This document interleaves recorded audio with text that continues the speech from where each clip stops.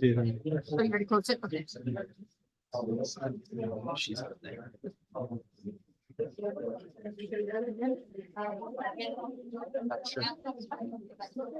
Got for a loop right now.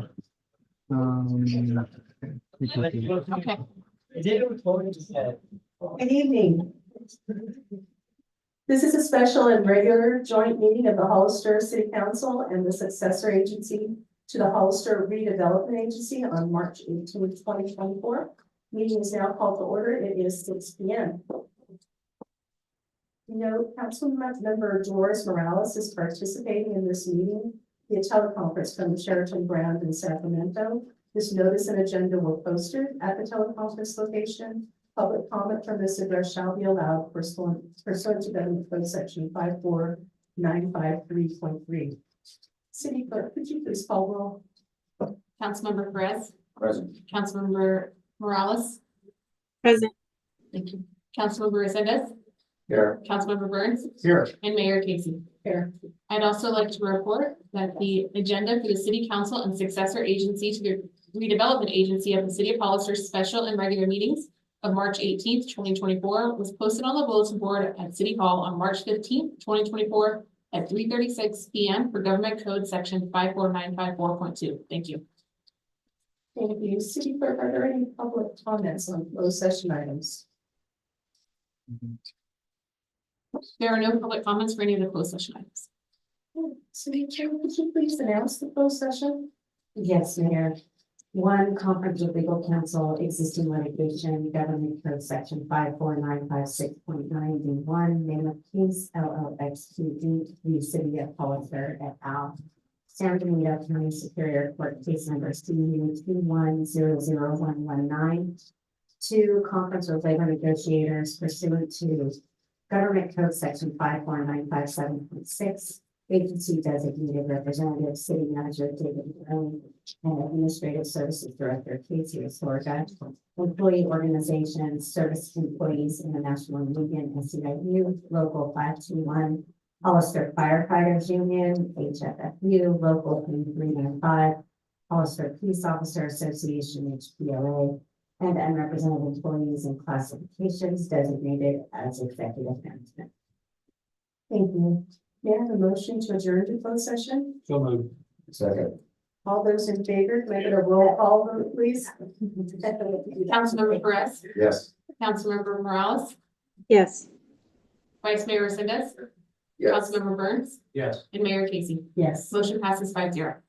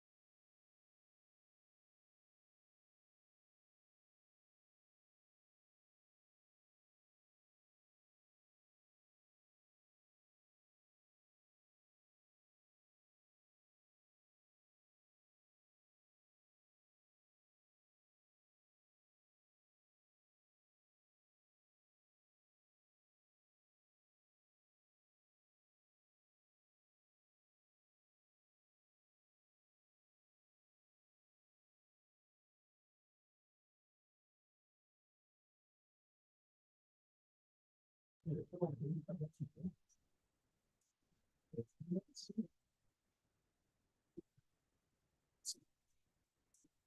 waiting for Dolores. Yeah, but we have a board. They can sit on it. I think she should be on the campus because you've already promoted her. She left. I know, but they will use what. We're good. Councilman Morales isn't here yet, but she'll just. Yeah. All right, we are convening a joint meeting of the Hollister City Council and the successor agency to the Hollister Redevelopment Agency. The meeting is now called to order. It is 6:35 p.m. Mayor, Yes, Councilman. thank you. I see that we have a lot of people here. I hear that there's people outside waiting to come in. I'm going to request that we acknowledge the youth that are here and allow them if they'd like to get up. And then I'm going to request for the two items that I know there's a lot of people here for to be moved forward. I'm going to request that after the consent agenda, we move forward item E2, which is the status of the emergency purchase of the sewer line repair, and E5, which is the change of the time. Would you honor that request? What is the bill of the council? I support that change. Councilmember Press, do you have any input? I have no objection. I have no objection. Any, is Councilmember Morales on? She's not here yet, however you do, I have a one. All right, so we just need to.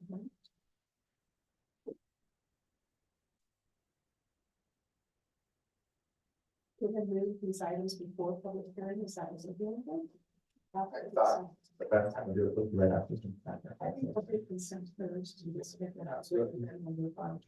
Then we'll look at massive business, E2 and E5.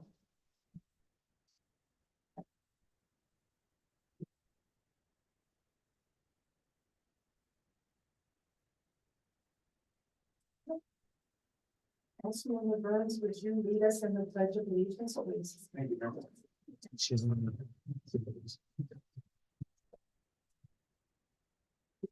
Ready to begin. I pledge allegiance to the flag of the United States of America and to the republic for which it stands, one nation, under God, indivisible, with liberty and justice for all.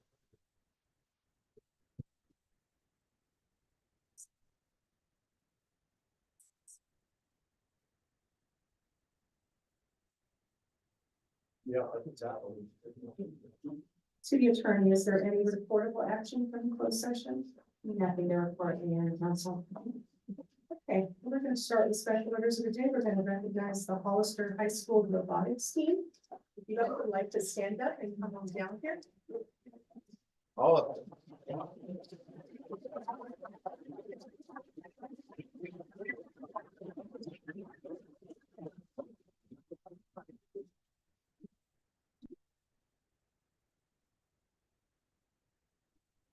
Hold on a second. Let me get the people on site and information. You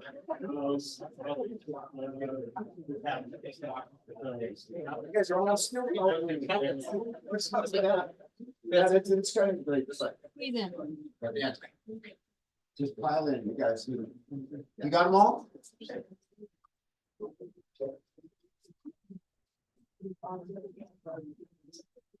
Wow. All right. We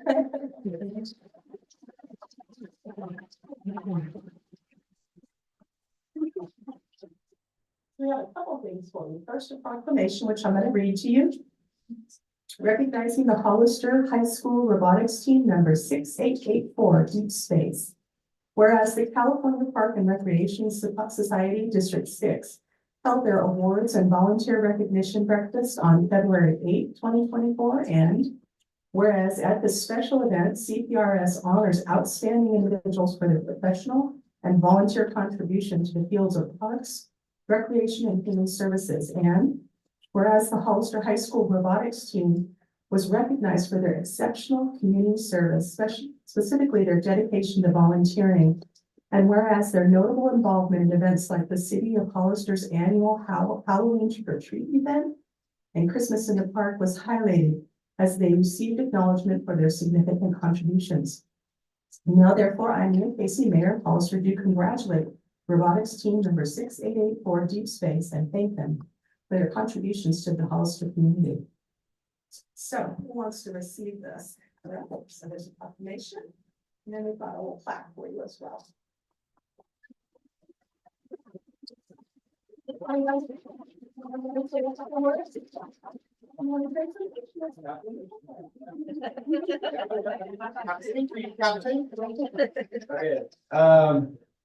I want to thank the city and the Parks and Recreation Service for supporting us.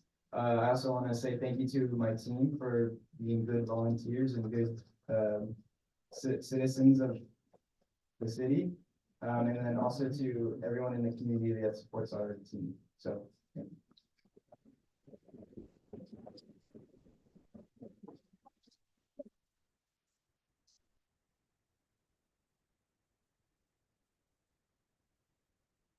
Yeah.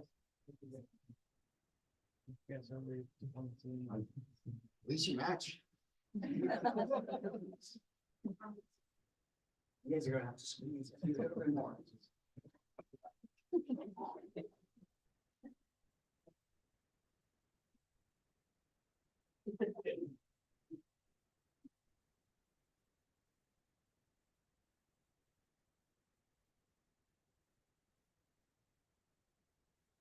Especially all these.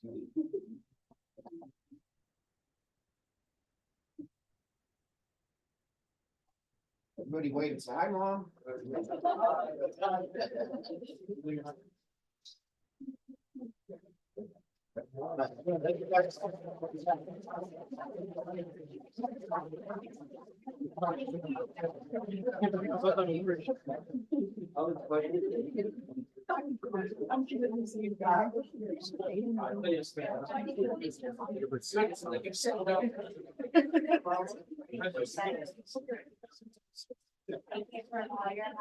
Sounds good.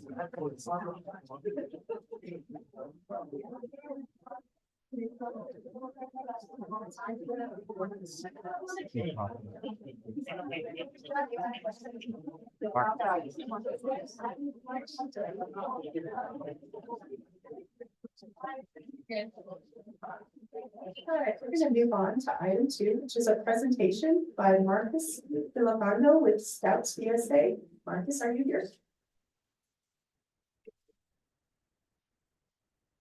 I'll check and see if he's. We need a quick 2 seconds, all the people that are outside. Okay. Just in case they're waiting. Oh, okay, sounds good.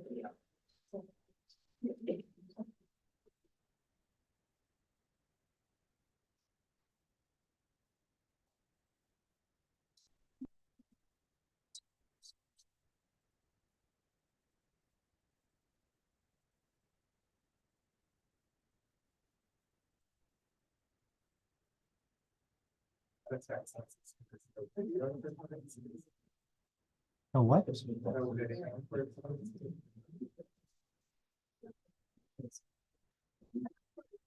on Facebook and YouTube.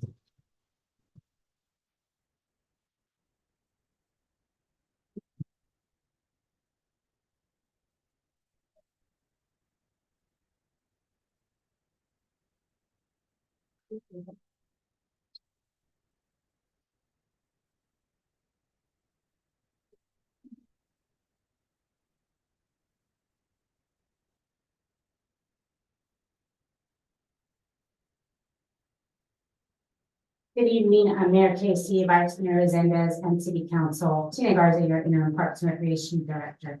Boy Scout Marcus Villapondo from Scouts BSA Troop Number 455 will present to the City Council about a community-focused Eagle Scout project at Vista Park Hill. Staff asks that the City Council accept the presentation and provide guidance to staff regarding the project, and allow me to introduce Marcus Villapondo.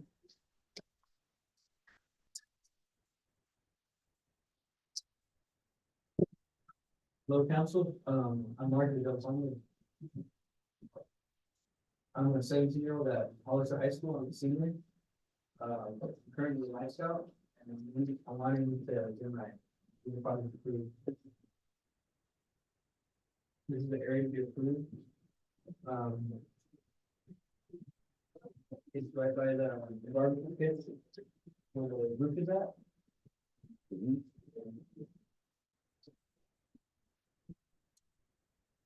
It's by the existing barbecue pit right there, and surrounding picnic tables.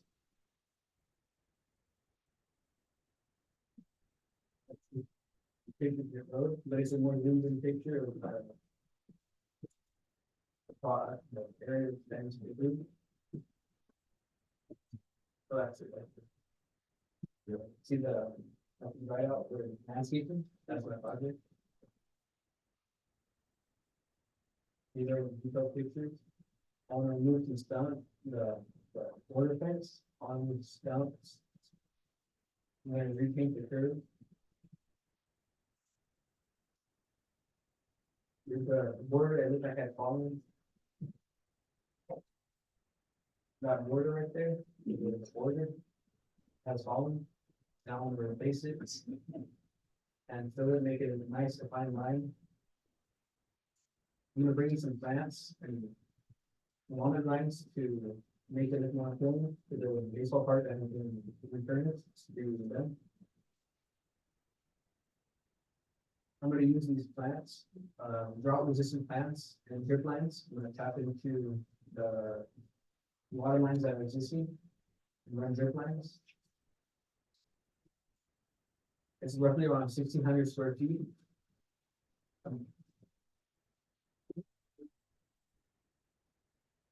It's about 50 plants. The walnut plants, the walnut varieties are gradable, biodegradable, and automated and free if they do a new project.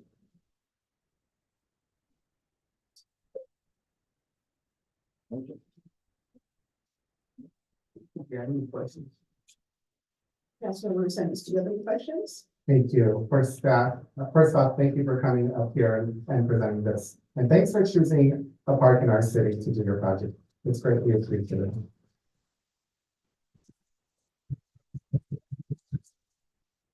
I do know that we were working on getting some type of renovation going here. We have funding set aside for it. I just want to make sure that that we're partnering with the Scout to ensure that it's not overlapping, or if it is, we're going to be providing some funding for him. And then I would assume that we're using all of the type of paint that we should be having, and that you're going to approve all of that before we get it done. Okay, sounds good. Thank you again. Councilman Jonas, any questions? Thank you, ma'am. More for staff again. I just want to ensure that I don't think, I really appreciate the work he's prepared to do, the physical work that takes time. But I don't think you should have to have any out-of-pocket costs whatsoever. And so I assume that it's in our park fund somewhere to offset this. And then I would, what I didn't see is I think there should also be some sort of a recognition for the work done on maybe a plaque or something, because this is not normal. I mean, it is for the Scouts, but we could certainly encourage more of this moving forward. And so some sort of recognition for him for the work done in that assembly, I would recommend. Thank you.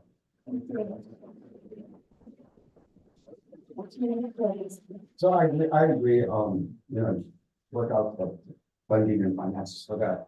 And especially to that, because I know we were talking about handicap parking and all that stuff up there, so I'm sure you guys can work together. How did you get that? I'll just see that the park needed improvements, and I talked to him. Like he suggested, one of the parts that we need to be doing. I love that thinking, seeing them build, that's Hollister thinking, thank you.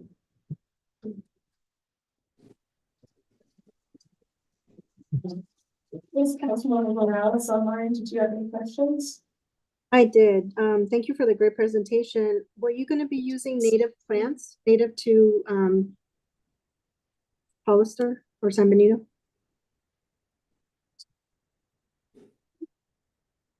Okay, can you repeat the question, Councilmember?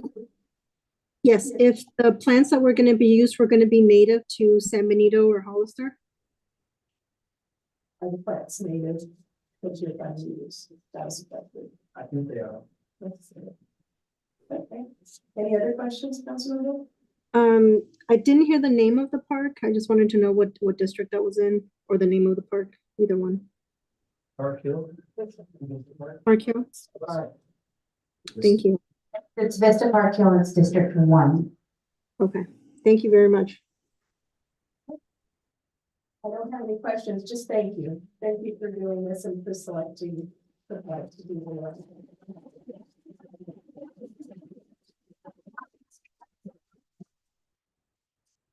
All right, we're gonna move on to public input. That's what I do. I need to address the manner and decorum of our meetings and issue a warning in this regard. Meetings must be in an orderly and efficient manner without willful disruption so that the business of the city can be conducted. While the council is more than willing to listen to comments from the public, it must be done at the appropriate time and should be done up at the podium with a microphone so that your words can be heard and recorded properly as part of the meeting. There cannot be interruptions when council members are speaking or audience members calling names, chanting, or yelling out. If you do so, a warning will be issued to you, and if the behavior continues, you might be asked to leave the chambers. If there's too much disruption from members in the audience, depending on severity, it may be necessary to call a recess, clear the chambers, or even cancel the meeting. I would ask that for your courtesy and cooperation in this regard so that we won't have to take any necessary steps. Thank you. Yes. Did I miss it? But I thought we had a proclamation for Women's History and International Women's. I believe it was put off, right? Those items are gonna go at the next meeting, so Councilwoman Morales can be in attendance in person. Perfect, thank you. All right, so do we have public input?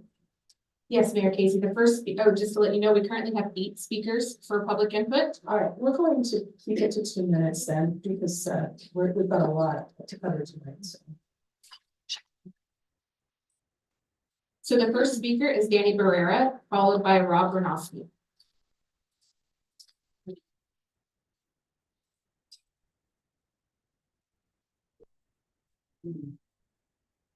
All right, good evening, everybody. I thought I had 3 minutes, 2 minutes is awesome. I can work with that. I'm Danny Barrera. I'm the Executive Director for Holiness de Antonio, and I'm just here to bring awareness about our services and our programs. Holiness de Antonio has been serving seniors in our community for almost 50 years coming up, and 2025. We'll be serving this community for 50 years. We do provide free meals and transportation. Call my office, ask my staff about our programs and services, and we'd love to get you that information. Please send your seniors to our senior center at 300 West Street, at the community center, at the Pauline Valdivia Memorial Community Center. Tonight, I'm asking the council if they would consider helping, partnering with Holiness in a $3,000 to $5,000 grant that would allow us to focus our marketing efforts to expand our supporter base to become more sustainable in our efforts in serving our community. So I would ask that you would take that into consideration. Thank you for the partnerships you've already given Holiness. Thank you for the support and the community for your support. Our seniors had a great time on Friday at our fundraiser, and we did awesome. It was a lot of fun. We got to meet in these efforts that I'm planning and outreaches I'm working on. We are meeting new seniors that never even heard about our programs and services. This is what I'm working towards. So if you were able to work with me on some of that funding for specifically marketing to reach new donors, new supporters, and especially seniors who need to hear about the programs and services Holiness has to offer, please, I ask you, would you consider that marketing proposal so we can focus on reaching seniors who need to hear about our programs and services throughout Hollister. Thank you. Thank you. The next public speaker is Rob Bernofsky, followed by Lucy Rodriguez. You'll have to excuse me, I'm hard of hearing and my eyesight is horrible today, so I can't see the clock right here. No. So look, I'm known in my circles for going and attending public meetings and speaking, and you know, oftentimes those contacts are negative, and it's just like being with the police. Oftentimes we think those contacts as being negative. I actually came here a year ago or 9 months ago because I wanted to address Chief Reynoso but he was out of town or something like that, so as I'm speaking on something else, I wanted to use this opportunity. You know, I don't come in contact with law enforcement very often, but I did maybe 2 years ago, and I wrote a note to the chief, and he had commented later on if I was praising him for me, and I thought that was nice what he said. But then later on, I did have an interaction with one of his departments, and it wasn't a favorable thing, it was minor, but more or less, I complained at a public event. And I also sent a letter, and I just have to say, it was so refreshing that Chief Reynoso sent me a letter explaining exactly what the issue was and why, and so on and so forth. And I just want to say, I love it when government works, Chief Reynoso.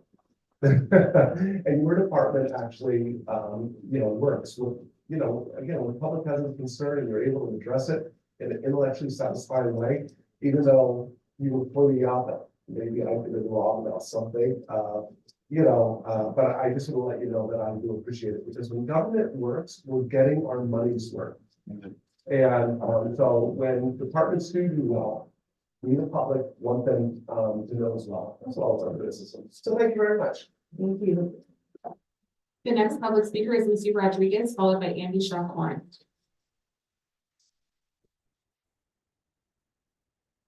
Good evening. I'm here just to make a comment about the time change on the meetings. I think isn't it on the agenda tonight? So could you come back when we have that on the agenda? It'll be in a little bit, so, okay, thank you. Thank you. The next public speaker is Andy Shaw-Corn, to be followed by Carly Robles. Yes, good evening. I want to talk generally about the issue of democracy and public participation in government. As some of you know, I was a teacher for 30 years, and most of those years I taught in prisons, 20 years before that prison, where I had to convince my students that they actually still had a role to play when they return to their communities and engaging in community. But a lot of times, our educational system, our government system, rather than welcome participation, in spite of the fact that they're funded by the public, they're responsible for the public, they're not necessarily always that anxious to welcome the public. Our educational system doesn't actually, in government classes, make most students feel very enthused about participating in public things. It's often a turnoff with classes instead of what should be the most exciting class in a democracy. As Lincoln said in the Gettysburg Address, and he said it best, democracy is government of, by, and for the people. And in the case of California, in our Constitution, the legislative powers are actually reserved to the people, very explicitly. That's why we have the initiative, the referendum, and the recall in our government. And so what we do with government officials is we delegate certain decisions unless we're not happy about them. So I just urge you to think a lot as we move forward. There's going to be many issues coming up that really the public has a very vital role to play in all of it. Thank you. Thank you. The next public speaker is Carly Robles, followed by Bella Gonzalez.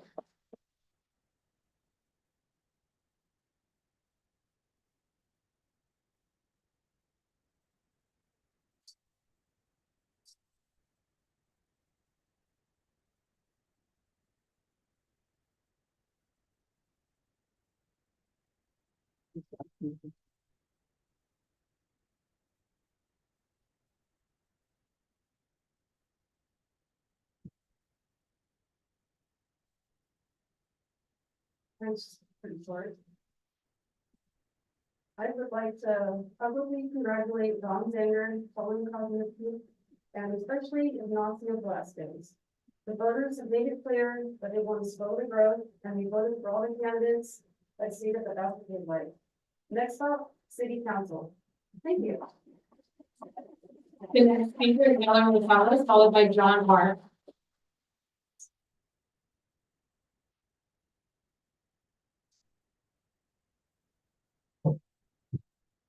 Good evening. My name is Bea Rosales and I'm representing Hollister Guardians. I'd like to ask my fellow Hollister Guardians to stand up while I speak. Mayor Casey and City Council members, we Actually- Hollister. Mayor, I'm sorry.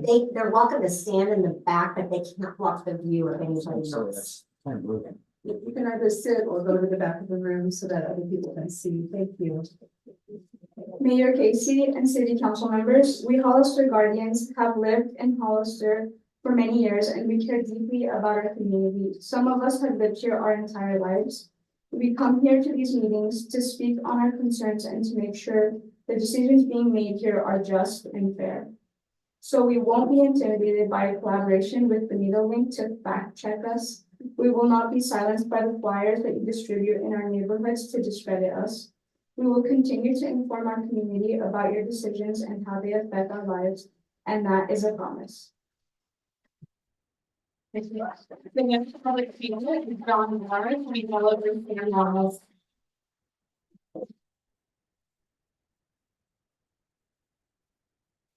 Wow, I'm just all over the place.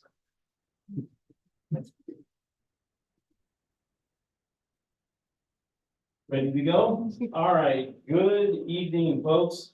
2024, I think this is probably the first or second time I've spoken this year. Last year was a great year for the people of Hollister. We saw the introduction of exposure of integrity compromised politicians and their antics. We saw the birth of public solidarity to stand behind the oppressed voice of West Hollister. All wins for the people, your constituents. I would like to congratulate our new county board-elect. Those who ran in opposition to the victors were pro-unbridled growth, and they lost in a landslide fashion. This should send a chilling message to those who support uncontrolled growth and those who sponsor political puppetry.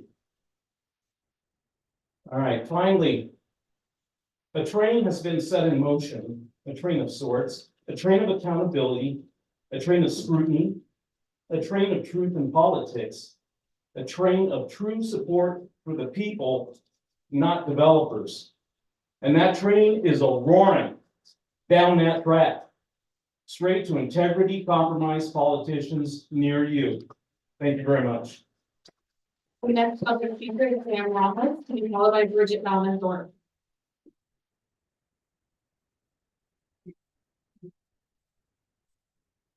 I just have three statements to make. I'm not gonna take a lot of time. First of all, I am a Hollister Guardian, even though I'm east side of. Across on this is, I'm a Hollister Guardian. My people. The other point is that, I agree with, Mr. Sanders and Kosnicki that there should be a thorough study of the sewer system. I think that's important. And the third point is that I'm really for keeping the time and space, you know, really, I'm really concerned about that. We'll be discussing that in another agenda item. Okay. So you're welcome to go back and talk more about Okay, that. thank you, I'm sorry. It's okay. Okay. Thank you. That's it, that's it. The next public speaker is Bridget Bauman Thorpe, to be followed by Julio Rodriguez.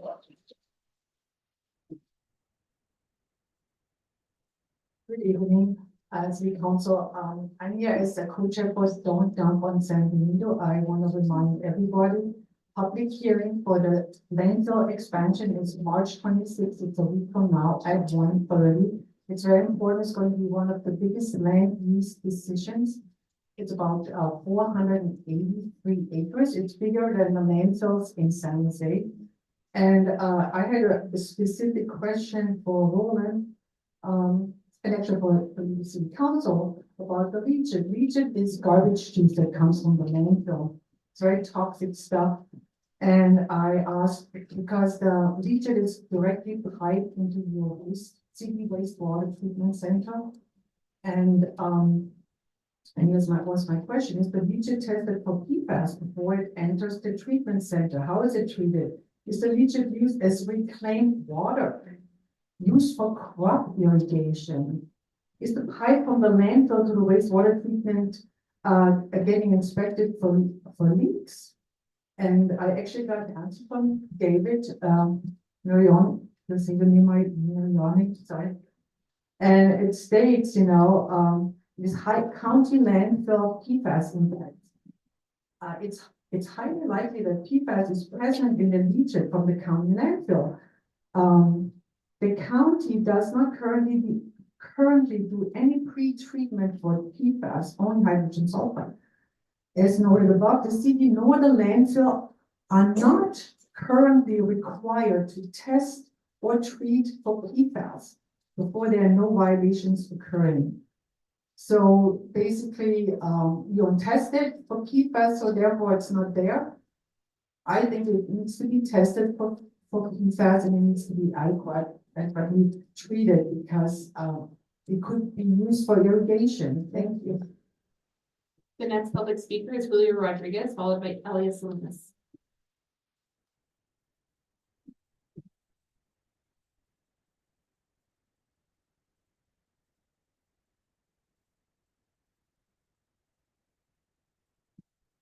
Hello, my name is Julio Rodriguez. I'm also a Hollister Guardian. Just some things that I wanted to first off address is, I think the primary election, it showed us that this community at large, San Diego County, Hollister, and San Juan Bautista included, we want candidates who are going to respect our environment, our lived environment, preserve our agricultural land. It's really telling. Because the institutions at large obviously endorsed the established candidates. So it's very telling. I also wanted to address some things in past agenda items, such as we can't afford to build affordable housing. I have the progress report for KB Homes. And I said, you're more than happy to have this public record. But adjusted gross profit margin per house in 2023 was about 20%. So KB Homes is making about 20% on each home. I guess my concern would be, is staff providing this information? We say it's not feasible to affordable housing. Is this small builders? Is this local builders? Because corporations like KB Homes, I think their CEO of $15 million. We need to be addressing these issues, because just saying arbitrarily, oh, we just can't afford to build affordable housing. It's very clear from their progress report that people are making billions of dollars in communities such as San Diego County. Thank you. The next public speaker is Elias Salinas.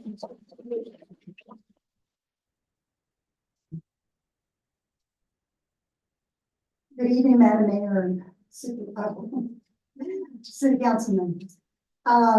Just a correction that the landfill would be expanded to 195 acres. The boundaries would be included with outside that parameter, but it's 195 acres for the growth of the landfill itself, where the trash will go. I would like to address to Councilman Resendez regarding the animal cruelty that was discovered a couple of weeks ago, a little bit last week. Just want to remind you that as a councilman, you don't order the police department, nor do you order animal control to do their job. They know what to do. You don't need to go out there and make it into a political thing for yourself, just to glorify yourself of what a great sensitive individual you are towards animals. It's too bad you don't treat people the same way.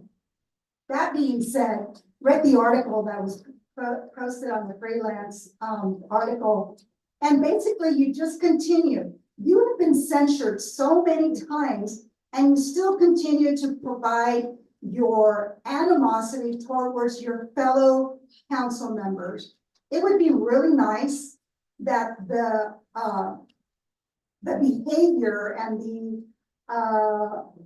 I don't know, the care and the way you spoke to about the animals that were abused, or there's still an investigation going on. You would have the same capacity for your fellow council members. You continue with your lies. It doesn't matter that they have been They have been, there's facts out there to it, and you just continue and you continue. And just because you say it doesn't make it true, and you kind of are following along and talk, kind of like the Trumpism. You continue with your lies, and people are gonna believe it, but we're on to you. We got money. All right, no comments from the audience, please. That's what voting. Mayor Casey, those are all the public comments for this portion of the agenda. Okay, thank you. All right, we're gonna move on to the consent agenda. Do any members of council have brief questions or comments about the agenda? Councilman Resendez. Thank you. I'd like to pull item A2. Okay, we're just asking questions and comments at the moment, brief comments. We'll get to that. Anything else here, please? Councilman Russ. Councilmember Morales, do you have any comments or questions, brief questions? I did have a question on the C2 for city attorney. Is that a question? Yes, question for city attorney. I can't quite hear it. We could blast. I think so, yeah. Can you ask that question again, the brief question? Yes, so we, city council provided direction for the guardians on misinformation and asked the city attorney to come back with recommendations, specifically, sending it to the district attorney, filing a complaint with the attorney general's office, a series of questions or recommendations, and that was supposed to come back to council. So I'm looking for responsibility. I'm trying to get what question, what's the question actually? So the question is, can we appoint someone who potentially might be under investigation as a result, a direct result for risk and liability for the city? So do you have a comment on that? Well, I think that we should pull, I think this item's being pulled, correct, A2. Did she ask to pull it? I thought she was asking a question.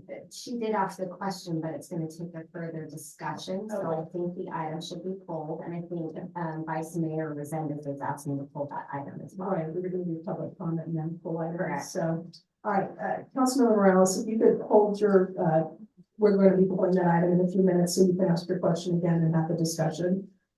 Let's go to public comments on consent items.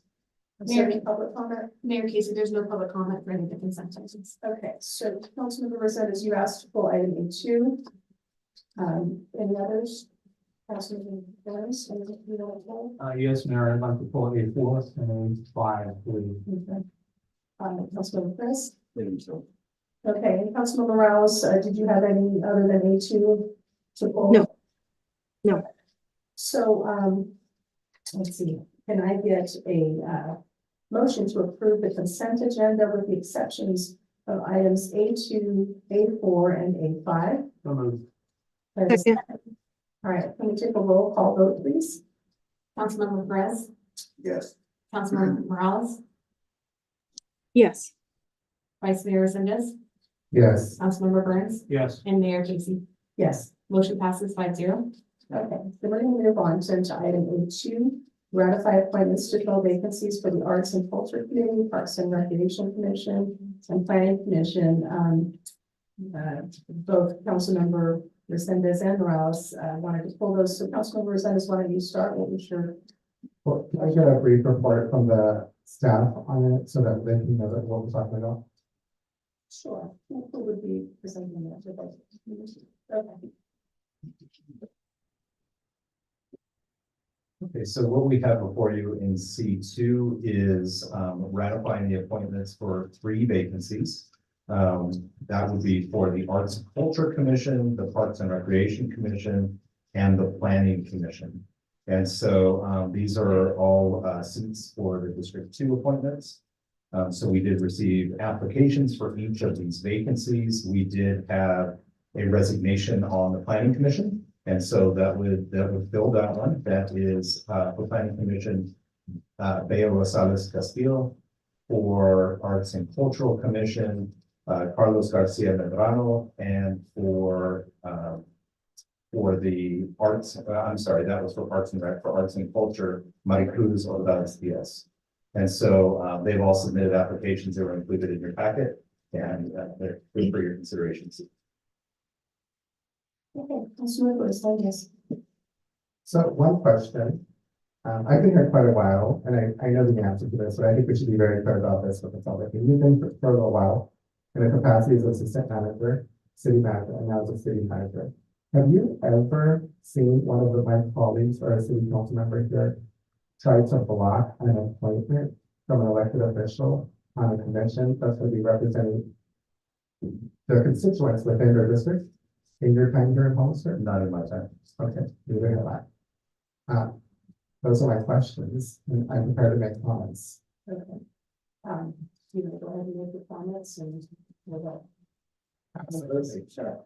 Madam Mayor, if I can, I would like for Carlos Medrano to please stand up.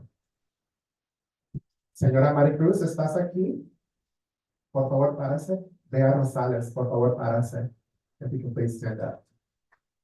For the first time in the history of Hollister, because of the efforts that the community members of the West Side have done, because we adopted translation services and AI translation service, we're going to have 2 fully Spanish-speaking commissioners representing the West Side of Hollister, 1 fluent and 1 bilingual.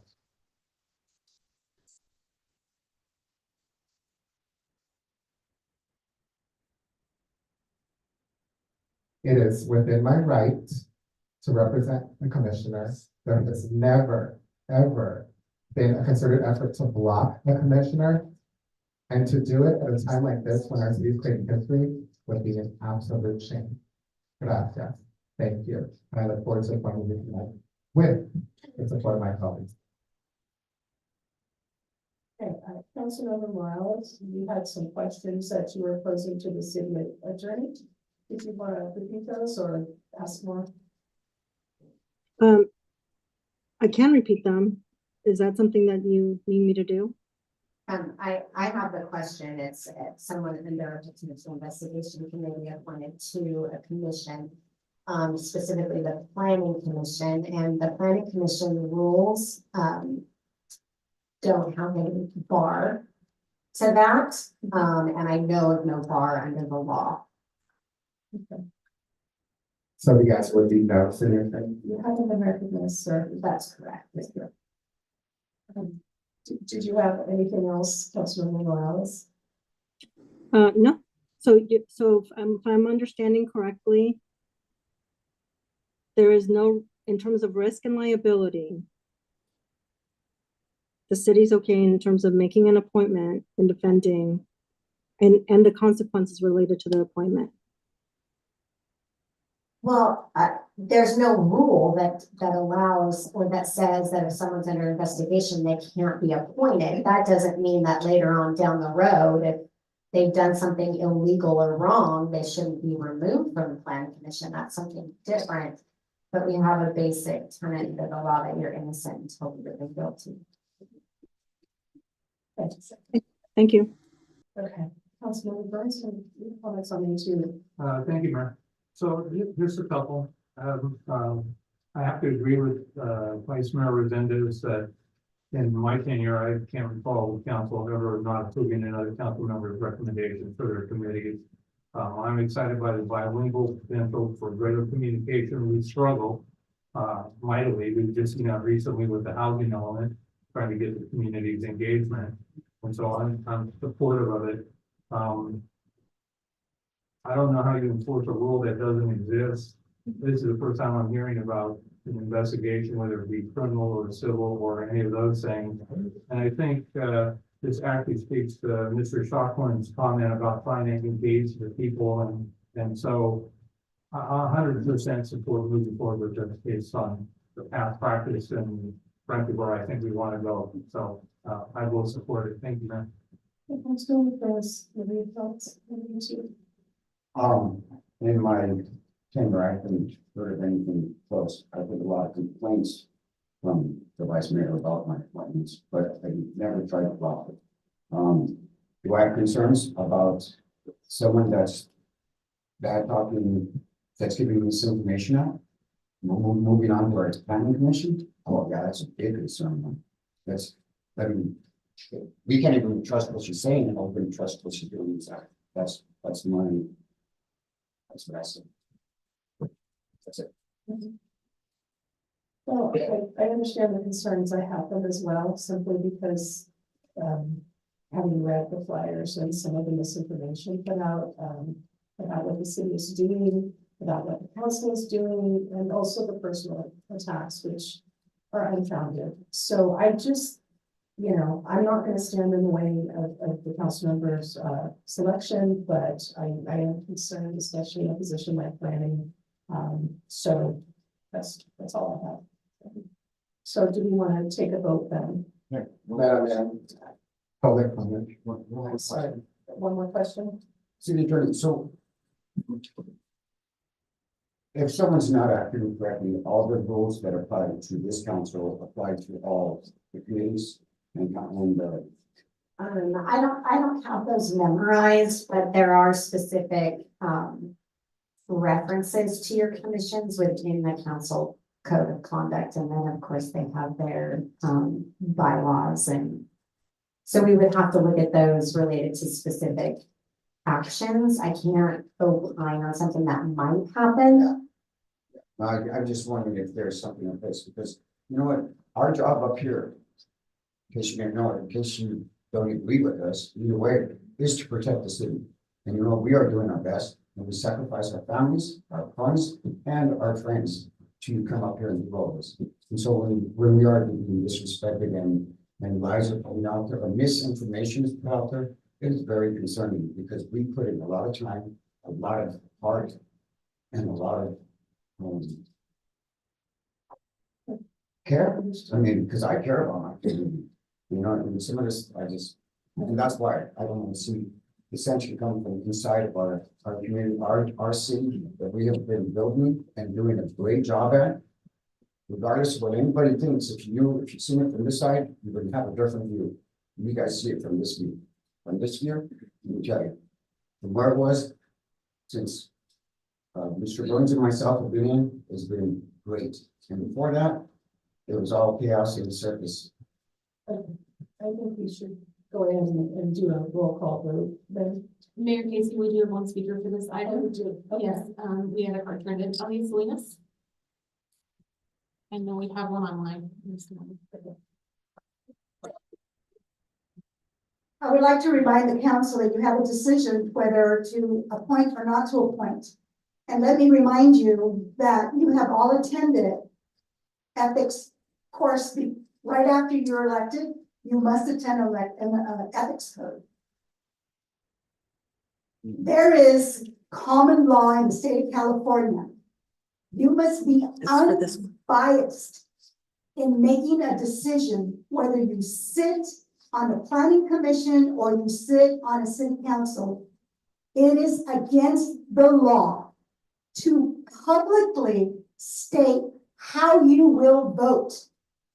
And this individual has more than enough times publicly spoken and will now have the chance to be seated, knowing you as council members that it is against the law for an individual to be seated that way.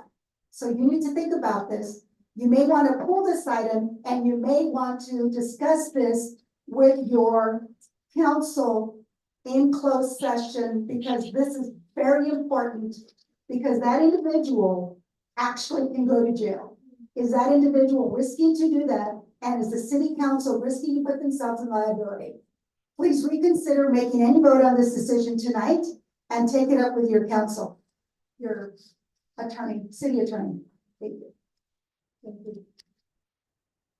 The next public speaker is Carol Lenore. Oh, I'm sorry, she put her hand up. The next public speaker is Carly Robles.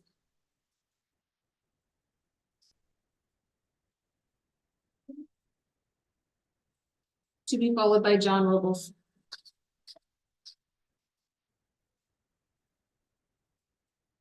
I didn't plan on speaking on this tonight, but I'm going to, and I'm not gonna yell into the mic like some people do. So this mailer I got in the mail was done with a lot of research. And a lot of research behind it. This is true. Everything on here is true. Just because you're friends with Benito Link and they do a fact check, doesn't mean that it's not true. There was a bonus for developers in San Juan Oaks. And we did give them a sewer pipe 7.5 times what is needed. We did give developer Lean access to the sewer because he threw a little fit. And we did silence the voices of the west side residents. They came here and you wouldn't let them in. But I noticed in the back on the other side were the developers and other people, Elias Salinas, and they were allowed to stand on the back, but all the west side residents had to be kicked out, so they couldn't talk and voice their opinion. On the other side, rewrite the general plan for developers. That's exactly what we've done. The general plan was wrote with order. What? Sorry, please don't call out from the audience. the general plan was rewritten, and it was rewritten to cut the affordable housing from 20% to 50%. You did expand the sphere of influence for room for thousands of houses to be made. You did make the Hollister residents pay $762,822 to rewrite the general plan to benefit the developers. When even Mr. Burns said, why don't we let the developers pay for it? But no, Mia Casey said, oh, but I feel sorry for these farmers. I feel so sad for them. They want to sell their land. Yeah, Mayor, this is a. I'm sorry, Ms. Robles, you have to stick to the topic, which is Yeah. the appointment of the planning commission and arts commission, so if you could, thank you. Stick with that, thank you. My point is, the Hollister Guardians is what's being talked about right now. And what they put out is fact. Just because Benito Link says it's not fact, it doesn't mean it's not We're fact. getting off topic, we need to talk about the appointments. I'm talking about the Hollister Guardians. I don't see any reason why. Point of order again. I just said, I don't see any reason why. How was that point of order? City attorney, could you weigh in on this, please? What? Yeah, the agenda item is specifically dealing with appointments of commission members and the comment should be I given to. do understand that. But the only words that came out of my mouth was, I don't see why. And we went, point of order. Okay, but We we're not don't gonna have have to that say. report. If you want to finish up, we can let her, The time's up. the time is up. Yeah. Mayor, I believe that would stand for 30 seconds because of all the bantering back and forth. If she has a direct point that she wants to make about the appointments, I would like to hear it. Hold on, do that, please. I know that the member of the Hollister Guardians is under question, and she's under question. I believe in America, we are innocent until proven guilty, and she should be let to do her job. Thank you.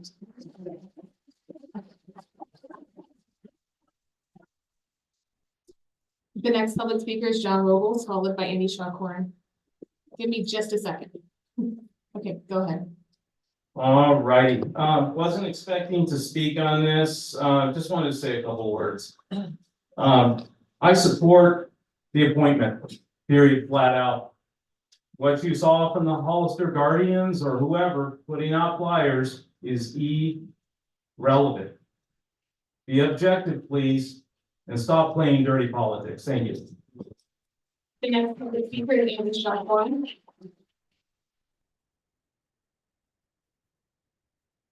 Evening again. In terms of appointments, and I thank you, Mr. Burns, for acknowledging that what we're trying to do is to get a community engaged in their government. And essentially, I heard it said that the people appointed should be unbiased, and that is really nonsense. The only unbiased person is a dead one. We all come to everything every activity that we're involved in with our biases and our histories, our priorities. You know, that's who we are. And I don't see how you could expect anything other than that. Now, Mr. Resendez is obviously going to be appointing people that he thinks represent his communities and their concerns. That's his right. And a person coming to the planning commission should come with the priorities that they think are important. All of the candidates, I've met all of them.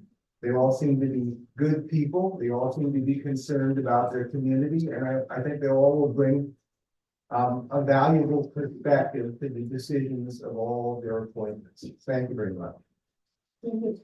The next public speaker is Julio Rodriguez, and while Mr. Rodriguez is coming out, I'd like to remind all of you to make sure you put your name on your speaker card as well as the item you're speaking for. Thank you. Good evening. I'll be quick with this. I know we want to get out of here in decent time. I've said this at the county board of supervisors meetings. The whole point of having these appointments come from Roland Resendez or Rick Perez or Tim Burns or Orson Ellis. It's about putting someone who represents that district. And we try, I think politics, we use that word. It's a very dirty and ugly word. We don't want to polarize things, we want to work together, but the reality is land use is inherently political.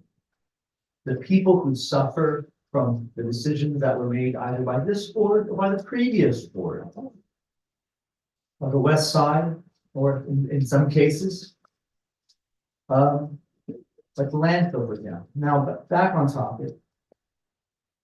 Bea Rosales is my friend. I'm proud to say she's my friend.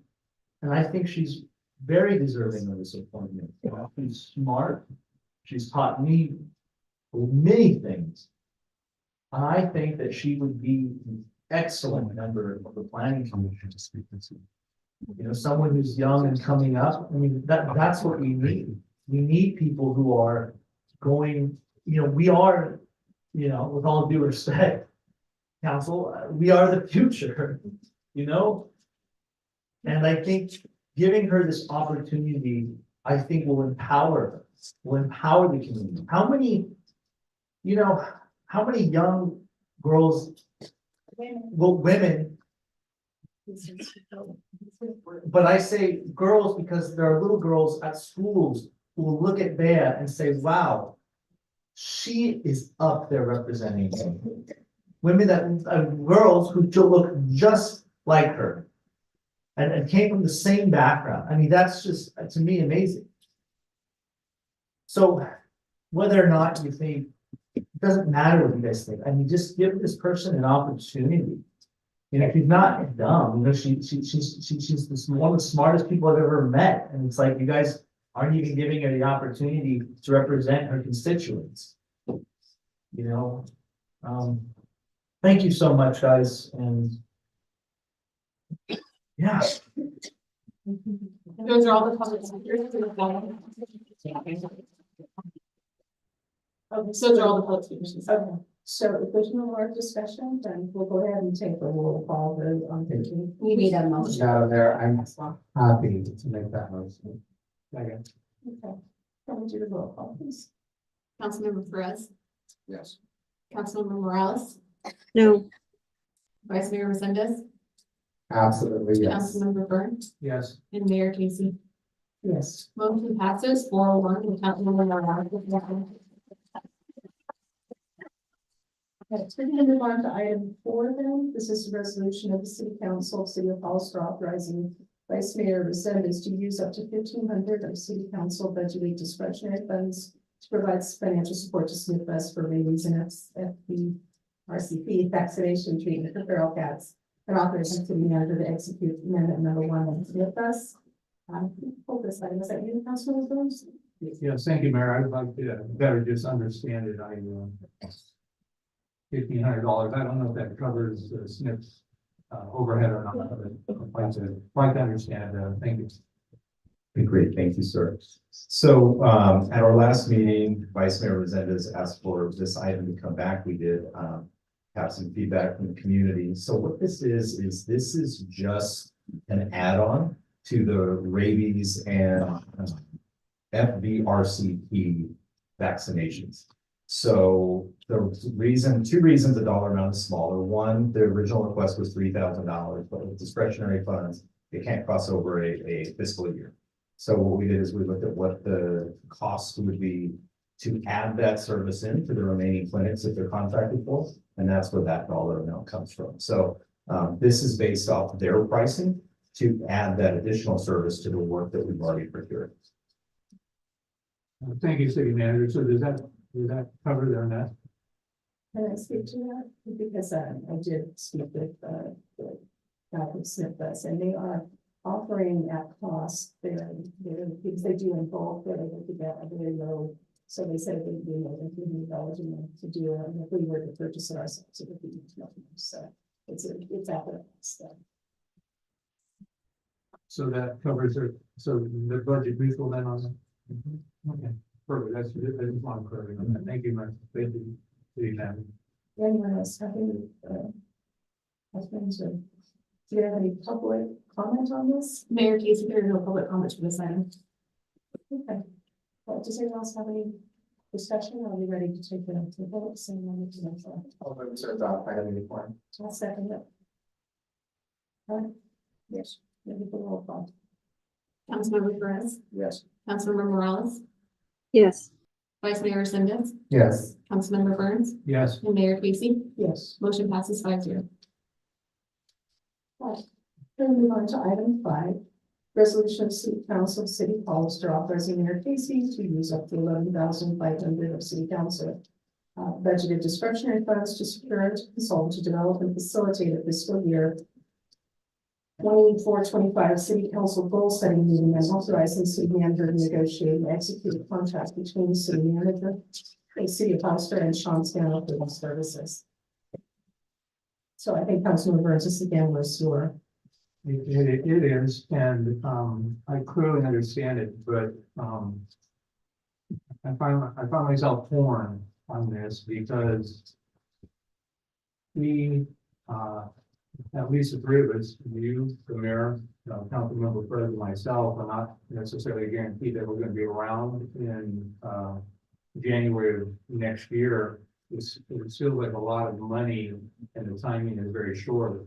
And so my counter proposal would be, I would vote for this, but it would be for training that would happen January of 2025 or beyond, because candidly, I mean, our time on council could be very short right now. And so I have serious reservations about the money. Even though I recognize it's coming out of the discretionary fund, I just so the timing doesn't work for me. Thank you. Right, so you have to be going up and it all in the item. I do have a comment as well. Okay. Yeah, unless you have any specific questions, or I could give an overview of the staff report. Yeah, I agree with Councilmember Burns. I mean, we're talking almost $12,000 of the taxpaying citizens' money for what? For us to sit up here and to rubber stamp the policies that the majority of the council wants to have done here. Frankly, if you run for the city of the mayor position of mayorship of the city of Hollister, you should know what your goals are. And I'm not going to sit up here. I'm not going to take part in it. I'm not going to waste the taxpaying dollars of these citizens to rubber stamp that at this point. I didn't think about it the way Councilmember Burns said, but maybe, yeah, at that time, if we have new people stepping the position, then that would be the time to do it. But we're a year and a half into this. And if you don't know what your goals are by now, then I don't think, yeah, I just think it's a waste of time. I'm not going to partake in it. And I don't like spending the taxpaying dollars on stuff that we shouldn't be spending on. Thank you. That's very close. Yes. Yes, I think it's an awesome idea. Timing, a little bit off, and I know that, you know what, I want to thank you, Mayor, because you know what, if it's probably not gonna pass tonight, but you know what? You're saying something for the future. I think that we need to look farther ahead. I don't know if I'm running out of the weeds or what, but this is important. It's not just about the mayor's view and where she wants to go. It's about the council, because there's districts that are involved here, not just the mayor. So we all coming together to do a team building thing is like, No brainer. Bad timing, yes, but you know, can we set something, I'm asking staff, can we set something up so that, you know what? Why not better prepare Hollister and its council and its committees so that we have a goal setting plan? Because, I mean, we have our goals, but it's like, are we really working together? Can we work together better? How can we make this better? That should be our goal, not to shut it down, to be building our city. That's what it's about. So if we have any ideas on that, I'd love to hear some. Councilmember Morales, did you have any comments? I did, thank you, and thank you for putting this on the agenda. So for those of you that work with state and federal government, every jurisdiction normally identifies 3 priorities. And it's not just the mayor's priorities, it's not Councilmember Burns' priorities, it's the city council's priorities. And in order for us to identify those priorities as the city council and put it on paper, allows us to advocate for federal and state funding. It also means that we then prioritize those shovel-ready projects so that we can obtain additional funding. And timing is whenever we have it, as long as we have it in writing. And so I think that this is a priority. I would, if we've never done this before, I would pick the option to interview with the department heads as well, so that we integrate as many voices as possible. But this is, I think, for me, essential if we're looking to actually help the city. And this is the city council's priorities, not just one person's priorities. So I'm in full support. And thank you for putting it on the agenda. Okay, so I want to give some comments on this because I would agree with what Councilmember Morales said. Every agency, the county, all the cities around us, they all do strategic planning. That's what this is. It's not about, I like this goal or I like, no, this is working together and working with staff and developing goals and prioritizing them. And that's what drives our budget. So this is precisely the right time to be doing something like this, because we set our priorities and decide our roads are top priority. Well, then when it comes to the budget, we may put more in the budget for roads. That's how this works. That's what most agencies do. Now, last year we attempted to do this.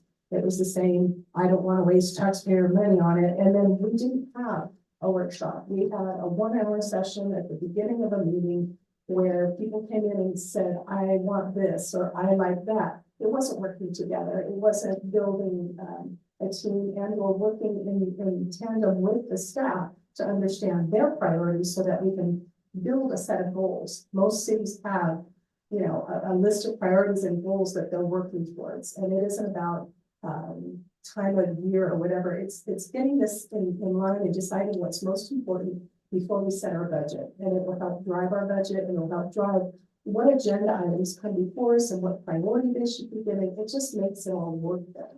So for me, it's a really important thing. I'm putting out my discretionary funds. I'm not asking to take general council or general funds. And, you know, to be honest, in our last meeting, we approved $11,000 for dog poop stations. So I think we could at least do that for strategic planning that's going to drive how we do business for the coming year. So that's my comments on it. Mayor, just to add, I do have the consultant Zoom available if you have questions. I didn't get that. Any questions from anyone? Yes, Councilman Burns. Thank you. Yeah, I would like to bring the consultant up, please.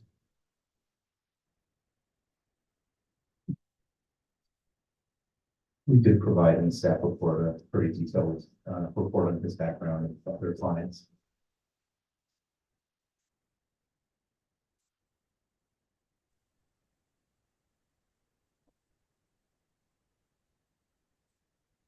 Mayor Casey, council members, this is Sean Spano. I'm pleased to be here and available to answer any questions that you have.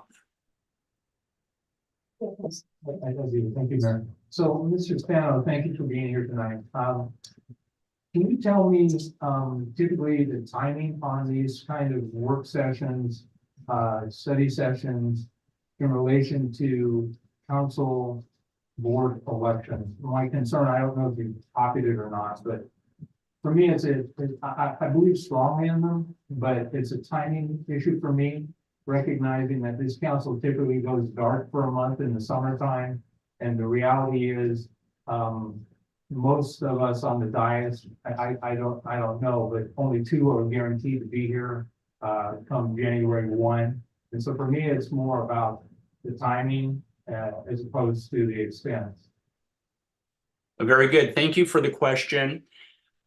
Typically, I work with the cities and do an annual priority strategic planning session. So this happens yearly. Typically, it happens in the first part of the year through the spring. It depends on the particular city. In this particular case, what would happen is we would meet. The tentative idea is to have the session, have the workshop in April. You would identify what your strategic priorities are, and then that would carry over through the following year. Yes, it does happen during an election year, but that should not stop a council from continuing to identify what their priorities are. And as you said, there might be turnover on the council, and the next council would then engage in the strategic planning process in 2025, and they would then make their own decision to continue with the priorities that were previously identified, or perhaps they want to make some changes, take some off the list, add new ones on, but it would be the prerogative of the council at that time. Thank you for your explanation, sir. So typically, does this mean that the best practice, this should be a practice that should happen every year or every other year? What Yes. does it look like from your experience, sir? Yes, the common practice, the best practice is to do an annual strategic priority session. Thank you, sir. Thank you very much. Yes, Councilmember Perez. I see here it's that, want to congratulate you on being San Jose State University Outstanding Professor in 2000. But, so out of all these cities that you came and you've, shared your education with, how much progress are they making afterwards compared to the, I know it's kind of hard to gauge, but you can gauge it by the participation of and the inclusion that happens up on the council and the way business gets done instead of like kind of like this. So I guess the question is, I didn't know this is never comment. I guess I'm asking you, in your experience after your classes, and I know you're biased because everyone's biased except for me, but unless you're talking football, but I'm not going to go. But so your experience is, I mean, how valuable is this? I mean, I know this is yours package that you're training and selling, but at the same time, what benefits have you seen other cities that weren't benefiting from the coming together and having a goal or a direction that they want to go in? Because I think that seems to be part of the problem up here on the council is that everyone wants to go different directions, and that's great because you know what, that's what makes democracy so good is that everyone's so different. So back to the question. Tell me what's the benefits. Tell me some experiences of what your training has done to help other councils. Very good. Thank you for that question. So as you know from the staff report, I do come out of I am an academic, a retired academic. I had a 30-year career at San Jose State University in the Communication Studies Department. While I was on faculty, I was also doing consulting work, and I've been doing consulting work, working exclusively with local government for at least 25 years. I had a very short stint working in the private sector with some tech companies. Where I want to be and where I feel like I can make the most impact and positive impact is with local government. In my mind, doing strategic planning is very important for a city. It is a best practice. And I would want to differentiate the operations, the day-to-day operations that the city engages in from your strategic priorities. We sometimes use the metaphor of the iceberg. What is above the water are the strategic goals. And those are councils, and as several of you mentioned, these are council's collective judgment on what the strategic goals are for the coming year that are going to make the best impact and have the most a positive impact on the community. Those are different than the day-to-day operations, and council doesn't really see the day-to-day operations. You're responsible for the budget for resourcing those day-to-day operations, but what your purview is setting the high-level strategy for the city, and those come in the form of goals and objectives. That is your prerogative to set the strategy for the city.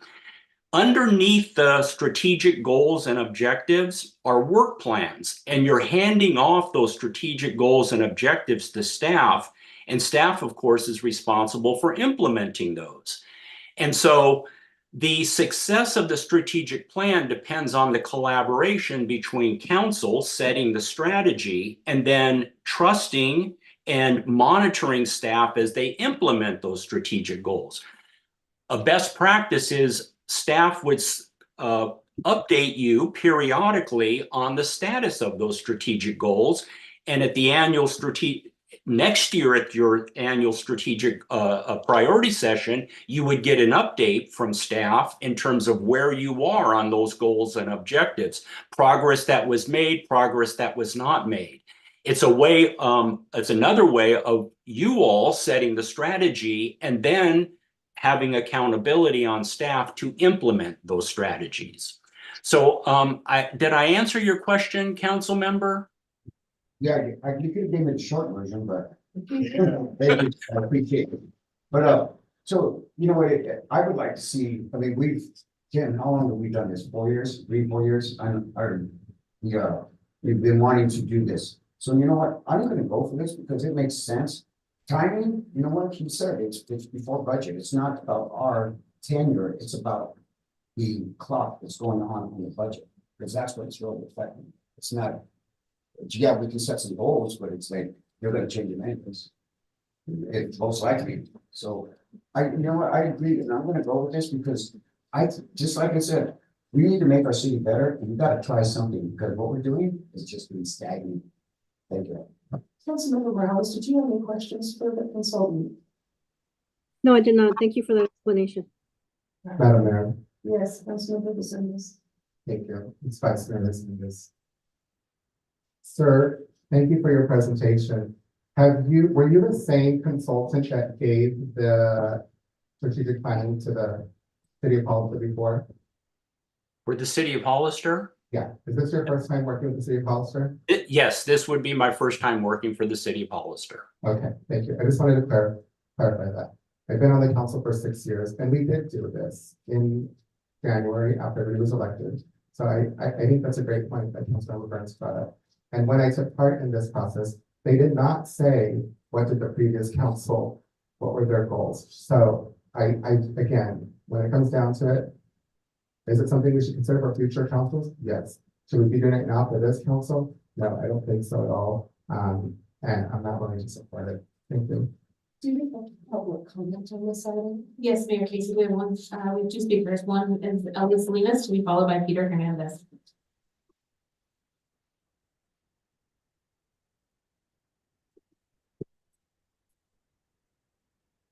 To assume everyone knows what the meaning is, and to say that you don't, whether you might have a turnaround on the council, you don't know. You don't know who's going to be sitting next to you, or the person that's going to be sitting next to you is actually sitting next to you right now. You have 9 months, and as your Mr. Spano has given you, I attend these meetings because they're public meetings with the County Board of Supervisors. And they all sit around the table and they all discuss what's going on, and what nobody is saying that the reason that you want to do this is because my district is more important and I want to get it done before the election. I mean, this is going back to why, you know, certain Judges didn't get appointed to the Supreme Court. It's election year. We're not gonna do it right now. And they tried doing it before, and you have not had what is considered a strategic meeting. You have not had where the public comes and they're called retreats. And you have your input and you bring ideas to the table. And I'm gonna stop because I know that Peter Hernandez had more experience in it because he was on the other side of making these meetings. So thank you. The next public speaker is Peter Hernandez.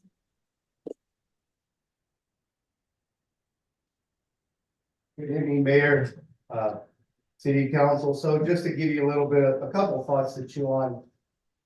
It's kind of like the business plan of the city, when it comes down to the strategic plan. I was a part of it and it actually really did help facilitate a lot of focus when it came to conversation because every individual supervisor at that point has their own goals, but it really tries to create at the same time, not just with stakeholder input, but it tries to actually guide that board to setting specific goals that ultimately are implemented throughout the year, lined up with the budget, right? That way they're funded, and ultimately, as these things are playing out, then you're actually seeing these things ultimately, you're able to track not only the goals of what you had implemented from the initial plan of the strategic plan, but it creates a base. There's actually, if you pull up the strategic plan of the county board of supervisors, there's certain metrics that they expect.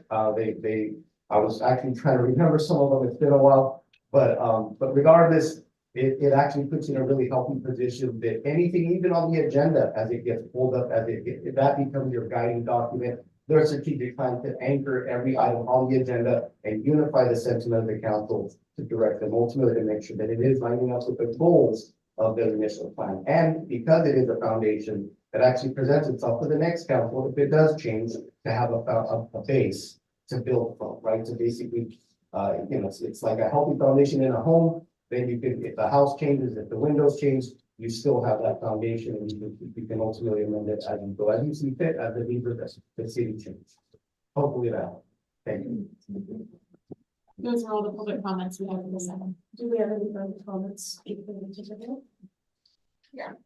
know, just like I wouldn't stop anyone's appointment from picking their council. I don't think it's my job, as long as whoever's doing their discretionary funds is doing it the right way. I'm not gonna get in the way of them stopping that, and I also support that, you know what, we need to get together and find out exactly where we're going. Because, what was our goal setting, goals then? They weren't, there was none. So we need to get it done so that we can take care of our city that much better. Stop the devices. Okay, well, before we take over, I just want to thank you, Mr. Stiles, for sharing your background and the value. I can say that on other agencies, local agencies, like I sit on the Council of Governments, we did do this. It was extremely valuable. It not only helped to make a more cohesive team, but each person had their various perspective, and you bring them all together and have a facilitator. It helps you to get them organized and figure out what's the most important. And I know like I said, we attempted to do this at the beginning of the council meeting. I think we had like an hour to discuss, and we didn't really come up with a lot. Each person had a single thing they were interested in.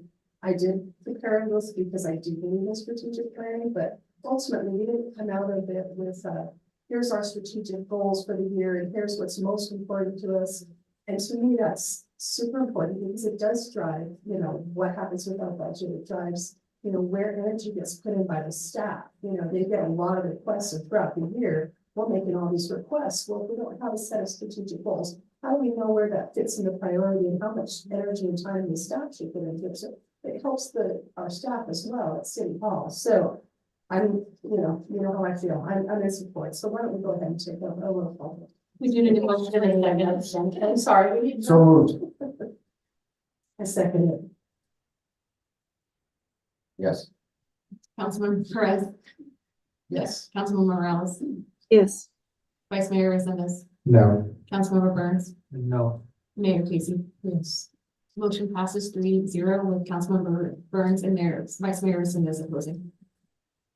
For our consent agenda, now we're going to be moving with 2 items forward for the council business. The first is the item 2, which is the status update of emergency purchase sewer line repair at San Juan Hollister Road, 4th Street, and Graff Road. City Manager. That's the report. Good evening and thank you. I will be kicking off the presentation. I also have our Public Works Director, William Vaya, and Carrie Wagner with the Wallace Group. I'm sorry, I do that every time. She is our technical expert that works with us on water and wastewater. So to start, I wanted to provide a report out of this. One, I'll just get this part out of the way that it does. There's a requirement of our city municipal code that does require competitive bidding for all public works projects that exceed $100,000 unless an emergency situation exists. In case of an emergency, the city manager is authorized to waive advertising and other bid solicitation procedures without regard to the amount limitation or prior approval by the council. The city manager shall, however, report to the city council at the next scheduled council meeting of any emergency purchases made on behalf of the city. And so what I'd like to do this evening is give an update and then provide an update on next steps. So to provide an overview of the repair and the current status of the repair, I'm going to pass it over to William and to Carrie, and then I will talk about next steps, and then we're available to answer any questions that the council may have. Good evening, Mayor and council members. We're my Public Works Director. So I'm going to start with a short timeline of basically how we got to where we're at tonight. In late February, on February 23rd, we hired a contractor to locate an existing line and inspect a manhole that's in the intersection of 4th and Graff, right in the middle of the intersection. And at that time, they located a collapsed pipe with a void above. They continued on February 26th to video the line and the lines around there and the manhole. And then they notified us with video of those lines. They presented us with video of those lines so that we could see the void and the collapsed pipe. Once that was notified, we asked Able Sewer, the contractor, to provide a quote for making the repairs. And the reason that it was an emergency at that time, in my view, was not the collapsed pipe as much as it was the void above the pipe. My concern was more for a collapse in the road than it was for the pipe. We received that quote on the 29th. In the meantime, received a contract template, a construction contract template from city attorney, in which I filled out that template, filled in the pertinent information, and then I sent a draft of that agreement back to the city attorney for review on March 5th. On March 6th, and also on the 5th, I requested an update for the insurance requirements for that construction contract, that emergency construction contract, from our insurance provider and risk manager. And I received the insurance requirements back on the 6th and the draft agreement back on March 6th. On March 7th, we got the agreement back signed from the contractor, at which time the city manager signed that and the work began. So once we opened up the street, we realized it wasn't, or the contractor realized it wasn't quite as bad as it looked from underground through a camera. The initial thought was once we opened it up, it might collapse all the way around it, just start falling in the hole more and more and more. That didn't happen. The ground wasn't as saturated with water as we had thought it would be. It was basically dry. They then put a pump and hoses in to bypass that area of the sewer so that there wasn't sewage running through that collapsed line while they were investigating it. Once that was in place, they put in a temporary pipe to reconnect the two manholes. This was between two manholes about 21 feet apart. They put in a temporary pipe, so now the sewage was flowing through that pipe. They continued to excavate around the first manhole that was in bad shape. It's no brick manhole, made out of bricks, so it's been there for quite a while. Once they excavated around that, they removed that. We removed that because there was no need for that manhole. So now the pipe just goes directly from the pipeline to the other manhole, which was then replaced.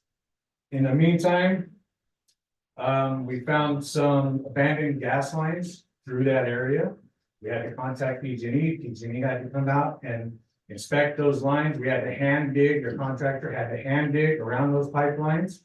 And then we had to slurry seal, which is the concrete's like concrete with sand around those pipelines so we could get compaction. We had to wait for that to dry. So where we're at now, today they paid half. So they backfilled, they made all the repairs, they backfilled and compacted with gravel and chipped rock, and they paid half of that intersection today. The other half will be paid tomorrow, and the project will be completed. Okay, thank you, William. So just to add to what William had mentioned, there was the State Water Board was informed of the leak, and for our protocol, we follow the SSMP, that's the Sanitary Sewer Master Plan protocol, as required by the State Water Board. As far as next steps, we had received requests as part of the ongoing issue with odor concerns in that area to look at, investigation, to do workshops in the area. In working with the team, we will be working to secure a third-party consultant to help advise the team, as well as to host the community input. That kind of a town hall session to go back to what you've had requested before. And so that can basically, with that third party, they'll be able to evaluate the work that we're already taking on underway with the CIP projects that we spoke about and got permission to do the vault and the some more manholes. the downstream manholes, excuse me. So we're working on that, and that will be something that I'll have to get a third party on, but we will be doing that as well. On March 11th, we did have a discussion with environmental health as well. And I've received their report back earlier today from them, just confirming the meeting. And I have just put a follow-up to them asking if there was any additional steps. Their email did not indicate any, and I just have asked for confirmation on that from the Environmental Health Department. We do have Miss Wagner here with us if you would like to ask her any technical questions about the leak, and we're happy to take any questions. That's Vice Mayor Resendez. Do you have questions? Thank you, Madam Mayor. So thank you for your presentation. It was very informative. The consultants that came out here to fix the pipe that was broken, are they environmental geologists? Are they environmental scientists? Or do they specialize in fixing infrastructure such as this? That They specialize in fixing infrastructure. okay. There was a comment made in the paper that said this is not what's causing the odor of the west side. Can we, and I believe you made that comment, do you have factual information to back up that statement with 100% certainty saying this is not the cause of that odor? Or are you misquoted in the paper? Well, you can almost never say 100% certainty, but this collapse was all underground. So it was covered. Once we started excavating, we went 18 inches down, we found another roadway. So the old roadway that was there, pavement, sub-base, there was another complete roadway under there that the new roadway was just built on. So essentially we had two roadways over this void that was under there in this collapsed pipe. So for that sewage that was flowing through there to make it through, to cause any odor issues unless you're standing directly over one of the manholes. It's highly unlikely, in my opinion. I'm not an environmental geologist either, but in our investigations out there, we weren't overwhelmed with odor when we got to the man. And if I could ask, Ms. Wagner to also give her opinion, because we did consult with her as well. Sure, thank you. So typical sewer odors come from wastewater that has been in your sewer collection system for a long period of time. It typically comes from either also wastewater that is mixed considerably and it becomes odorous or becomes airborne. The sewer break was in a line that has very few services behind it. And that sewer line, based on information from city staff, was that line was continued flowing. So that line is not a typical source of odor control, odor for a sewer system. Now, that does not mean that there's not odors down further south, downstream of that manhole, but this particular break is not the source of sewer odors in your sewer collection system. Thank you. Ms. Wagner, is your firm or your agency not the same one that's working to get the hookups for San Juan Oaks? We are not working for San Juan Oaks to get the hookups for them, no. Did you do work on the project to get? I worked on behalf of the city to review the contracts on behalf of the city, the agreement for San Juan Oaks, but I have not worked for San Juan Oaks. San Juan Oaks to hook up? Nope, I had same capacity. I was working for the city of Hollister as a representative to review your agreements on the technical side. And then how about Pacific Scientific? That's going to connect through San Juan Oaks. Pacific Scientific has hired Wallace Group to evaluate their wastewater collection system, of which we have proposed multiple opportunities for them to construct new wastewater treatment facilities on their site, as well as potential options to connect to the city. And before you contacted with the city of Hollister, work with the new city manager or with this new council, did you disclose that to them before or after the approval for San Juan Oaks was done? The previous city manager is the one who authorized Wallace Group to work for for Pacific Science. And I have notified city staff of that working relationship and reaffirmed that with the city manager after that connection time. Yeah. As I was understood that he was not aware of that. That's what I just said. Thanks for being forthcoming with that. Collection study. What is a collection study? This is what you specialize in. Explain that to me in layman terms and to the citizens. What's a collection study? Sure, I want to do one clarification from your city manager, and you referenced the sewer system master plan. So the actual regulatory compliance document is a sewer system management plan. There are two different documents. So a sewer system management plan is a requirement by the Regional Water Quality Control Board on all collection systems throughout the entire state of California. This regulates the rules and requirements that your agency must abide by in terms of monitoring and reporting, your inspection process, your permit to operate your facilities. It is the sewer system management plan. There are very specific timeframes of when you have to prepare them. It's every 5 years with audits every 2 years. Those have been completed by the city staff and consultants. Wallace Group has prepared your SSMP. That SSMP identifies again your procedures for monitoring and reporting, spill estimation, a variety of regulatory compliance requirements. It's a very long document with your contacts when to contact different agencies. There is a separate report that is also a component of your SSMP, which is your sewer collection system master plan, or as they call it now, sewer capacity analysis plan. And essentially that is the analysis that evaluates the capacity within your sewer system to ensure that you are keeping capacity with existing development and future build out. Wallace Group prepared your sewer master plan in 2019.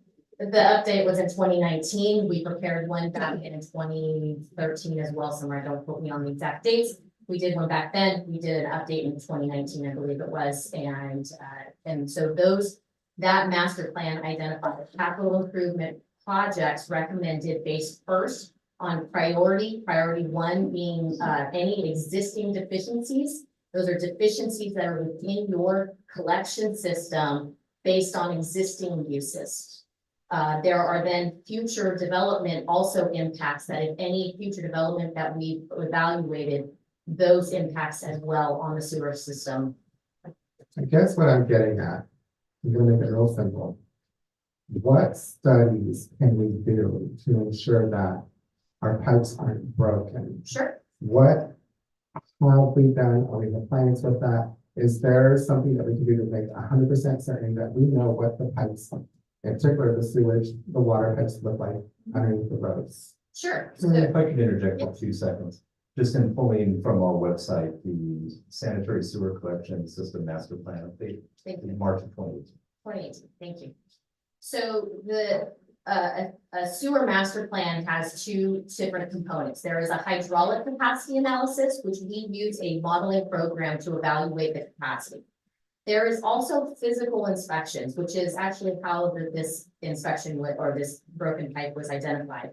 And that is through CCTV inspections. So as part of the SSNP, all agencies are required to conduct CCTV inspections, and they provide, as part of the SSNP, a program that they put forward to inspect the collection system over some period of time, be it 1 year, 2 year, 5 years. It's your determination as a city agency to determine what that regulatory or what that CCTV inspection. So it's based on financial budget, it's based on capacity. We look for a variety of municipalities who have a number of different methods on how they do that.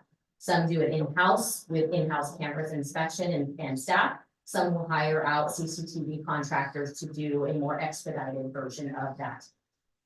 I understand, and my understanding is that our cameras were broken, and that we were doing maintenance, as is just described by Ms. Wagner. We were using someone else's cameras, and that was what determined it, because we're doing maintenance. Is that correct? Correct. We have been having issues with our cameras for at least a year and a half. Since I started here with the city, we've been having problems. We're getting very close. We've got, it's contained in the trailer. It has generators, computers, air conditioners, all of that. We've got all that fixed. Now we're having problems with the camera. We do have a storm water camera that we use to inspect the storm system, but it's a larger camera, so it can't get down into the smaller pipes. And when we use the stormwater camera for sewer, then we have to sanitize it afterwards before we can use it in the storm. So we try not to use it, but we are able to use that in the larger pipes. But to answer your question, yes, we hired a consultant to come inspect this because our camera is there. And then, Ms. Wagner, thank you for your memo about the landfill leachate. And I hope I'm saying it correctly. Leachate. Do we know if the pipe that was broken has leachate from the landfill going through it? No, it does not. It does not. So the leachate from the landfill goes on Bridgeville. It doesn't go across the street, because my understanding is everything in the city of Hollister goes down Bridgeville. So my understanding is that this 8-inch line comes across 4th Street is that the gas station or? Yeah, this sewer line only serves the gas station. I forget the name of that. Stop and Save gas station.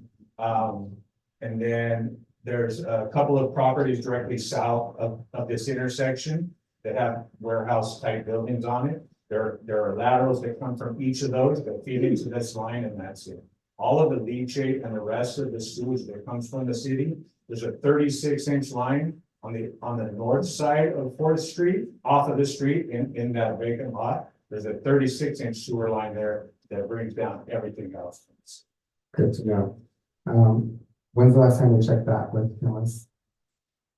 It's a little bit more difficult to check with cameras because it's a large pipe with a lot of flow. So it's really hard to camera when there's flow in there. So we haven't inspected that with cameras. I couldn't tell you the last time we have, but we have been out there in the past week. Opening manholes and inspecting at least a manhole and seeing what the flow is like in that one. Very good. The third-party consultants, are we going to have scientists? What are their qualifications? Why are we hiring the third-party consultants? And yeah, and who are they to do the work that we need them to do to get to the bottom of what that odor is? So I've made recommendations, there's nothing been approved or presented to city staff at this point. So Wallace Group is the consultant on board to assist with the sewer improvements that are happening at the site bin, as well as the sewer manhole replacement on the frontage road and some other sewer upgrades. One of the proposed recommendation is there is a operations firm known as Fluid Resource Management, or FRM for short, that are located out of San Luis Obispo, whom Wallace Group does a lot of work with. They are operators, wastewater and water system operators. And they know and understand. They have offered, or through obviously with a contract, to come out and do some site inspections with city staff. My recommendation is that prior to that is that we hold a workshop and have the community come, and I can listen to the community, find out where the community is that is having the smell, the odor control issues, where we can try and pinpoint it. Is it a certain time of the year? Is it every single day? Is it nighttime? Is it daytime? What are the conditions? Because a lot of the information that's been transpired to me has been anecdotal. And so I'm really very much interested in understanding, because unless I don't understand it, I can't fix or help fix the problem. So with the engineering work that I can do, along with an operator that I've worked with in the past that understands wastewater systems, understands where hydrogen sulfide is generated, where we might have some issues, those two combined knowledge base can provide us with some good first steps, hopefully some low-hanging fruit options that we could help to rid some of this odor conditions. Thank you. So I'm just gonna run it back the way I understood that. You're gonna be the third-party consultant. No, You're gonna work with people from San Luis Obispo. I am going to present a contractor to the city. It is going to be their decision to hire the consultant or not. Got it. And then we're gonna have workshops with the people on the west side. Well, it's everywhere It's in District 2. It probably crosses that border as well. We're gonna have workshops. We're gonna gather information. My biggest concern, I know I'm asking questions, but I want to get this out there, is that there is something else going out there that is not just low-hanging fruit. That we have a break, we have a potential environmental safety hazard, and I really think that we need to partner with whoever the powers may be to get to the bottom of that with 100% certainty. And I know I'm not asking questions, I'm asking questions now, but I just reminded me of that, so thank you. And then environmental health, it sounds like we've done everything we were supposed to do with them and the water board, but what else can we do to partner with the community? What else can they help us with? Because the city of Hollister is also, that part of it overlaps with District 2. So I would imagine that the county is willing to partner with us and cooperate to serve the constituents on that side. So I would urge for you to reach out to them and see what can be done in that sense. Thank you so much. Thank you, Mayor. Just a couple of additional questions. I want to go back to the actual break that led to this being an agenda item. So first of all, and foremost, thank you to the Public Works Department, thank you to the City Manager's Office and the City Attorney's Office for working on this thing diligently to solve a problem. I'm amazed. Again, this is great interaction amongst departments, and I appreciate it very much. It did not go unrecognized. With regards to the break, there was a collapse. Was it determined what was the cause of the actual collapse?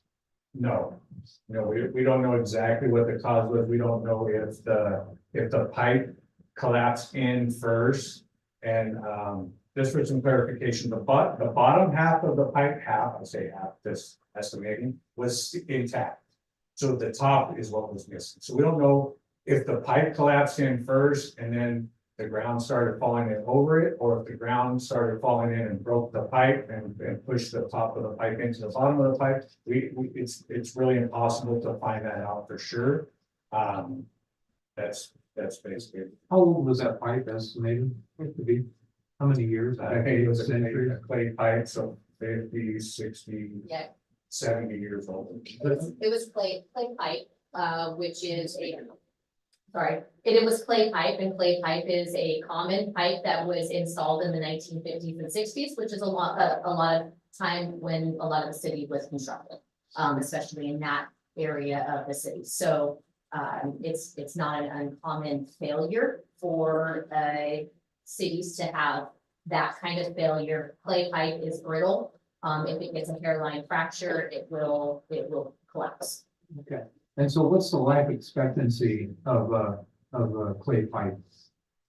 Clay pipe, if gone undisturbed, can actually last quite a long time, but unfortunately, most times with earthquakes and so forth, clay pipe gets disturbed. So typically, we would probably say around the 50 to 70 year range, which is likely reaching your useful life of clay pipe. Right, so at some point, I think we've got a much bigger issue here to address. And so how much of the city of Hollister has clay pipe?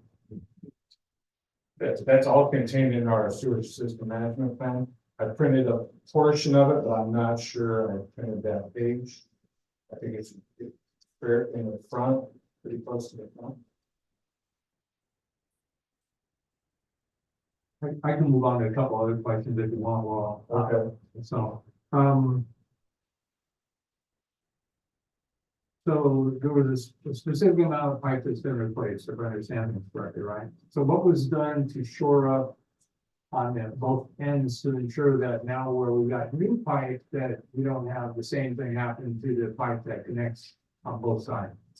So we went a little further than what was actually collapsed, because we removed a little further upstream, because we removed a manhole, the old manhole that was in place. We removed that, so that's beyond where it was collapsed. And we didn't go all the way back. That line actually begins at Line Street, but nobody's connected upstream of that gas station. So we didn't go all the way back to the gas station. We can inspect that line and determine if it is clay pipe and probably schedule that for a replacement. It does serve 2 sewer laterals. It's an 8-inch line, so I think it may be a little bit larger there, but it doesn't have a lot of flow, but that could be oh, I'm sorry. So it could be that we need to replace that line if that doesn't collapse. The section that we replaced, we replaced with HDPE. It's basically very thick, very strong PVC pipe that I don't even know what the life expectancy on that is, like forever almost. It's like glass. I won't be around. Yeah. So, and then the other manhole, the one that we didn't remove, we replaced. So we have a brand new manhole there, and then we have this new section of pipe going back to the pipe. We did inspect upstream of there and didn't find any other breaks. okay, all right, it seems to, I'm sorry, go ahead, please. Just to clarify, the sewer system management plan does not call out, it calls out your length by sizes, but it does not call out your system by pipe material. So if you would like to know that again, so I can follow up with the city staff afterwards and provide that information tomorrow. Right, I think that would be helpful for a bigger, broader discussion of where we go from here, because, well, I'll save my comments. Just a couple other questions and I'll move on. We have a plan to video the lines citywide, but as I understand it, the terminology is CCTV. And we have problems with the cameras, and the cameras have been problematic for 1.5 years or so. And you've been here how long now? 1.5 years. 1.5 years. So it's something you inherited. Congratulations. What do those cameras cost? What's the price on them? So the camera itself is anywhere from $5,000 to $10,000 for the camera. One of the things that I'm going to include in this budget cycle that we're in now is an entirely new system with a van. So it's all self-contained in a van instead of having a trailer that we have to hook up. And that, depending on the options, the top of the line is about $500,000 and starts at about 300,000 to about $500,000. We did have about 8, I think it was 8 employees. This is part of the sewer system management plan also. About 8 employees certified under NASCO. I updated the council, I think that was about a year ago. So they went through this training and learned how to inspect the pipes, how to call out the deficiencies that they found in the pipes through a camera. We also have software that records all of those things, and then they can call out all those things, and then we have a report at the end of it that says this section of pipe from manhole number 1 to manhole number 2, and then it calls out all the deficiencies or if there's no deficiencies that it's in, and then they learn how to rate those through that association. So that's part of the plan that we worked on while we were trying to get the cameras operational. That the last step is to have an operating camera that is reliable. Because we have had our camera operational, but only for 3 or 4 days, then it breaks, and then something else breaks, So I guess my concern is, well, I guess my question is, we have 8 people that are training how to do this? Yes, Are they still all employed with the city? yes. Nice.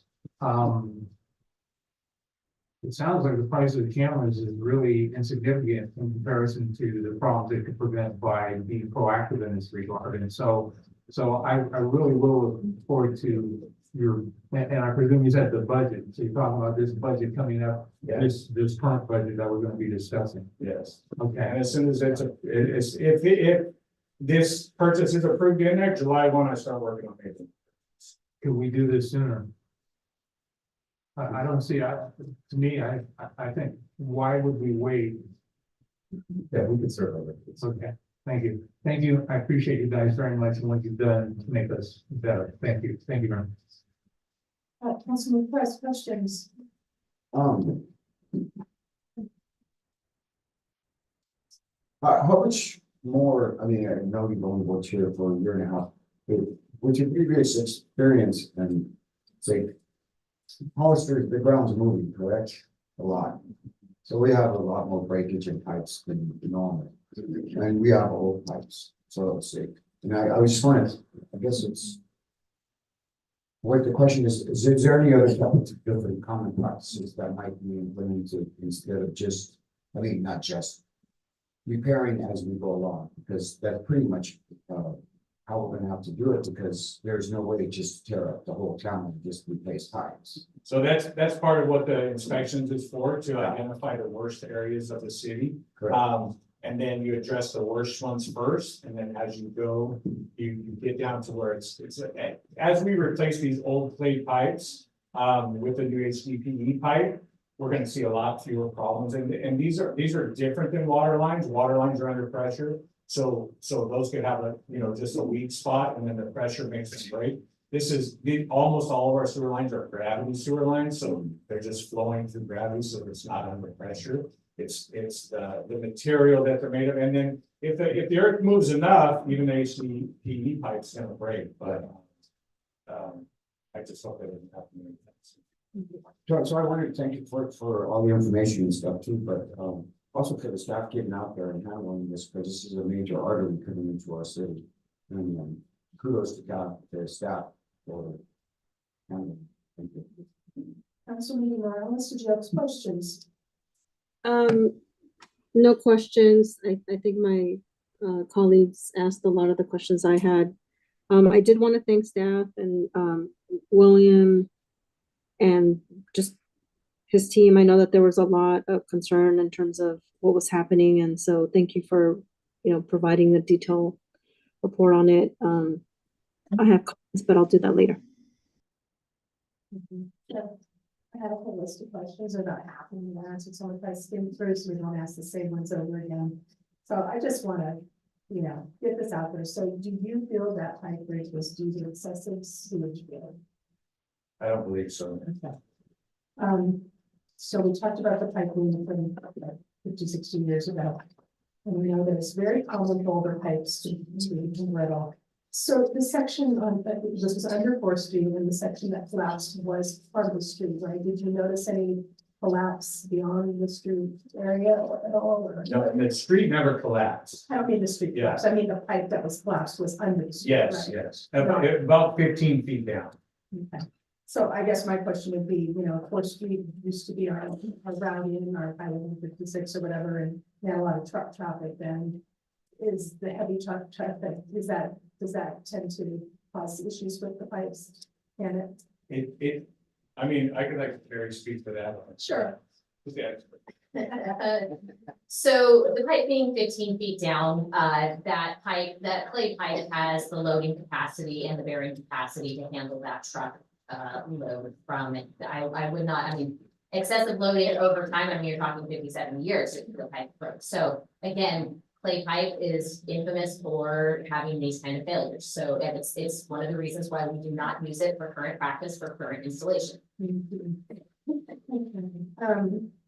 So one of the things that I heard suggested out there was that, by one of our council members, hasn't seen any pipe breaks in the past 6 years. So I was looking through the sewer management plan, and I know there was a sewer audit in 2021, and I know that was presented to council, and didn't it identify, there was like a chart that talked about the number of breaks between 2010 and 2021, and it looks like there's several categories.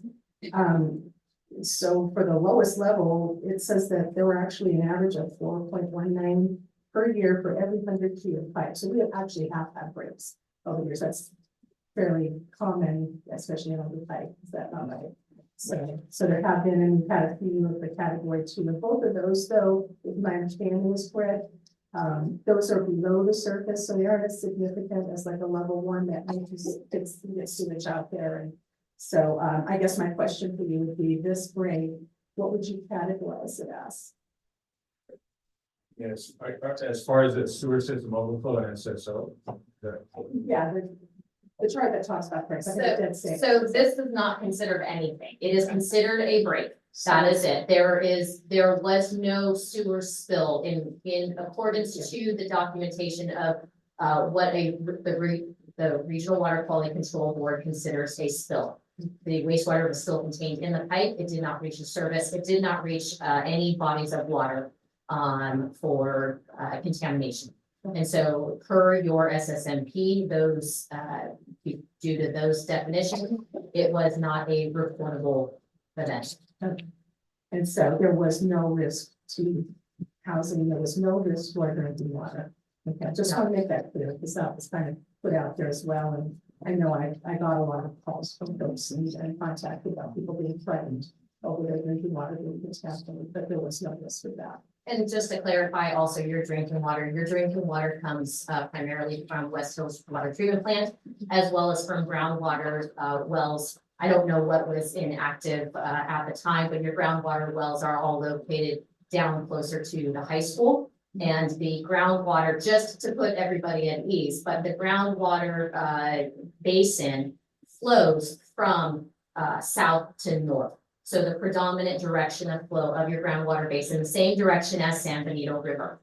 So any, if for some reason, which I'm not saying there was, if there was a wastewater spill underground in the groundwater basin, your wells are way further south and not in, would not be contaminated by any wastewater spill in this area of town, nor would it impact your water treatment plant from West Hills or LaSalle. Thank you for clarifying that. So folks know. The other comment that I had heard was to the effect that this was kind of a patch job. Did you consider what the work you did to be a patch job, or? well, only, it's not a patch job for what we repaired. Now, we didn't repair the entire line. The entire line is half a mile to a mile long. But we didn't just patch the part that was broken. We went beyond. We replaced a manhole that didn't necessarily need to be replaced, and we removed one that was no longer useful. So this section that has been repaired is good for barring anything unforeseen. It's for the life of the pipe, 100 years, and the life of the manhole, 30 to 50 to 70 years. So I just wanted to reiterate too, so the sanitary sewer management plans very curious to read this document. I wasn't around when it was presented in 2022 to the council, but it talks about all the different work. So I mean, the whole point of it is to monitor flows, to look for, you know, and evaluate the system. So we do have a system in place that is monitoring and constantly checking in. You have a staff of how many did you say that does this kind of work? 9 maintenance workers, a lead worker, and then a utility supervisor overseas. Great. And my question is going to be about the CCTV cameras, but I am in full agreement with Councilman McGowan's. We have sewer system funds. I think this is definitely something to upgrade and your van and all of that. So I'd like to see that come sooner than later. And I think with that, we're done with questions. So why don't we take public comment now?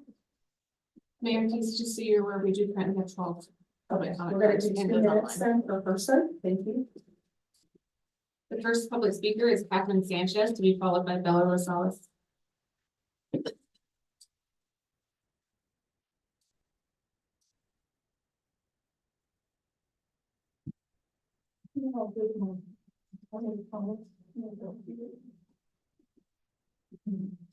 My name is Catherine Sanchez. I'm a resident I live in District 1 and I'm a Hollister guardian.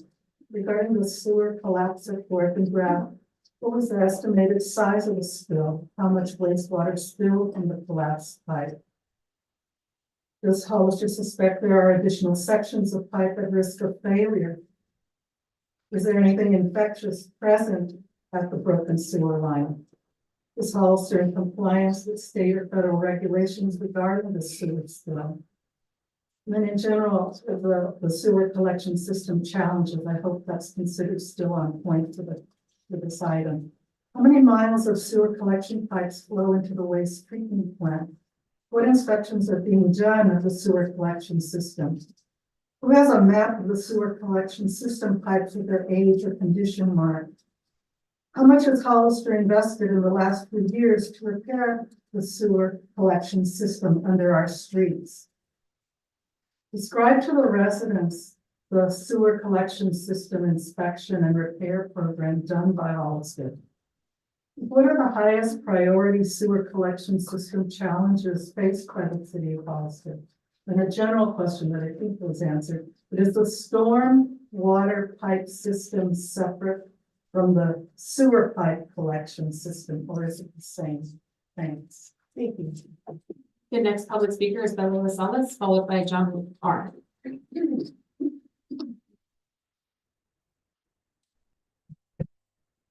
Hi, again, I'm here to represent Hollister Guardians. We're extremely concerned about the recent break in the West Side sewer line. We don't know how long it's been in the state of disrepair, which means sewage systems aren't being monitored on a regular enough basis. This is made even more concerning by the fact that several of you voted last year to add additional hookups for thousands of houses to our sewer system in Cielo Vista, Fairview Corners, and San Juan Oaks. If we haven't been adequately monitoring the sewage system as it is now and continue to add more sewer hookups, that's just another disaster waiting to happen. We need a detailed, independent study of Hollister sewer system before we add any additional hookups. It's the only logical way forward. Thank you. Thank you. The next public speaker is John R., to be followed by Carly Rose.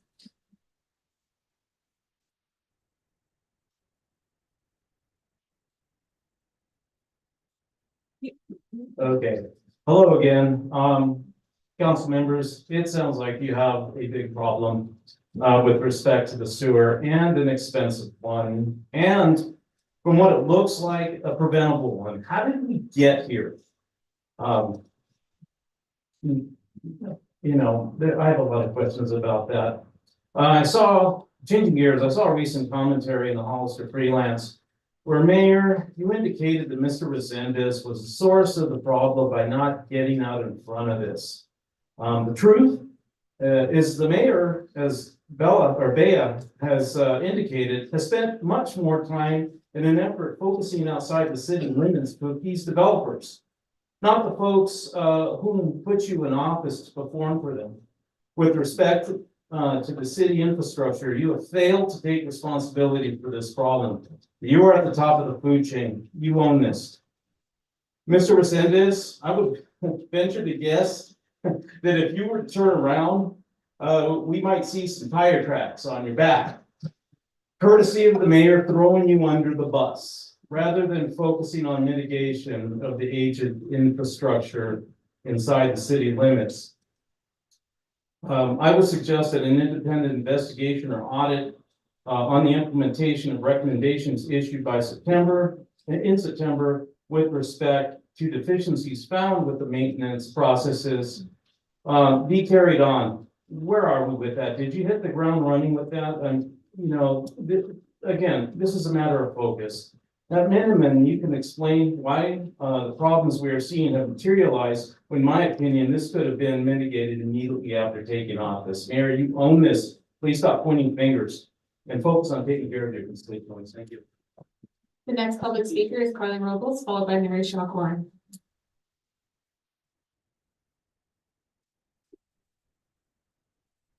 All right, I'm gonna talk about the sewer system maintenance plan, audit from 2022, September 2022. We found in the sewer lines, and this is verbatim. The city SSCSNP identified 6 areas of existing collection and conveyance system that are capacity deficient under existing maximum flow conditions, and 9 areas of existing collection and conveyance system that will be capacity deficient under future build-out conditions. As we have recently been reminded, our sewer system is in very poor health. Now I want to talk about fog, fats, oils, and grease being put into our sewer system. The city is supposed to have public education on this. Fog has been identified as a historical cause of sanitary sewer overflow and maintenance issues. The city does not even own or operate a fog disposal facility. The city is supposed to communicate to the public about what they are going to do to handle this through social media or through flyers, any way they can. I've never even heard about fog until I recently have done my own research today about it. I want to know how restaurants are being educated about fog, considering it's been identified as a historical cause of sanitary sewer overflow and maintenance issues. This is a huge concern regarding the fact that we will now be taking in sewage from San Juan Bautista, San Juan Oaks, and many more places since you, Mayor, have extended our sewer system outside of the city limits. I'm very concerned what our future of our sewage system will look like, especially for our West Side residents. This is an injustice, and we will not forget. I want an independent study of the complete sewer system to see what it can handle, especially before we expand it. Some of these pipes are 100 years old. Thank you. The next public speaker is Mary Shaw Corn, to be followed by Andy Shaw Corn.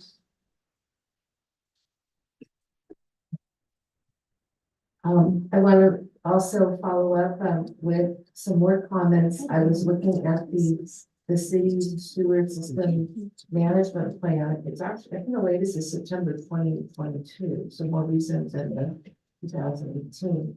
And it includes an audit report by the Wallace Group, and it identifies quite a few deficiencies. So I think just the mere existence of having this plan, as Mayor Casey had mentioned, is not really sufficient.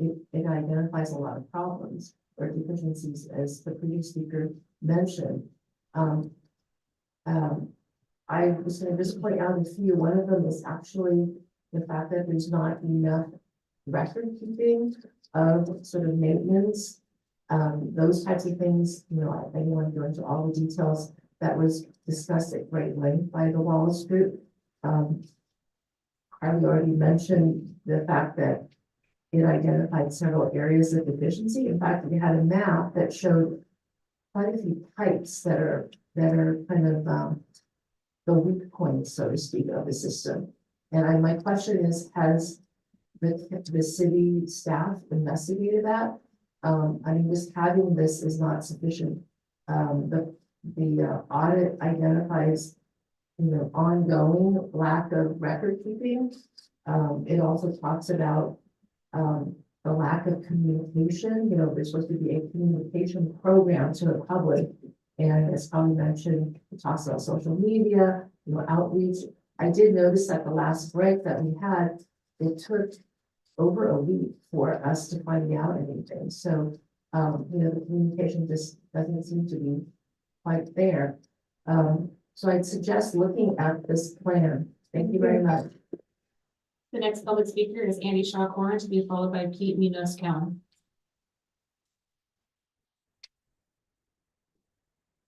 Yeah, I was here during the earlier discussions about extending sewer service to areas outside the city.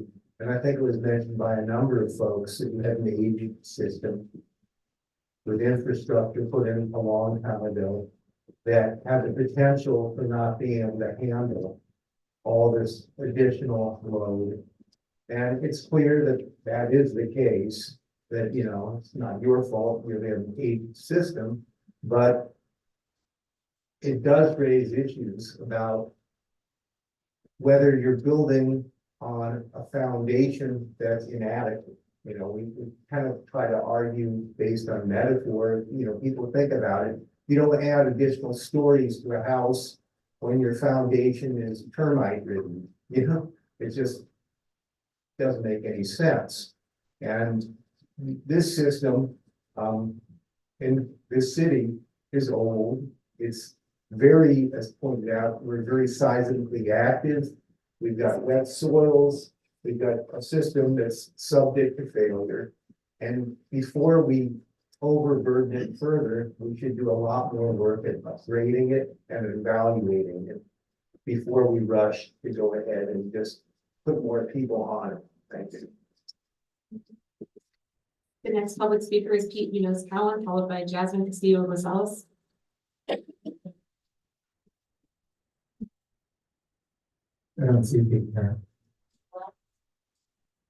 The next public speaker is Jasmine Castillo-Rosales, followed by Fallon Creek.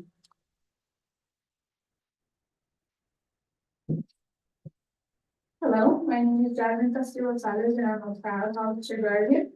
I stand before you deeply disappointed and frustrated at the continual neglect of the residents of the West Side by a majority of City Council. For far too long, we have raised our voices, pleaded, and begged for something to be done about the horrendous stench emanating from the sewers that infiltrates every part of our lives. On hot days, we are forced to choose between opening our windows for ventilation or keeping the smell. This is not a choice any of us should have to make. I want to extend my sincerest gratitude to Roland for being a true advocate for our community, for standing on the side of the people, and for tirelessly striving to do what's best for us. His dedication shines brightly, and we are indebted to him for his unwavering support. My friends, my neighbors, my fellow residents, I stand before you today not just disappointed, but utterly devastated by what has been uncovered by the recent sewer study. How could the City Council majority turn a blind eye to the suffering of their own constituents and wait this long for the problem to get this bad? And yet, in the midst of this crisis, we hear talk of more houses being built, more strain on an already fragile system. It is madness, pure and simple. We cannot continue to expand when our foundation is crumbling beneath us. My friends, it's time for us to rise up, to raise our voices in unison, and to demand the action that is long overdue. We cannot afford to wait any longer. Thank you. The next public speaker is Fallon Creek, to be followed by J.W. Kane. Good evening, Mayor and council members. My name is Fallon Gray. And I'd like to take a minute to give a shout out to Roland. Roland, you were the first to alert me. I don't live in the West Side, but I'm interested in what happens in the city that I live in. You were the first to alert me on and residents on the West Side and the public at large about the massive sewer leak. You kept on top of the situation, informing the public on what actions were taken to contain and repair the leak, and I applaud you for your diligence. I know I can always rely on you to give me the information about what is happening. Thank you so much for the job you do. The next public speaker is J.W. Payne, he, followed by Tom R. Brewster. I'm gonna be quick.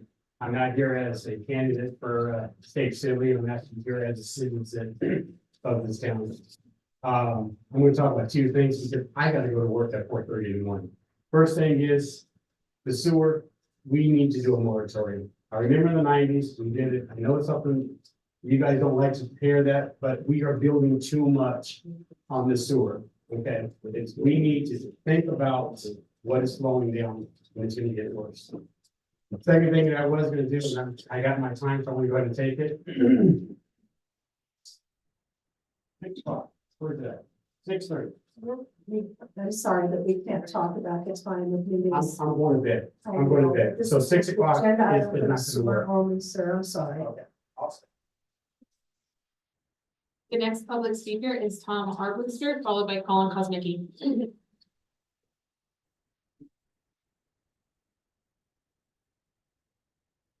I'm Tom Armbruster, Hollister resident. I get up at 3 a.m.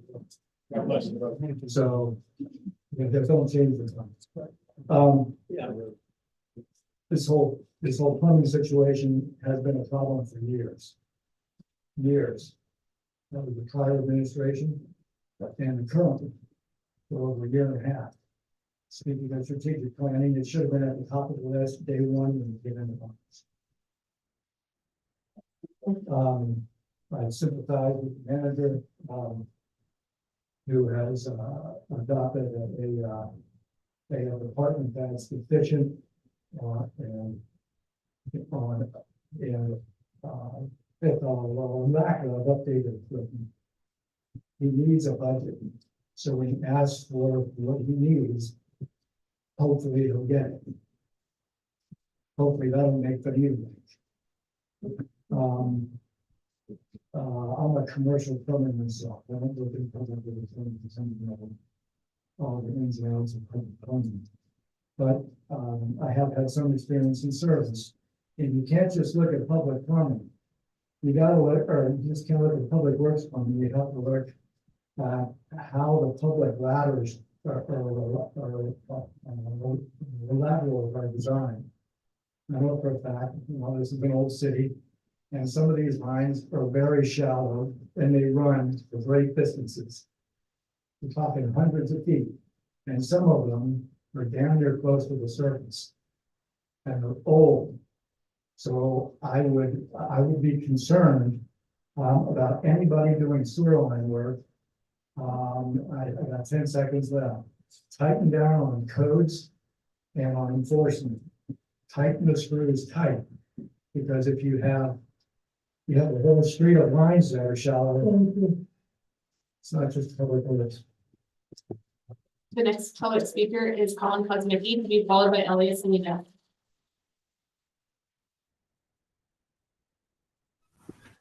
Hi, this is Colin Kosmicki, District 2 County Supervisor. And I just wanted to say I'm really glad that I'm hearing that you're taking the odor issue more seriously now. This has been a problem on the west side of Hollister for many years, and I do believe it has been neglected. And so I'm very happy to hear that you're going to make it a priority. I also want to point out that I've talked to countless residents about this issue, and it is a very, very, very big concern for the west side of Hollister. And it's long, long overdue to make this a top priority at the city. And yes, I did make statements to the paper and spoke up for the citizens of Hollister's west side. And I posed the question, would this be treated with more urgency if this was happening in other areas of the city like Southeast Hollister? And I do believe it would be. So, but I do want to say that I'm glad that you can play a role in changing that reality, and I'm hopeful you will. And so I'm asking you to put yourselves in the shoes of the people who live there and have to deal with this odor issue, and imagine you living in a home and having to constantly smell this air. You would be concerned as well. So going forward, though, when you hold that goal setting meeting coming up, I just would please ask that you make sure this is a top priority. Thanks. The next public speaker is Elias Anita, followed by Lulu Fee.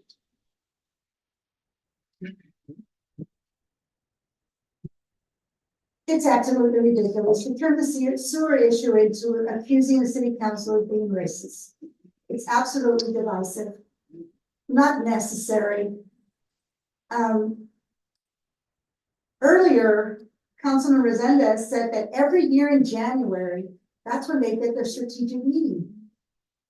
So why wasn't it a priority for the last 5 years that the councilman has been on, that it wasn't brought to the attention and made a priority? The city had an opportunity to have Sunny Slope Water and Sewer District, a highly qualified management company, take over. The previous mayor said, oh no, we know what we're doing. So who does the problem belong to? It belongs to the entire city of Hollister, not one individual. You cannot blame the mayor for 50 or 60 years of old clay sewer system or an earthquake. Now, they're working together. You all got a report about it. So what is it that can be done? Fix it? Where's the money going to come from?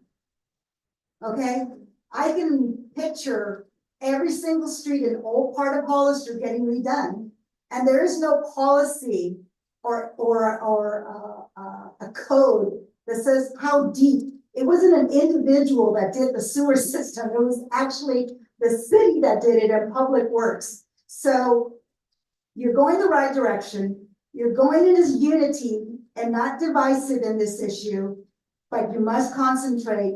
Where's the money going to come from? Because it is going to be a major dollar issue. And let's reconsider having the sewer system become a regional sewer system. The next public speaker is Lulu Fee. Sorry, I can't quite read the beginning of that. It's Bennett. Oh, thank you. Good evening. My name is Lulu.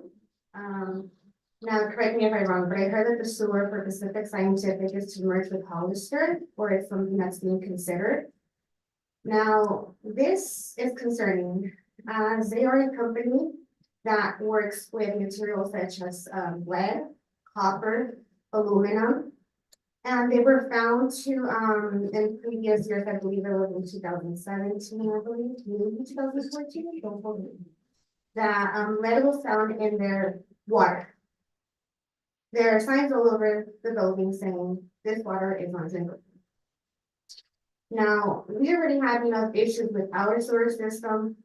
Why bring up something else? That's my thought, my opinion. Thank you. Thank you. Mayor, if you have all the comments from this item. Straight up to deliberation, any further discussion, Councilman Vice Mayor Resendez. Thank you, Madam Mayor.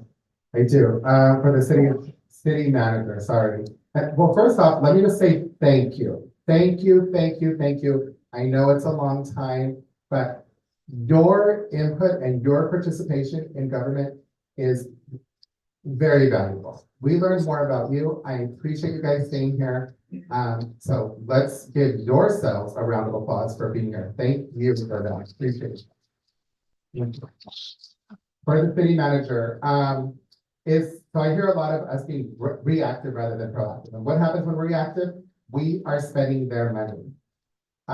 We talk about strategic goals and plans. Well, it just hasn't been prioritized by this council, and I'm only speaking to this council because that's the council that's sitting up here now. What are we doing, or what are you and your staff doing to be proactive? How are you investing in our infrastructure, and what do you plan on bringing anything up for this budget cycle to address some of the concerns that the public has said? Yeah, absolutely. One of the things that we're doing is, as part of the budget, we'll be bringing a 5-year CIP plan, which is all our big construction projects, many of which will be sewer improvement projects that have been identified and have been are in various states of engineering, which is required to put out the bid. So staff has diligently been working on it. You know, the team that you have in place has been here a relatively short time and have jumped in to really try to get this thing moving. And thank you all for doing that. Thank you, thank you, thank you. What happens? Basically, there's a lot of politics going up here. And the first thing we see, minimize the problem, deflect, right? So they don't see what I'm really doing. And then let's place the blame on someone else. Here are the facts. And those hundreds of people that have been coming here have been saying it over and over again. There is a problem with the odor on the west side of Hollister. The facts are that this council approved to hook up more sewer to our sewer. And the way they did that is by spending your money and lying about it. There are 3 things that we can use that money on. The mayor wrote an article and she only told you 2. She said you can only use it to expand the capacity, which is what they needed to do because we were at capacity by our permit, or we can use it to maintain. She left out the part about taking that funds, paying down your debt, lowering your sewer bill, and not expanding the capacity of the sewer to build more houses out at San Juan Oaks, out on Fairview, out on Buena Vista, from the same people who gave her money to do that. That is the facts. That is true. And that's why we had hundreds and hundreds of people coming out saying, do not approve more sewer connections. Before you do that, let's look into what the problems are, especially for the west side of Hollister, but for the entire city of Hollister. And unfortunately, we did have a sewer break. And this council, this mayor has to own that. We want to talk about strategic plans. The staff just told you what they're doing, but that idea didn't come from any of us up here. That's the facts. The idea of turning your farmland into more development. Councilmember, you're getting off topic, can you stay with the The idea of approving more hookups to a sewer that's already at capacity. The roads that are crumbling, the schools that are impacted, we have to own that. So stop minimizing, stop shifting blame, take ownership of the decisions that you've made and listen to the people who elected you into office. Thank you. Thank you, Mayor. So tonight it's the first time I've heard about specific scientific visit and did I miss something? Was I asleep at the wheel or? No, at when we had our meeting back in August, where we had the discussion about the MBRs, the capacity, I did provide an update the next day via a council memo regarding Pacific Scientific and working with the Wallace group. They have made inquiries about connecting to the system. We have not brought anything forward. So they're in unincorporated San Benito County? Correct. And so I guess my question is, and I'm apparently new to this, but why would we pay a consultant to consider bringing a business in from the county? That's not what we were doing. No, so who's paying for the consultant to work with the business? They are paying their consultants. They're paying. That is correct. And I have not brought anything forward. Right, I just, all of a sudden, this is like a newsflash to me, and so, are they on septic right now? No. Well, I look to our city attorney, and not sure how far. Yeah, I don't know how far we should go down this road because this is an item that was an update on the sewer break. Right. But Harry did bring it up, answering the questions from the vice mayor. So if you want to briefly respond, but the focus needs to be around the status update of the emergency repair. Got you. Whatever you can, I appreciate it, but I understand. Sure. Pacific Science has, as I mentioned, we have evaluated their wastewater treatment plant. They are not on septic, technically. They have their own wastewater, on-site wastewater treatment plant that treats about 5,000 gallons per day with a projection of up to around 10,000 gallons per day. We have proposed multiple upgrades to their wastewater treatment plant as also an alternative to connect to the city of Hollister either via their own sewer force main or a connection to San Juan Oaks. That neither one of those connections tie into the very downstream manhole of the sewer collection system and does not have an impact to the city sewer collection system. That's perfect. Thanks. That's what I needed.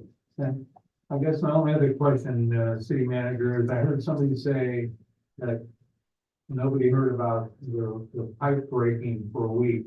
How soon after the pipe broke did the city issue notices?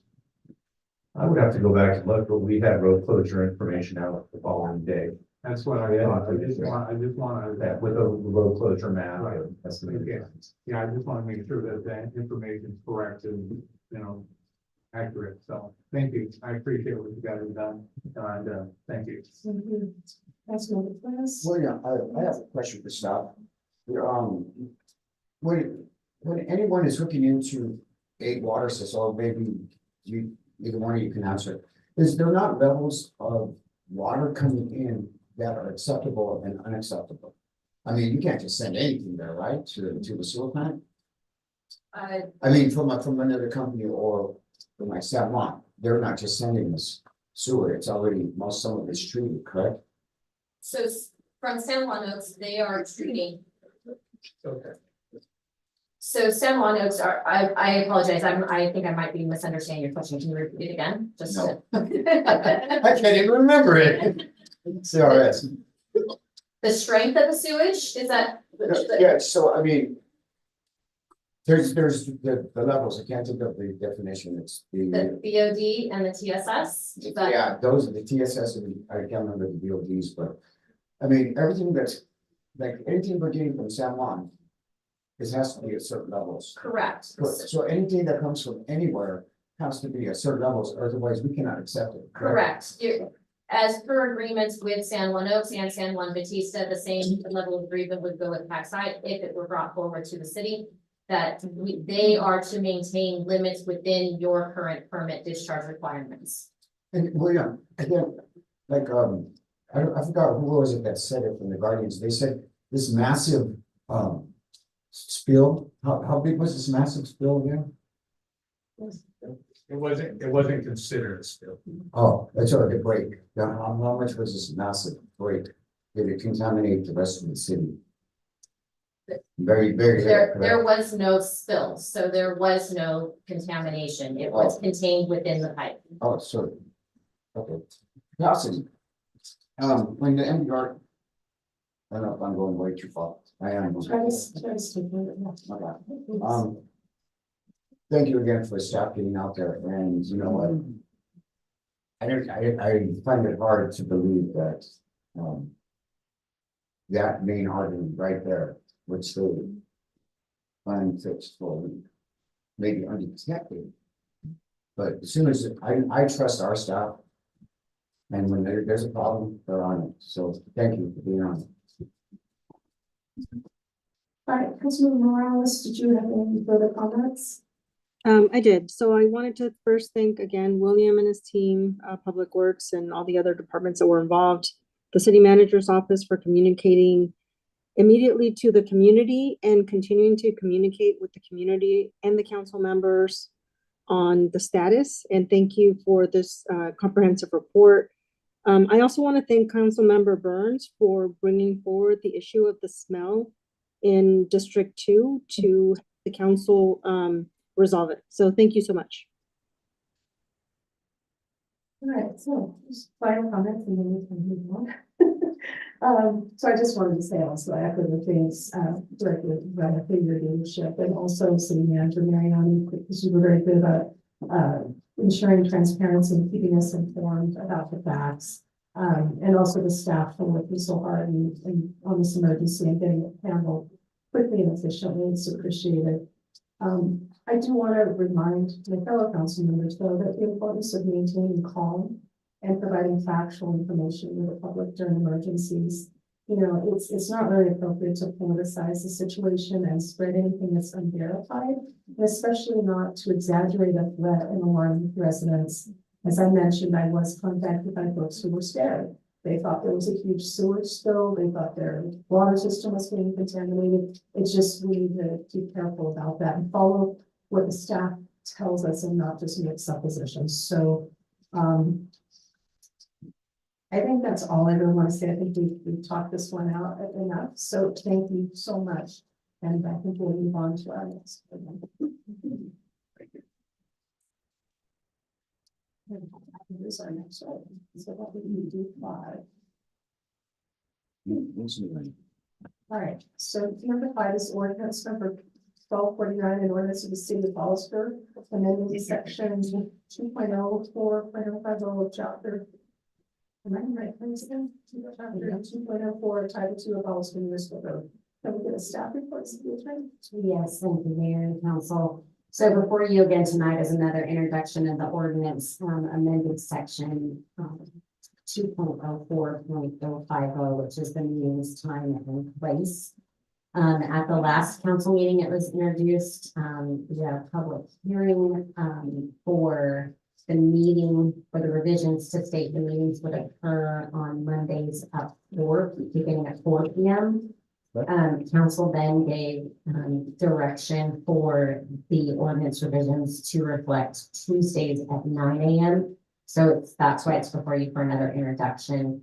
Depending on what council does with this tonight, it will come back on consent calendar at the next meeting. And I'm available for any questions. Okay, let's have some questions. Vice Mayor, you said this. I'd like to have a public question. Councilman Williams. Thank you, Mayor. So, a little spoiler alert for the city attorney. I'm sorry for this, but I'm gonna, I actually, I think, made the motion to take it to Tuesday at 9, given the fact that, there was a majority that were willing to go that direction. I would like the council to reconsider taking it back to Mondays and prefer the 4 p.m. start. And I apologize to the city attorney's office for me being a wishy-washy on that. I'm not convinced will have a chilling effect on the public, but I'll save those comments for after public comment. So my apologies, and I would hope this council would consider maybe bringing it back again for introduction with going back to Monday at 4. Thank you.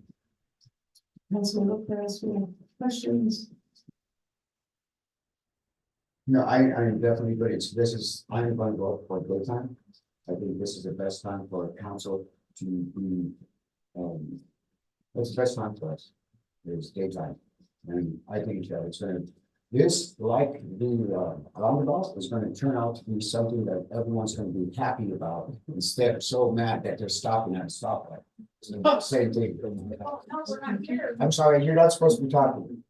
So anyways, so I think that this is gonna be like that. Can you quite just walking down or just slow down? Because there's a lot of chatter. Okay. So thank you for being quiet, Commissioner. Thank you for showing the people how to follow the rules. Point of order. Good job. Unacceptable. Very, All right, very, all right. very acceptable. We're good. Let's move on. Councilman Morales, did you have any questions? No, no questions.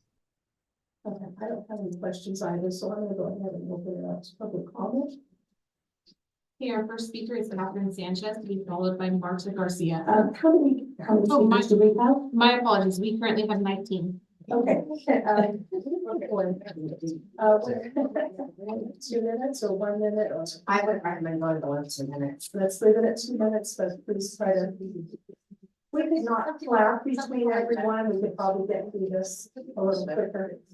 Yes, okay. Catherine Sanchez, I'm a Hollister resident in District 1 and Hollister Guardian member. I'm against the proposal to change the start time to daytime. It's not fair to members of the public who work in the daytime and are interested in attending a meeting in person or online. It does not treat the current council members equally. The ones who have day jobs will have to arrange to be at the meetings so it doesn't conflict with their day job. Remove the proposal. It's not in the public interest. The public interest is your primary concern. This proposal does not assure fair and equal treatment of all persons. Yo estoy en contra de la propuesta de cambiar el horario de inicio al día. No es justo al público que trabaja durante el día y están interesados en aprender una junta en persona o en línea. They have the ability to translate, so you don't have to translate for them.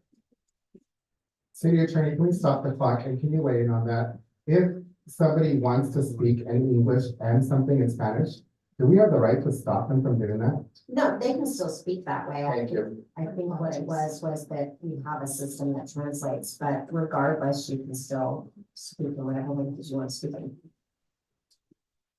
Can you give her minutes on seconds back on? Thank you. Interesados en atender una junta en persona o en línea. No trata igual a los que están en el concilio. Los que tienen trabajos durante el día van a tener que arreglar para entender las juntas quien no esté en conflicto con su trabajo del día. Quiten la propuesta, no beneficia al público. El beneficio del público es su meta. Esta propuesta no asegura que todos reciban trato justo y igual. The next public speaker is Martha Garcia, followed by Carlos Medrano. Marta Garcia. Okay, the next public speaker is Carlos Medrano, followed by Jackie Morris Lopez. Carlos is not here. Folks. The next public speaker is Jackie Morris Lopez, followed by Bella Rosales.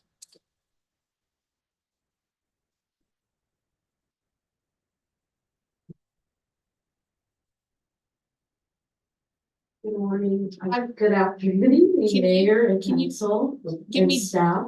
Can you give me just a moment while I fix this after the last one? Okay, you want zero it out? Yes, I'm trying to. Okay, thank you very much. Good evening, everyone. I've been here so long, I lost track of time. My name is Jackie Morris Lopez. I'm a resident of San Juan Bautista. I'm also one of the city council members. And I just want to say thank you for the public that showed up. This is true public engagement. And I really wish that my city would get this big of a turnout. Anyway, I'm here tonight in protest of your ordinance that you're about to consider changing your meeting time from Monday, first and third Tuesday at 6:30 p.m. to what was originally Tuesday. Now it looks like it's maybe going back to Monday at 4 p.m. That's not good enough. And for all the obvious reasons, you're really going to limit public participation. You're only going to get a crowd of maybe some retired people or maybe night shift workers, but you're not going to get a diverse crowd out here. And this is your job to represent your constituents, your residents. And by doing that, you're not going to do your job. I, as a city council member, have come up against this in my short tenure of a little over a year. Lo and behold, we had a hidden ordinance that said we had a hard stop at 10 p.m. So the mayor, the vice mayor, the rest of you council members can take control of your time. You can do it very many ways. You can write an ordinance that has a hard stop. You can have a second meeting, a special meeting. You can limit the presentation. You can limit even ourselves on the dais. How much do we want to talk? If we're not making cogent points and we're repeating ourselves, we too should be held to a higher standard to not drag this on. Just for your information, I did a hard research or quick research this weekend.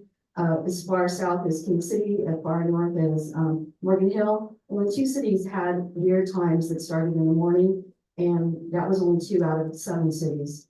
So I urge you to not change the time. Thank you. The next public speaker is Bella Rosales, followed by John R. As you've heard, many of us here oppose the proposal to shift the city council meetings to daylight hours because that would make it impossible for working residents to attend. The people I represent work so hard to provide for their families, and they shouldn't be barred from participating because of that. These meetings affect their lives, and every concerted effort should be taken to make the meetings more accessible. Because you can say that you want the community to get involved in these meetings, but if you make this change to the meeting time, that would suggest otherwise. Because we cannot be in 2 places at once. We cannot be at work and be here. Prove to us that you mean what you say. Don't adopt this amendment. The next public speaker is John R., followed by Peggy County. Ready to go. Okay, let's talk time. According to the Bureau of Labor Statistics, which is a division of the Department of Labor, 66.1% of the workforce starts on or before 0900. If you've seen Highway 25 during your commute, you've seen the evidence. If we were to take a statistical sample You just apply it to Hollister, there's probably a higher percentage of people that start earlier. In my opinion, by imposing this 9 a.m. city council meeting start time, you've already made the opportunity for those who work before 9 o'clock or 10 or 11 painfully difficult, if not impossible, to attend. Decision-making, in my opinion, has no clock. If you're having trouble making decisions late into the evening, you should question your professional fortitude. Quite frankly, in my opinion, I've seen some very poor decisions, and they had nothing to do with the time of day. You have better options for making times, and you can even explore other days of the week. So here's some friendly advice. There is so much downside to starting at 9 a.m. For one thing, look at optics. Who causes this the most problem for on the city council if you start at 9 a.m.? We've heard this song before, and I'm getting quite sick of it, quite frankly. It would be much better to keep the current time of 6 p.m., even if it means late nights or an extra day. It's as simple as that. Thank you. The next public speaker is Eve Munoz-Cowan, followed by Andy Shaw-Corin. The next speaker is Andy Shaw-Corin, followed by Carly Robles.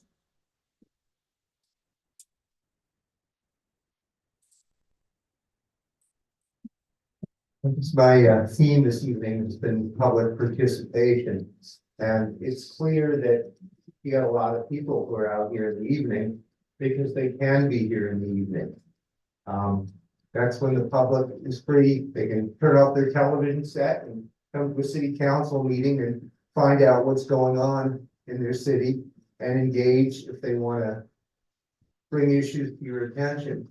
But most of the public doesn't have that kind of flexibility. I'm retired. I can plan my day and I could do it in daytime or I can do it in the evening. But that's not the case for many, many people. It's also not the case for young people who are in school. They can't come and observe the civic experience if you have your meetings during the day. If they're not going to be cut loose from their school, that would probably be a very good thing. Maybe once as a field trip or something, but they can make a regular time of participating if you have your meetings during the day. So the other thing that it excludes is not just those who want to attend, but those who want to run for office. You're basically saying that people who have full-time jobs should probably not consider, most people, running for city council. Because, you know, unless they've got an employer that gives them tremendous flexibility, which a lot of employers do not, then they wouldn't be able to come and serve on this council. So I think all in all, it's probably not a good idea. Thank you. The next public speaker is Carly Robles, followed by Jasmine Castillo Gonzalez.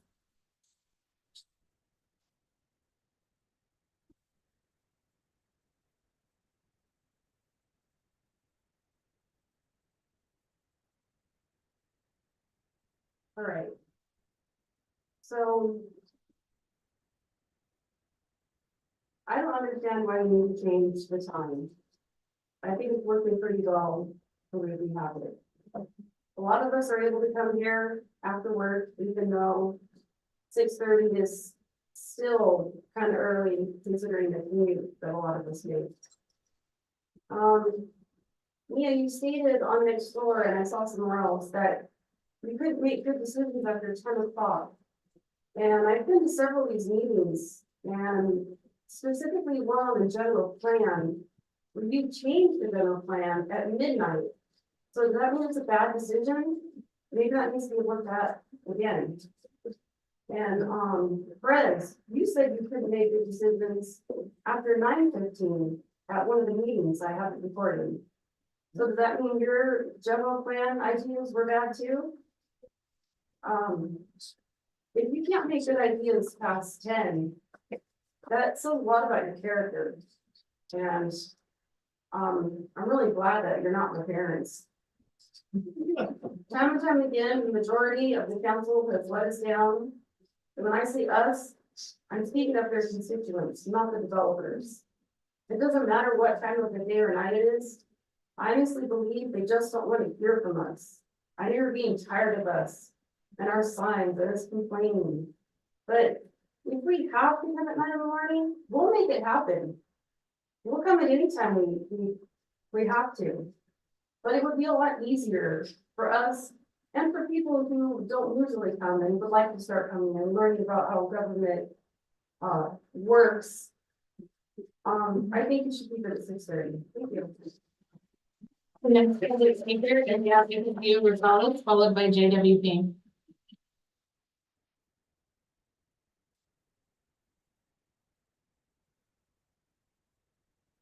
She's online. Thank you. Can you hear me okay? Yes, we can. Go ahead. Awesome. Thank you. Hello, City Council. Again, my name is Jasmine Castillo Rosales, and I am a proud Hollister Guardian. Today, I come before you not just as a concerned citizen, but as a voice for the countless individuals in our community who feel silenced and marginalized by the proposed change in the timing of our City Council meetings. The suggestion to shift these crucial gatherings to 9 a.m. is not just inconvenient, it's an outright injustice. It's a slap in the face to every hardworking member of our community who struggles to balance their daily responsibilities and still find time to engage with local governance. Imagine the single parent who works tirelessly to provide for their family, only to be told that they must choose between attending a city council meeting and putting food on the table. Or the dedicated student who dreams of shaping the future of our city but finds themselves unable to participate because their classes conflict with this new schedule. These are the voices that will be drowned out if we allow this change to go unchallenged. And let us not forget our District 2 representative who has tirelessly fought on our behalf only to be sidelined by a decision made without regard for his commitment and dedication to our community. How can we claim to have a representative government when one of our own elected officials is unable to speak for us? This is not just about logistics or scheduling conflicts. This is about fairness, about justice, and ensuring that every member of our community has a seat at the table and a voice that is heard. To push forward with this change would be to betray the very principles upon which our democracy stands. So I implore you, members of the City Council, to reconsider. Stand with your constituents, stand with your representative, and stand on the side of justice. Keep our meetings at the same time that allow all residents to participate, to share their concerns, and to shape the future of our city together. Thank you. Next public speaker is JW Payne, to be followed by Callan Gray. Madam Mayor, I want to apologize for my lapse earlier. When you mentioned the thing about the circle, I'm one of those truck drivers that 3 of our truck drivers already got in an accident because of that circle. So I want to apologize. I should not have laughed. Please wait, please apologize. No worries. Thank you. I'm tired. I'm not responding. You didn't respond. It's okay. I apologize. I'll just make this very quick. We are the people. We, the people, should have the right to go to work, make our money, and then have these meetings. Now, we should not, and I'm gonna say shame on all of us, we should not insult each other, okay? God comes first, just straight up. I may disagree with you, but I will not insult you. I have heard that several times here, because you know why? People are frustrated. You're changing something that has been here for, excuse me. My wife says, what's the ETA? Go to bed. So how long have we had the 6:30 time? When have we ever had it in the morning? Because this has always been a community that went to work and came home. Unfortunately, our traffic's getting harder and harder, and it's harder for us to get back and forth to work. But it's important for us to come over and be part of this in a nice way, polite, on both sides. Both sides, sir, both sides. Because we are not going to work together if we're going to yell at each other. Please don't cry. Thank you. The next public speaker is Fallon Gray, to be followed by Dom Zanger. Good evening again. I strongly oppose moving the council meetings from the current time of 6:30 p.m. to 9:00 a.m. City council meetings by design are a place where the public can come and voice agreement or disagreement. By changing the meeting time, you are in effect prohibiting public participation and transparency in our local government. It gives the appearance of you wanting to hide the decisions the council is making. It shows weakness and creates suspicion about the council's actions. In our country, government is of, by, and for the people. Again, I strongly urge you to keep the current 6:30 p.m. meeting time. Keep the people's voice in your local government. Thank you. The next public speaker is Don Sanders, followed by Victoria Montoya. Good evening, everyone, in public, mayor, council. I'm here because your meetings are so much more exciting than ours. Now I'm here to advise against changing the time to the day, and that's coming from me having meetings at 9 a.m. We have ours at 9 a.m.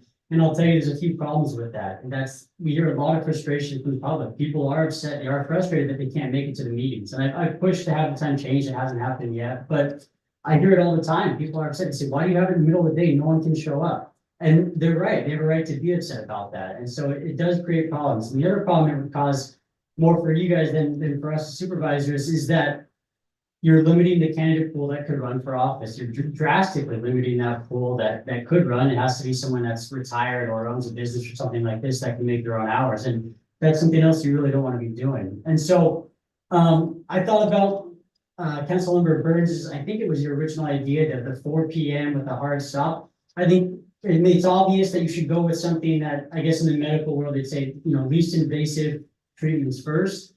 Doesn't make any sense to me to dramatically change the time to the day. If there's a problem, it's not working, maybe set a hard stop at some point and continue, have an extra meeting every now and then. Maybe move the time a little bit, tweak it as needed, but it really doesn't make sense to me to change it so dramatically. I would think it'd make a lot more sense to go with the smaller step first and see if you can fix it before doing something so drastic. So that's just my advice coming from someone that has the 9 a.m. meetings. So I hope you consider it. Thank you. The next public speaker will be Montoya, to be followed by Lucy Rodriguez. Okay, you're only to say about three more things. No on the timing change. The second one, timing like this, when there's a special problem, should be a special meeting. It's too long. Number three, I like to see the personal stuff between city council outside of the public. It's just not what I like to see. Also, number four, voters don't work for the city. We vote people in city council to do the work. All I want to know is, you got the job done? I saw it, I heard it, you told me, and if it's not gonna happen, I believe in volunteering, doing a survey or doing a community, finding out how everybody feels, get that information in before we start attacking each other and getting into this. It's too long and it's too boring. It's always the same people complaining. I'd like to say a change and more respect. Thank you. Thank you. The next public speaker is Lucy Rodriguez, to be followed by Rob Bernowski. Good evening. My name is Lucy Rodriguez. I'm just here for a short, a little brief input. I don't think that the 9 o'clock time for the meetings is a good idea. There's a lot of us that have jobs. We have grandkids to take care of. And the only time that we have to be able to be out is in the evening when the parents are home to take care of their kids. And I wouldn't be able to make any of the meetings because I have 2 grandkids that I take care of. And I just want to know what's going on in my city. So that time just wouldn't work. And then we have a lot of our workers that are at work at that time, making the money for the families. Some of them work late also, and they rush home from work to be here. And, some of them work in the fields, long hours, they're tired and they come to the meetings. I just don't think it's a good idea. And I hope you guys will consider and we keep our same meeting times. Thank you. The The next public speaker is Rob Bernowski, followed by Peter Hernandez. Good evening. The real reason I'm there. This is Rob Bernowski, chairman of the San Benito County Republican Party. You know, I'm open-minded. I'm against the daytime meetings, but I'm open-minded because what I see is missing here is whoever is proposing this, or if the city is, make it a business case. Is this going to result in more participation or less participation? Is it going to result in city employees not being available during the day? I see the chief sitting up there. If he's up there doing an entire day meeting or half day, he's definitely not managing his department because he's there when most of the employees are there. Will it save the city any money? Does it change the quality of life for the employees? But to do this based on just emotions or personality, I have to tell you, I'd be disappointed if you do make that decision without actually, again, stating the business case one way or another and just see where it outcomes so that you can make, again, a decision based on facts instead of those, again, opinions or emotions or personalities. So I also would encourage you to figure a way to have more efficient meetings. By way of example, if people emailed their comments in and then each council member, their respective council member, actually responded, I don't know if they do or not now, so the constituents felt that they were being heard, would that reduce the number of public speakers at the public speaker's choice so that your meetings would become, again, more efficient? So anyway, good luck. But I do know this, local control means local participation. So let's try to keep that. The next public speaker is Peter Hernandez, to be followed by Lucy. I share this as an encouragement, mayor and council, obviously disagreeing with the sentiment of changing to 9 a.m. So your actual ordinance says, brief description of change to the city council meeting start time requires an ordinance amendment and must comply with the Brown Act. So that is under government code section 54950, which is basically talking about the deliberation of the people's business.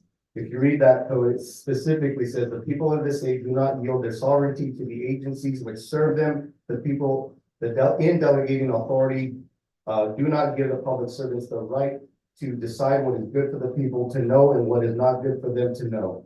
The people insist on remaining informed so that they may retain control over the instruments they have created.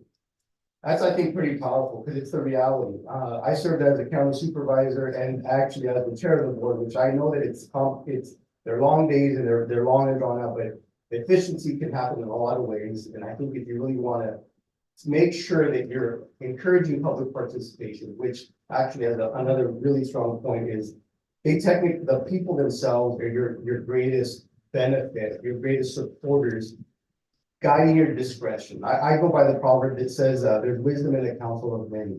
When we learn to listen to the people that are actually involved in the pain of the daily life of the city, they by default become your best informants as to how to resolve those issues. So as the chair of the board, we actually fine-tuned our meetings. We had strong conversations about making sure the presentations were limited. We set caps on them. We actually set an expectation for a hard stop. I, as the chair, would basically try to make sure that when the other fellow board members were speaking, that I would gently nudge them and encourage them, obviously, to get to the point and ultimately to tune the conversations and even set limits. So you can do things to make it efficiently while still encouraging the public participation. Thank you.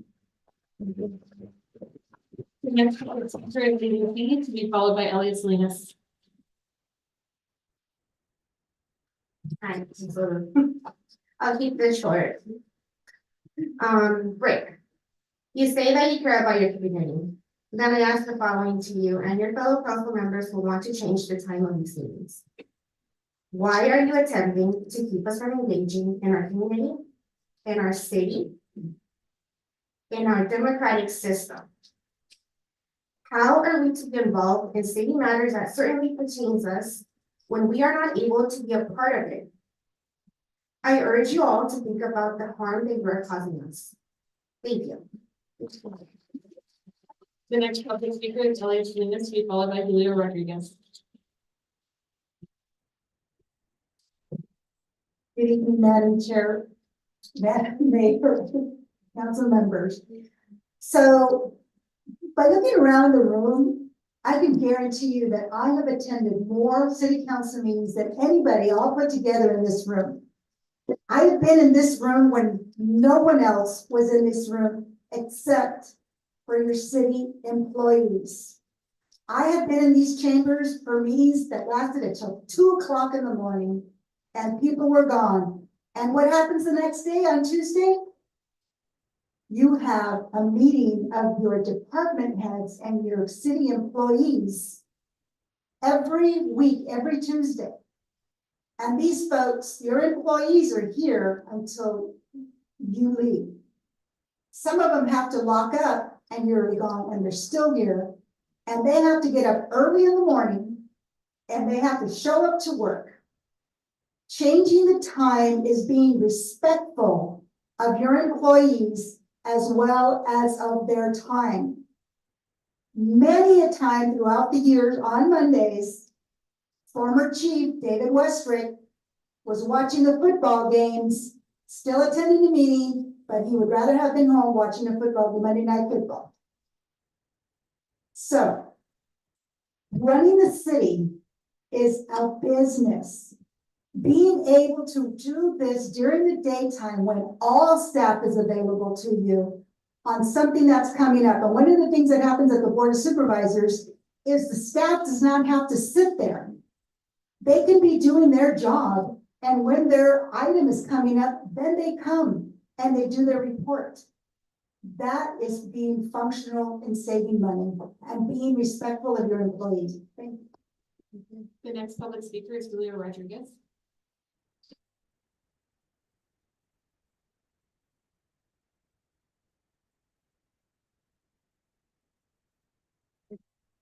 Thank you guys so much. First off, just want to thank staff for doing their job and being here. I get there a late night, but you know, to the previous speaker, yes, you've been to more city council meetings. You guys should put an award up there for her and the county. So, so I think I come in second for how many meetings, I don't know. But anyhow, you know, Noam Chomsky, he talks about this, about democratizing power. You know, our founding fathers, James Wilson was the only member of the Constitutional Convention who supported electing United States senators by popular vote.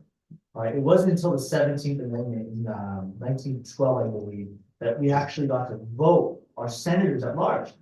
I don't know if you guys knew that, but that's because we democratized power. Changing the time is limiting the types of people that can come. We have working class people who cannot, working poor who cannot show up here. You are taking away their voice, point, period. Mia, you always say, I appreciate people coming out here. You talk about that. You showed up at the schools and you talk about how wanting people involved, but then you want to change the time to limit how many people are involved. That doesn't make any sense to me. And frankly, I think it's an injustice to the working class. And I think I'll just leave it at that. Thank you so much.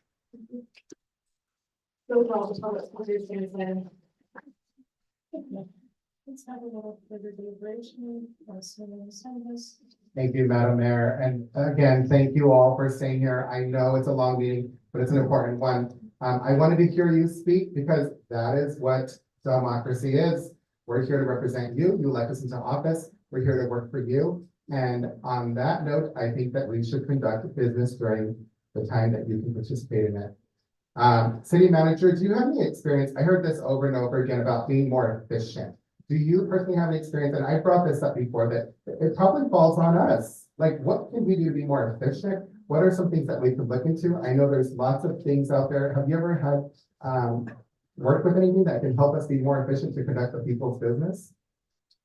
So one of the things that I offer all is an agenda briefing where, everybody is allowed to one-on-one and ask any questions they may have, as well as calls throughout the week. My former experience, one of the things that we used, we did have voting tools that were used, a panel up front, for lack of better words, where the board chair would actually queue up the 3 minutes, would actually take motions through the system. So you'd start an item, ask for questions.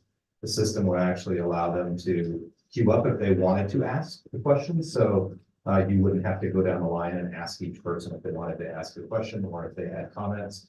It would be queued up in the order received. So oftentimes you'd have one or two, or maybe all, depending on the topic, weigh in.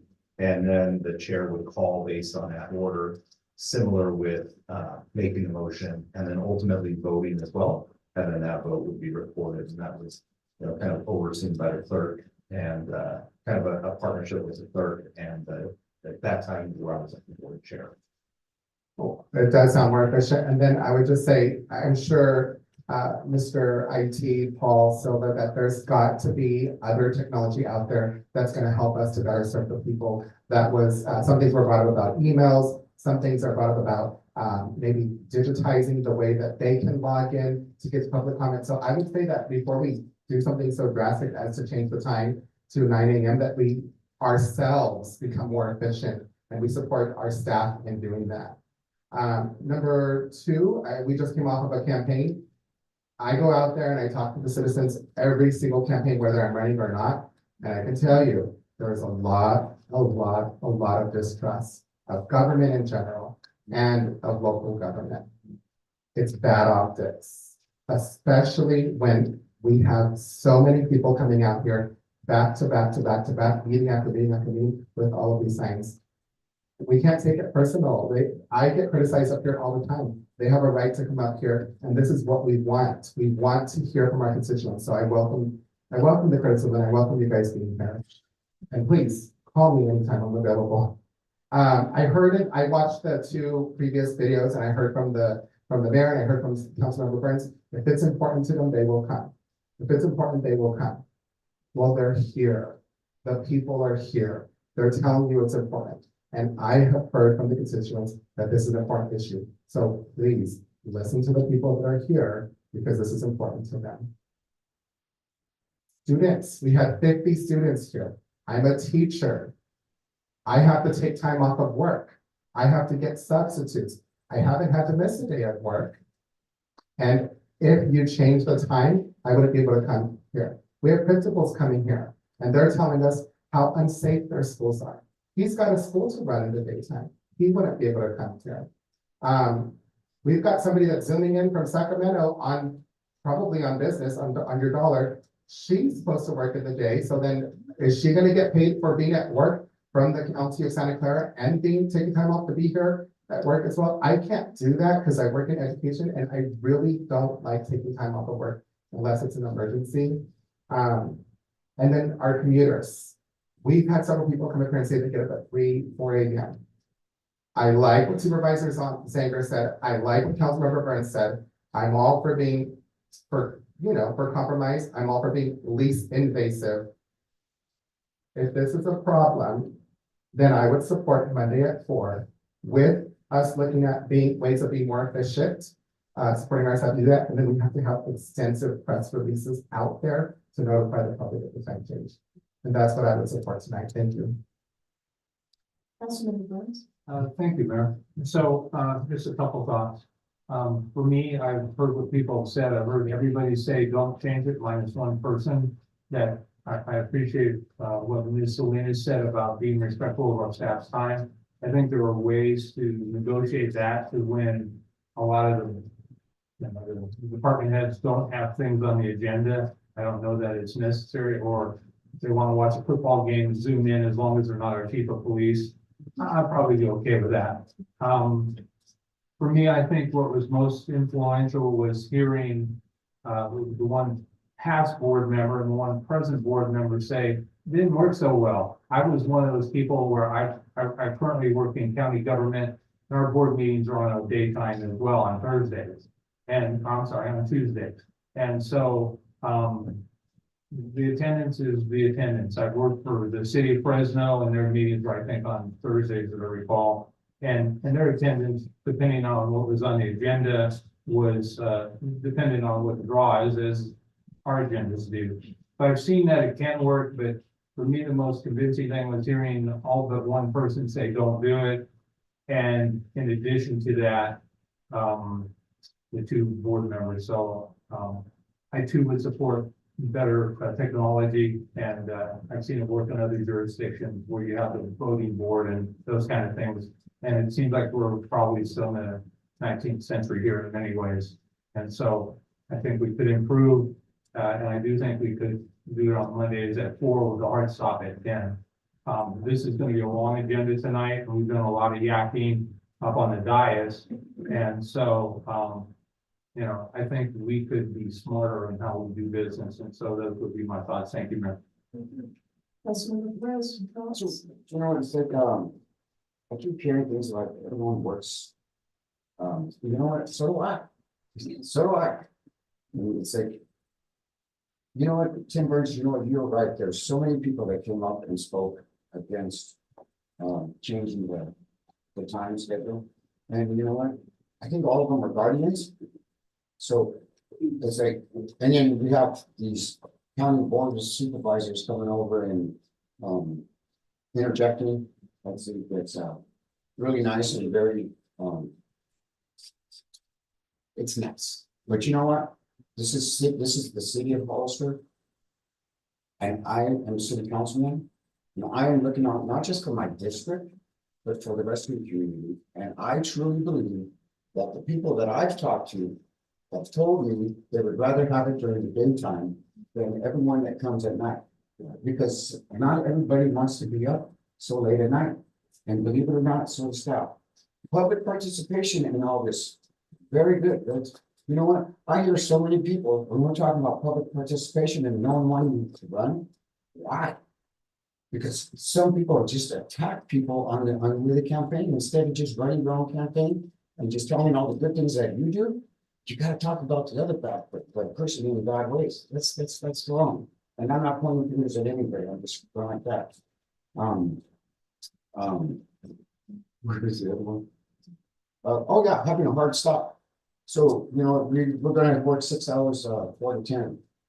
Okay, anything that doesn't get done, it's only city business. What big deal is it, right? It can be put off till next time, 2 more weeks, next month. Kick that can down the road. No, I think it's, and you know what? Can we change it if it doesn't work? Yes. Why are you so opposed? Why is everyone so opposed to it? Is it like the traffic circle and the 3 guys that been in an accident? And I'm sure it was the traffic circle that caused the accident, not the drivers, right? Because traffic circles always cause accidents, not the people driving. So where are we going with this? I truly believe that it's going to be better for us to do this in the morning, and that's what I'm doing with this with.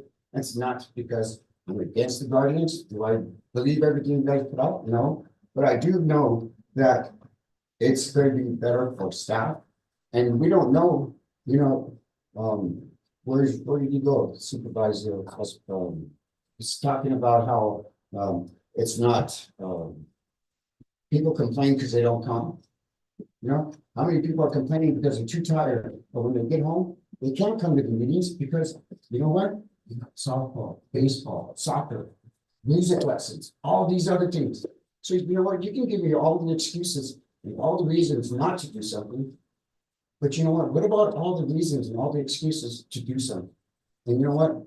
It's better. You guys don't know what it's like being up there until what time is it? 10 o'clock? Yeah.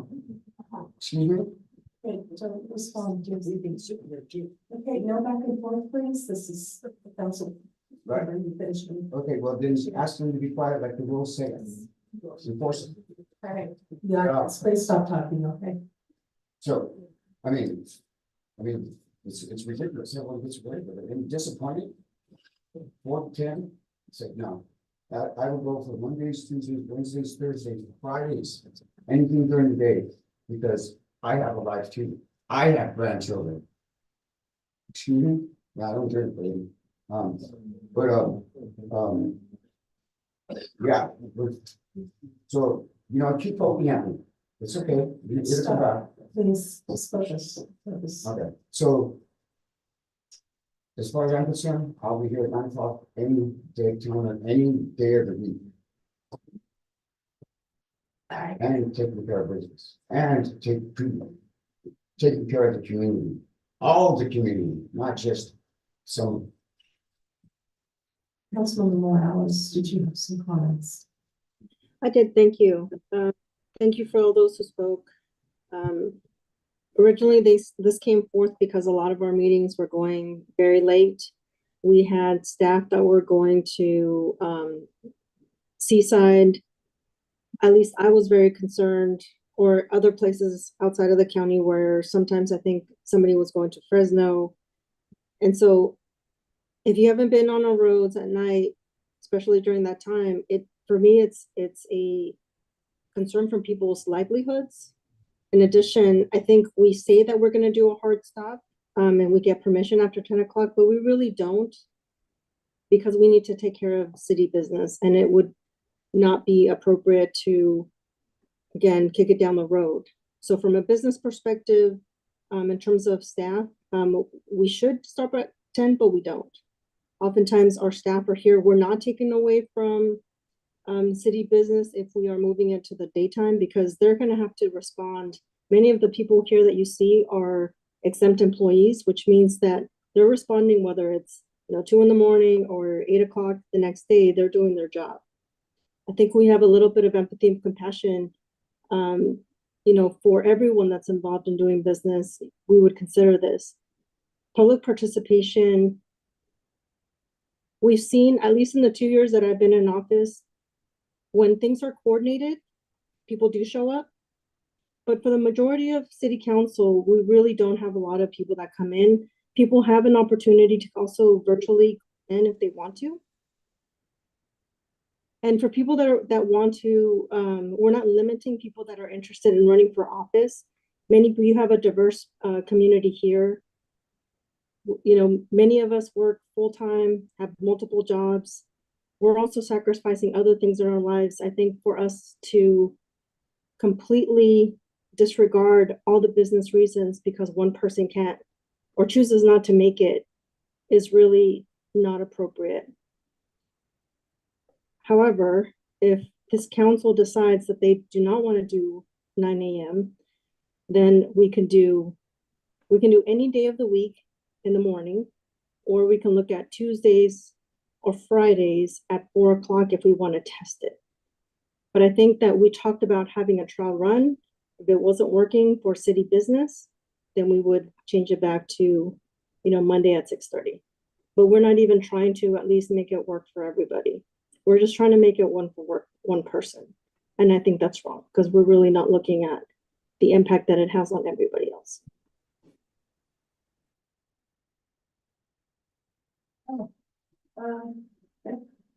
Okay, so just a few thoughts. First, I want to say that, I know that oftentimes people do like to point fingers my way, but this was not my issue. I am retired and I don't have to work the same constraints as my working colleagues. So I've tried to be very flexible in their discussion around different times. I know we did go back and forth. We did initially start with 4 p.m. And had difficulty coming to agreement on Monday or Tuesday. And we couldn't get consensus to make either of those work, which is why Councilmember Burns had suggested Tuesdays at 9. I'm okay with that as well. Like I said, I have more flexibility, and honestly, when the meetings go till 2 in the morning, I don't necessarily have to get up and run around to a job that some folks are commute out to work. I do see your point of view. I know some of you, it is difficult for you to get here during the day. So I do understand that. But I've also seen that, I spoke before I became, mayor. I spoke a lot at both the city council and at county meetings. And what I've noticed is when it's an important topic, people do show up.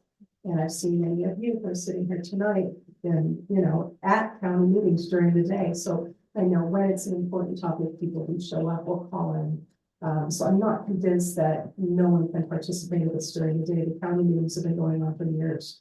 And I've seen them packed and I've seen them empty. And it's the same thing with this in the evenings. When there's an important topic, we're all here. But a lot of times it's empty here. And so it kind of goes both ways. But I am flexible, like I said. I'm willing to give any of it a try. And, you know, we haven't proposed to do something permanently. We're going to, you know, give the 9 a.m. a try, see how it works for, you know, for everyone, including our staff. I do feel for our staff when, you know, they're here till 1 in the morning and they got to get up and for meetings again. So I'm trying to be mindful of all of it. One thing that did stick with me was I don't often agree with Mr. Chakran, but when he was talking about the students, it is important for me that for them to be there, and that does swing a little bit because, you know, if we do it during the day, it's harder for them to participate. And we do like to recognize them. So I'm flexible. I'd like to hear, you know, what the will of the council is and see if we can come to some consensus. My suggestion would be, can we go down the aisle just to state the date and time then? We need to vote on this. We do. It's supposed to vote. And so I'd like to make a motion. Right, which would be one session. My motion would be to, keep it on Monday, start it at 4 with a hard stop at 10. So if I recall, I'll second that motion. okay. Just discussion about this, because if I recall, that was initially what was proposed. It was a problem for a council member who proposed doing it on Tuesday, and then it was a problem for another council member. So is there any wiggle room to try to do it Tuesday at 4 p.m.? I'd be fine with that as well. Okay. So, I mean, Mayor, if I may. yes. So for staff on a Tuesday at 4 p.m., I would probably suggest that we would need some time to check into that. That is different than what is being proposed. I've heard Tuesday at 4 p.m., Friday at 4 p.m. Staff too, I'm hearing concerns about the staff. I'm not sure if there's other staff members that may have babysitting, you know, or childhood activities. They've all kind of shaped their time around a Monday evening. And so, you know, with the agenda, with the ordinance scheduled for Tuesday at 9, that was the discussion with staff. Tuesday at 4 was not a discussion with staff, nor with the other ideas. So I think there was a motion for Monday at 4. There's a second, and I would call for a vote on that, please. Is there any further discussion as far as this motion? Anything, Councilmember Morales, anything further? Yes, I think if we're considering all the council members scheduled, I either propose Tuesday at 4 or Friday at 4. We have other city regional boards that we have to attend. So either do alternating or different alternating Mondays at 4, if that's what you choose, with a hard stop at 10, or look at our other obligations and schedule them around that, because they're only once a month. But if we're on other boards and we can't make everything, then we need to be able to move the schedule around. So either Tuesdays at 4, Fridays at 4, or look at instead of the Mondays, the second and fourth Mondays that we do now, make it the first and the third. If we're not doing 9 a.m.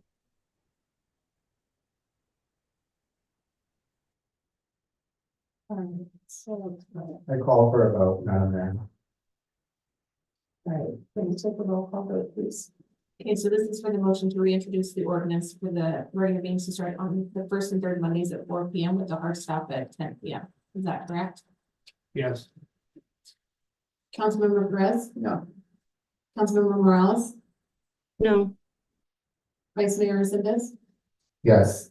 Councilmember Burns? Yes. Mayor Casey? No. Motion fails 2-3 with Councilmembers Perez, Morales, and Mayor Casey opposing. So I think we need to have more discussion around other possibilities. Because I'm sure if we try to do it 9 a.m., we'll end up with a Is it possible for us to bring this back? Yeah, I mean, you have some renoticing issues if this is, if you just want to engage in a deeper discussion about it, that's fine. And then come up with direction for the ordinance revision. Madam Mayor, if I can ask a question. Thank you. I see a sign that's being held up in the audience as referendum time change. What is a referendum? And can you answer questions about people that want to referendum time change? So I can't advise the public on a referendum or an initiative. But it is a process that allows citizens to collect signatures to place legislation on the ballot for the voters to decide. So there's very specific timing, very specific signature thresholds that need to be met, but any individual who's looking to do that would need to ask them. And that would stop the time change up until the November election, is that correct? I don't think it would stop the time change. If anything passed at the November election, that is what would stop the time. And you need a 3/5 vote to pass this time change, or is it a 4/5 vote? 3/5. Okay, thank you. So Mayor, I'd like to offer a motion. Tuesday at 4 p.m. with a hard stop of 10 p.m. Can I get a second on that? Second, All right, can we have a roll call vote, please? Councilmember Perez, No. Councilmember Morales, yes. Vice Mayor Resendez, No, Councilmember Burns, Yes. Mayor Casey. Yes. Motion passes 3-2 with Councilmember Perez and Vice Mayor Morales, or sorry, Vice Mayor Resendez opposing. Pardon? We get to staff, yeah, you know what, we can't go back and forth right now. We're gonna take a break because it is after 10. I do need consensus from council to continue. Yes. So we have it? Yes. Yes. Okay, we're gonna take a 5-minute break then.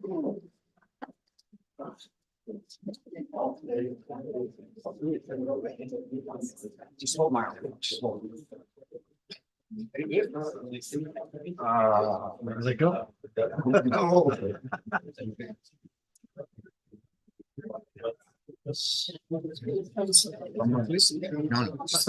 No, this is where I had this surgery. Oh, that's right.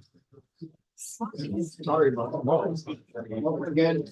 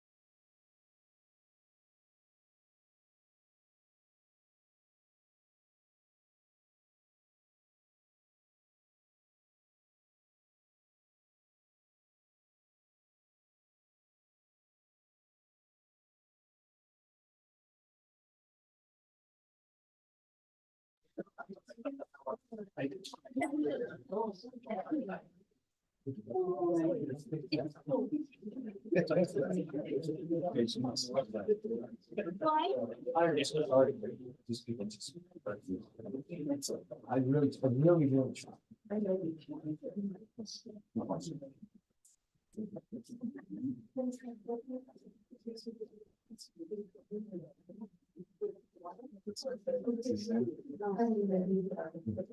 Ready? Yeah. That one.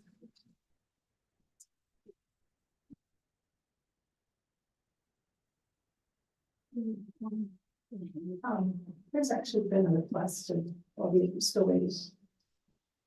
You do have a form present. We do. There has been a request.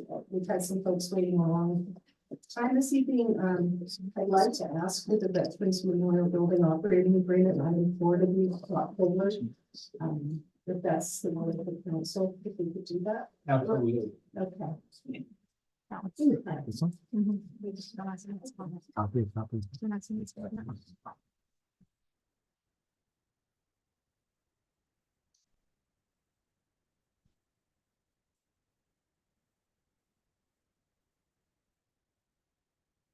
Okay, thank you. So the item before you tonight is an update and seeking direction regarding the Veterans Memorial Building Operating Agreement. And so we have a brief presentation that we put together. Yeah.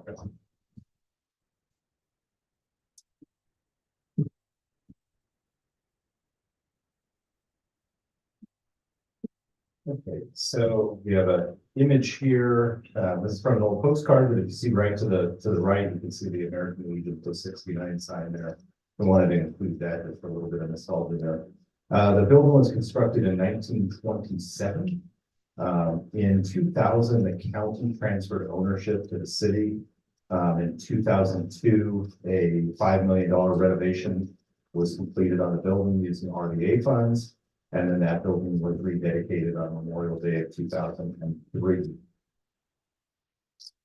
So the groups housed in the building that are using the facility. So we have the American Legion Post 69, and then programs of the American Legion and the Legion Riders, the Sons of the American Legion, and the American Legion Auxiliary. And then we have the Veterans of Foreign War Post 9242 with the VFW Auxiliary as well. Additionally, the building is available for rentals, community events, and all types of different events that have been posted there and throughout the community. So currently, the operators of the facility are the Veterans of Foreign War Post 9242 and American Legion Post 69. We have an agreement with both parties that is set to expire on April 22nd of 2024. So when the city took over the facility, the city staff managed that from 2001 to 2013. In 2013, the city entered an operating agreement with the VFW American Legion. And then subsequently, it's been renewed twice, once in 2016, and then the renewal in 2019, which is the one that's expiring. So staff is before you today regarding seeking direction. So we have three basically options that we can go with. One is to negotiate a new operating agreement with the American Legion Post 69. In having discussions with both commanders of VFW and American Legion, the VFW requested to, if it is the desire of council to continue with the operating agreement, to not be part of that, they would still have access to the building as part of the condition of the transfer of the building. So that's simply just the operating side of the house. That's not impacting the use of the facility. A second option would be to solicit proposals from potential operators, if that were the direction of the council. That does not preclude the American Legion from applying to be an operator, or finally city staff reverting back to operating the building. Currently, we have had discussions with Like I said, both the American Legion and the VFW. American Legion has expressed a desire to continue to operate the facility. Right now, the facility is under the operating agreement with 4 quarterly payments that add up to $110,000. With that, that provides staffing as well as kind of the minor repairs, but larger repairs. We work in partnership with the building operators to get those items handled. In addition, the county veteran service officer has an office there, as well as there is a salary. So with that, we do have members from the American Legion here to answer questions if you have from the operator perspective. And we're more than happy to answer any questions you have. Okay, so questions from Vice Mayor Resendez. No questions at this time. Thank you. Councilman Burns. Thank you, Mayor. This maybe one for the city manager. My recollection is there's a bar at the back of the building of the organization, and so does that pose any liabilities to the city that need to be addressed in whatever the contract is? I would have to look at that with the city attorney. I don't have the answer to that. The bar is operated by the VFW. Right, that's my understanding. That's something I don't have any objections to it as long as it's not public by the PD or public safety. But I just, I'm wondering if there would be some sort of a legal protection that we consider for that. Yeah, we could consider a defense and indemnification clause in the agreement for if anyone drank at the bar and left and then sues. Right, yeah, no, that's my only concern. Thank you, thanks, Mayor. Councilman Burns, questions? Yes.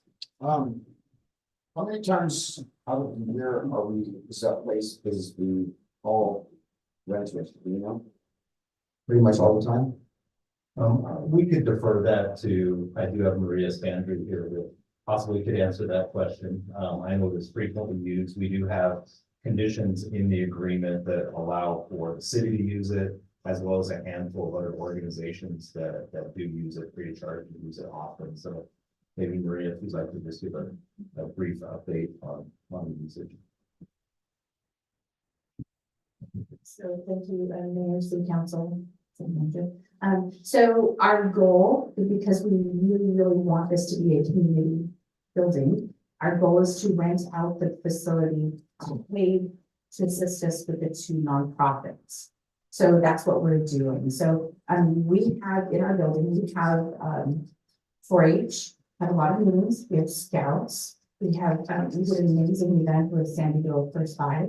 We've done, those are our passions. The elections department. I mean, we've done a little bit of everything. So we want this, since it's the hub of downtown and it's the center of town, this just needs to be a place for all the nonprofits to congregate, to be able to get out there and showcase what they have. And that's what we're trying to do, is to make sure that they know that they have a place to go. Because not most businesses they don't want to take the liability, because like with us, everybody that comes into that building that is in there, we have to have a general use agreement. They have $1 million coverage with the city of Hollister, the VFW, the American Legion as a conditional insured. So everybody's covered. I mean, most of the time what they tell us is like, we have so many insurances with the city, with everybody. We have everybody covered. And that's to ease the mind of council for to be able to know that we're doing our best to make sure that everybody's safe. When Mr. Bedoya was here, I was very proud of myself because he was going through the training and fire exits and so our whole goal is safety. So like I said, when our goal is to have 2 paid, 2 unpaid, so that the community can come and showcase their nonprofits. So we've done we've had the animals out there so that we can have adoption fair with 4-H and kind of breakfasts. And so. And one thing I would add that if the council gives directions for us to negotiate a new agreement, I have been in discussion with the American Legion commander, Mr. Luna, who's back there, we go, regarding usage policies and, fee schedules and making sure that's up to date, clearly available to the public. So we can promote it and have equal access to it.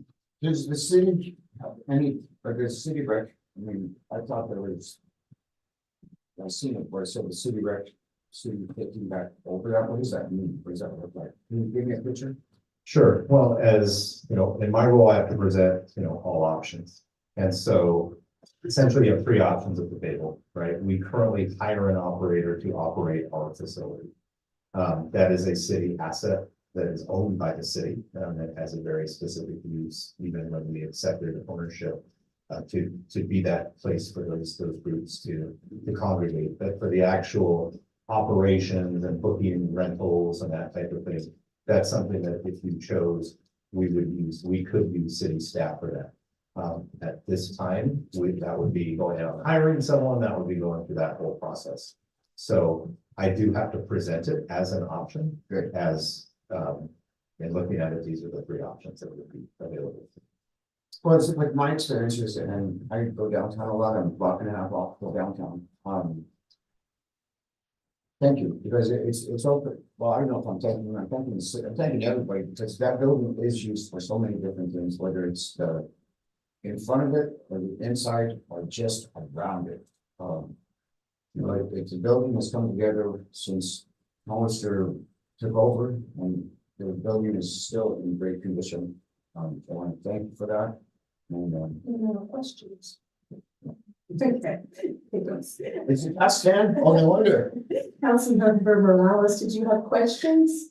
No questions. Okay, I don't have any questions either. Can we allow public comment, please? Yes, Mayor Casey, we currently have 7 speakers for this item, 8 speakers for this item. The first speaker is Esther Lepore, followed by Mary Dam.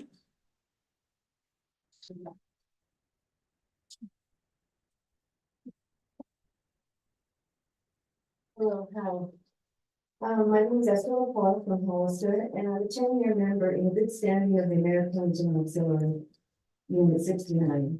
5 of those years I served as president, and I'm a life member of the VFW 9242 Auxiliary, where I currently serve as district president.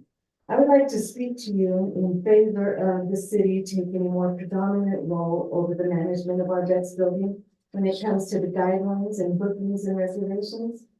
Because in my opinion, it's very difficult to book a room for a 1-hour meeting once a month, or for an event such as a membership drive, not even to make a profit, but just for publicity and for exposure. And I've been told that I would need a $1 million umbrella insurance to use the plaza, and I was told that I did not go through the building manager's proper channels to use the plaza. I called the city rep. And I've always been told that it's booked out for a year, so there's no availability to my auxiliary. As a veterans organization, we are part of the American Legion family.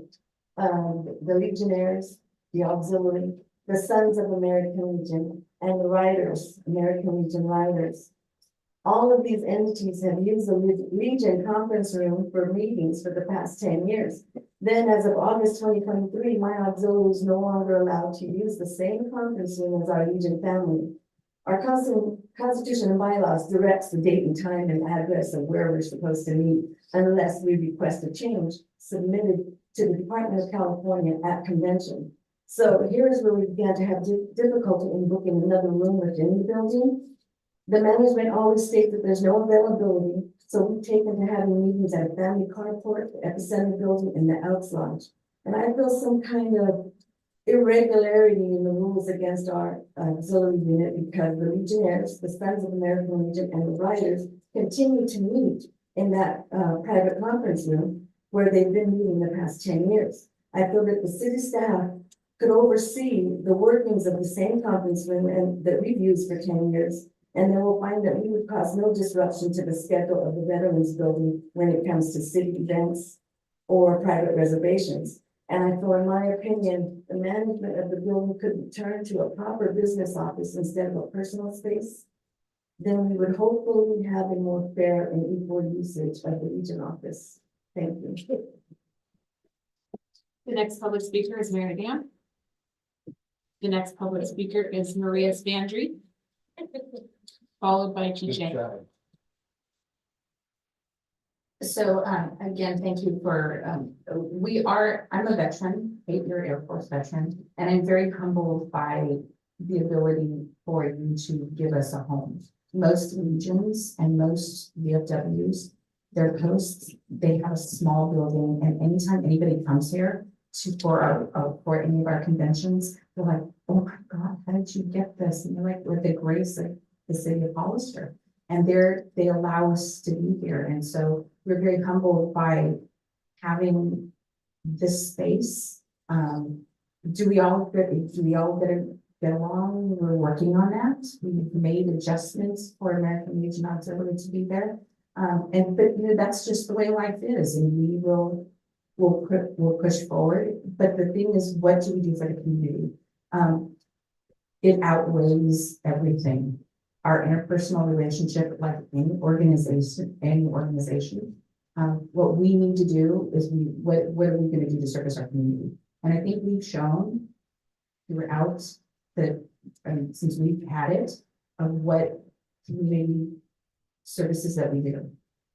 Our goal is service before self, and we will bend over backwards. I know my husband is definitely telling me to not work so much, but it's the passion. And I can't tell you, when I see veterans on top of that building, I'm so humbled by being there, because that's who we are. We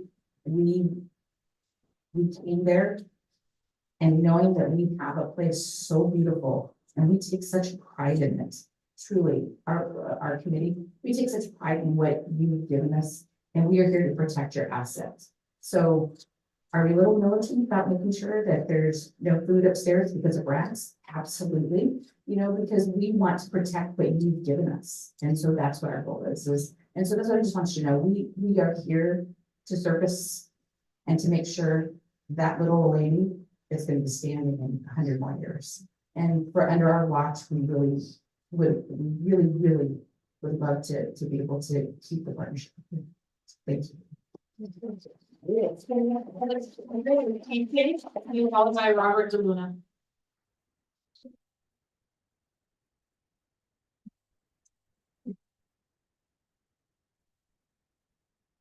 Hello, good afternoon, everybody here.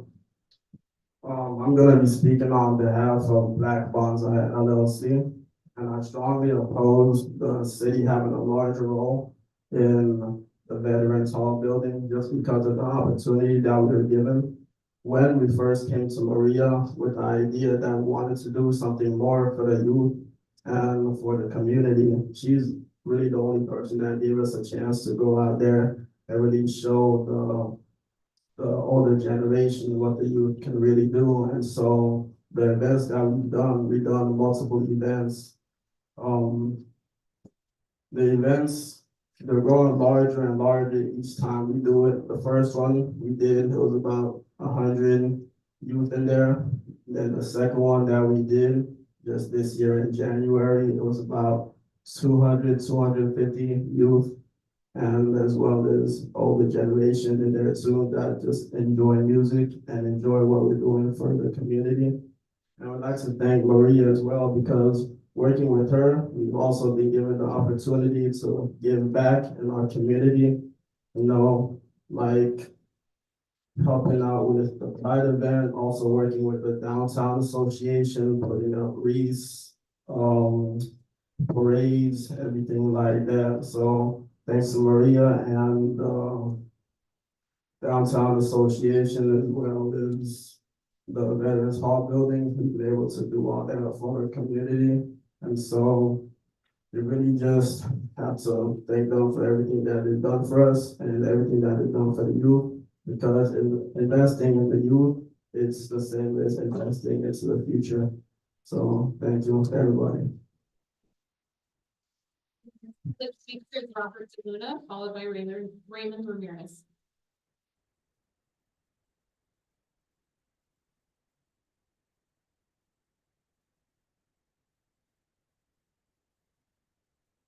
Mayor, council members, thank you for your time. My name is Robert DeLuna, currently post commander for American Legion, Post 69. And I'd like to thank you for entrusting a veteran organization to help maintain, manage, and upkeep the Veterans Memorial Building. What I consider a focal point in our city. We take great pride in doing it. With our current contract coming up for renewal, I would like to express our interest to continue with the maintenance, upkeep, and management of the Veterans Memorial.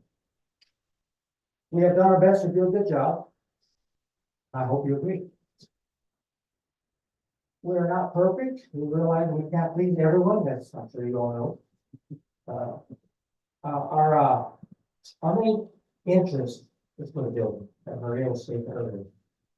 The name says it all, Veterans Memorial Building. So with that said, I once again express our interest to continue the duties of managing, maintaining the Veterans Memorial Building, working together with the city, and servicing our community. Thank you for your time. Raymond Ramirez, followed by Elijah Wilson.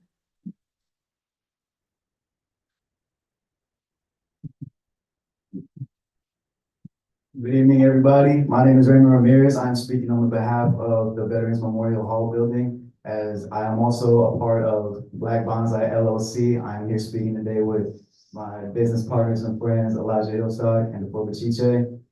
I want to say I'm very opposed to the idea of the city having a little bit more of a predominant role in the operations in terms of how the building is being operated.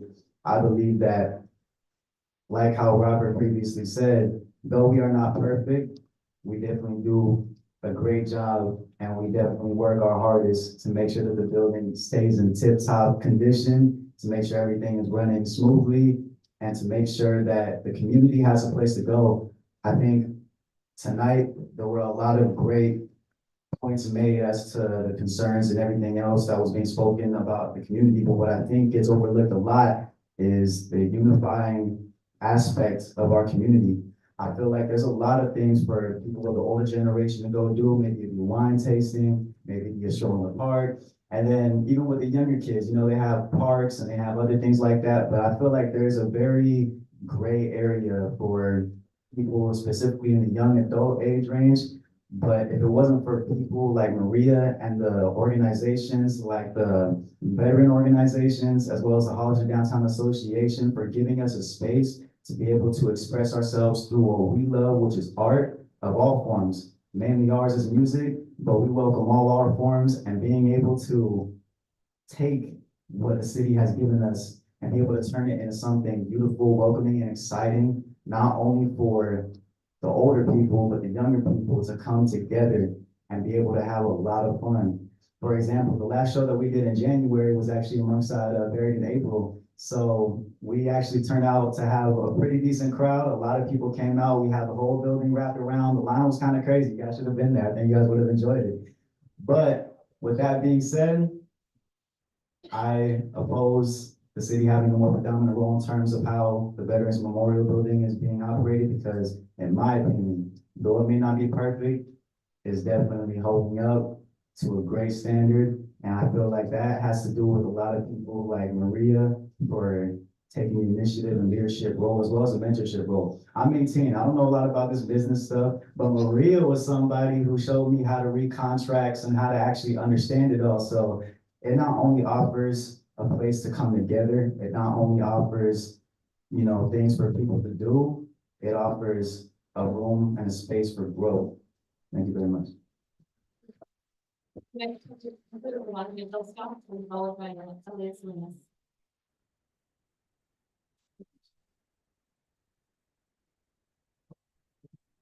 Hello, nothing here.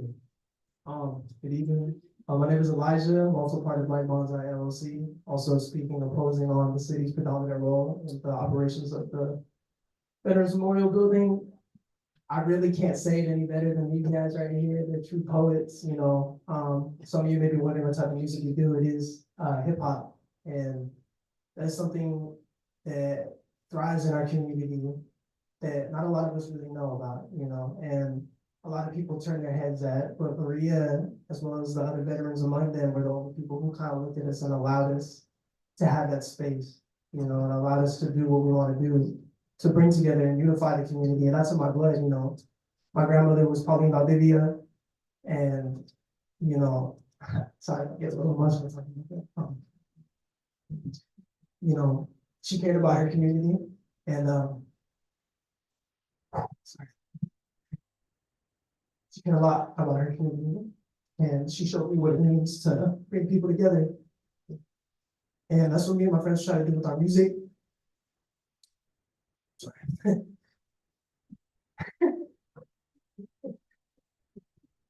And yeah.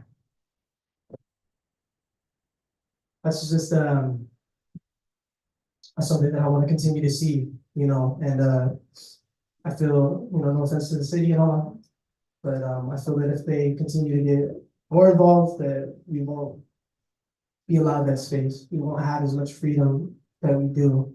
And but once again, I can't say anything, but my friends here, thank you for your time. The next public speaker is Maria Selena.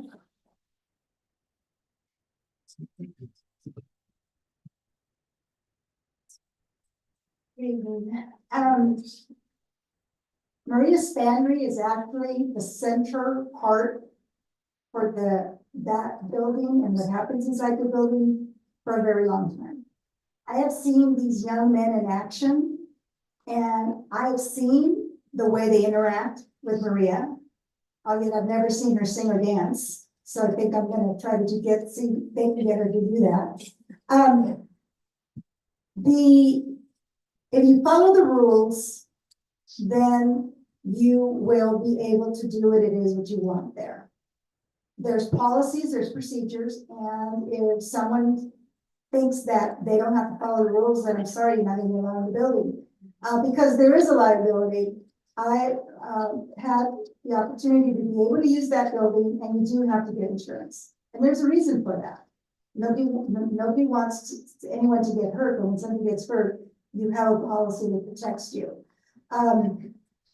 I've been in numerous types of events, seminars, workshops, both upstairs and downstairs. I've been there for also for the last year. I know last year I was there as an example for the for Halloween.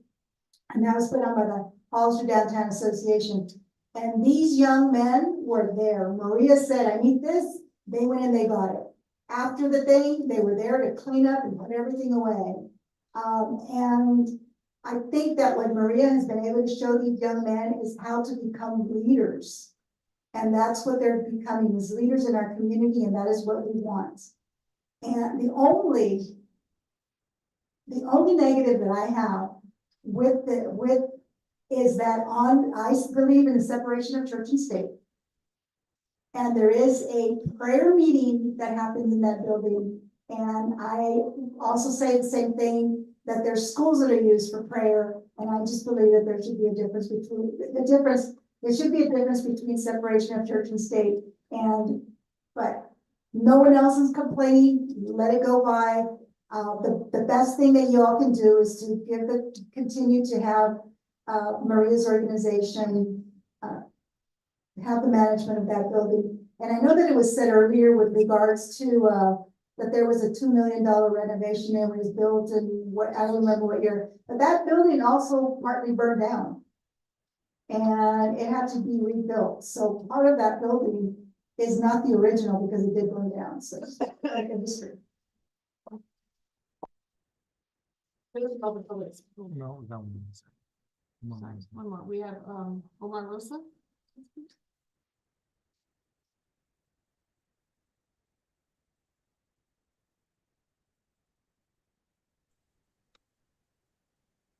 Hi, good evening. Thank you so much for allowing me to speak here. I just wanted to say thank you to the American Legion for allowing the Hollister Downtown Association to host a wide variety of events that we do throughout the year for the community. We've always thought of the Vets building as the heart and soul of downtown, and so we try to feature the building as much as we can. 4 years ago, for instance, Maria and I were doing a youth job fair, and she once said, you know, what I'd like to do here, Omar, is I would like to have a place where kids can come in or parents can find out what's available after school at group activities and so forth. So that was the creation, the thought behind the Youth Expo that we do every year. And so it was because of that and her allowing us the space to be able to bring in all these organizations at no cost and be able to host these events and try to grow registrations and get kids out of, doing activities like the gentleman before you that came up. That's the kind of partnership that we've enjoyed so far with the American Legion. So we just wanted to say thank you to the American Legion again for assisting us and providing us a place to be able to host a lot of the events. And hopefully we are able to treat the building and give it the love it deserves as well. But that's mainly what I wanted to say. So thank you, American Legion, for allowing us to be a partner with you for the events that we do.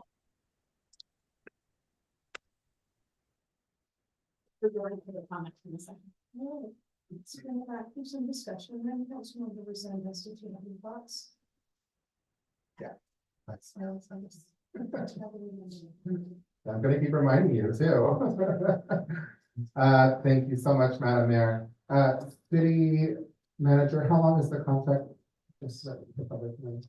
The last one was a 4-year term. And we're looking at, So, yeah, I would recommend if it's the will of the council to do an additional period. okay, good. So I don't necessarily think that we should take more ownership or we should have more involvement in running the building itself. I think that, I don't know, there's something special about the architecture of the building and the people who have been taking care of it. I think it's like a perfect match. I think that you guys have done really well with it. I appreciate you. It's just the service that you provide to our community, to our country, and then within our community, it's just a perfect match. And I'd like to see more of this if we could. So I don't think that we should necessarily take a more stronger role in there. But I do agree with my colleague here on the right that we do need to look into the concern that he brought up. And I would like for us to have a seat, because I do hear that there's some possible mediation of challenges that could occur. Just have a seat, talk to everybody at the table, and see if that's something we can address and maybe even protect the contract. Does that make sense? Yes. What I would suggest that that's me, if there is that role, we are very clear in policy how we get there, and look at whether it be president of the group versus not versus, but with if there's conflicts, it would be with the leadership of that group rather than individual folks in the middle of all that. Okay. Each group has multiple people. Yeah, I want to hear everybody out. I'm grateful for the partnership and I want to continue it. And please come ask us and let us know what you do. We want to support you guys. You guys support our entire community. And thank you to Black Bonsai. Thank you to Young Lich, and thank you to Mr. Hillstock. We love having you come out here to speak. So appreciate you guys being here tonight.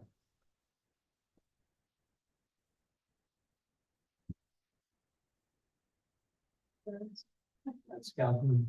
Council member. All right. It's after 10. It is, and I'm going strong. So first of all, I see a lot of pride in the building. I see a lot of effort. I think you could actually eat off of the floors in there, and that's amazing. I'd say your best is good enough. I would ask, do you have a social media platform? Because all of the events that you do, I think it could be very helpful to have some sort of a social media platform, or maybe the city offers some assistance to promote these things, because in my world, more is better and communication is the key to that. And so I would like to look at that. Councilmember Resendez said, if you need some help, wink, wink, nod, nod, we might be able to help. I guess if there are problems with people paying the liability insurance, I'm wondering if there's a way to provide some sort of a hardship waiver for that. And I'd like to see more about that, because again, I don't want people to be limited on their abilities simply based on the cost of the liability policy. And I have no clue what they cost today, but I'm sure that they're not cheap. Also would like to maybe explore ways to create more meeting space there, because there's oftentimes when you walk in, there's a great big floor and there's a lot of space, but I suspect it can't get privacy, so I don't know if there's a way to put up some portables or make those available to them, so that more is better in my mind. And then I guess, finally, I would just like to say, if it ain't broke, don't fix it. So I support moving forward with the renewal of the current agreement for the 4-year period. Thank you, Mayor. Thank you. Councilmember Perez, comments? So the word tells me to speak the truth in love. I love the way you guys take care of the building. And none of you can outwork George. That's 10, I forgot, not even you 3. But I do hear things, and you know what, I understand when people are having events that, you know what, they want it their way, I get it. That's a little bit separate. What really made me happy is to continue on, but also, I don't know what's going on, but it's gotta be settled, because you know what, we're all one community, we're all one team, we're all one army, we're one nation, not Raider Nation. But, you know what, you know what, I don't like VFW being separated, I don't even know what the heck's going on. Get together, let's move forward, and let's do the events that you guys are doing with the city together combined are great. Let's make it better. There's always room for improvement. Thank you. Thank you. Councilmember Morales, did you have some comments?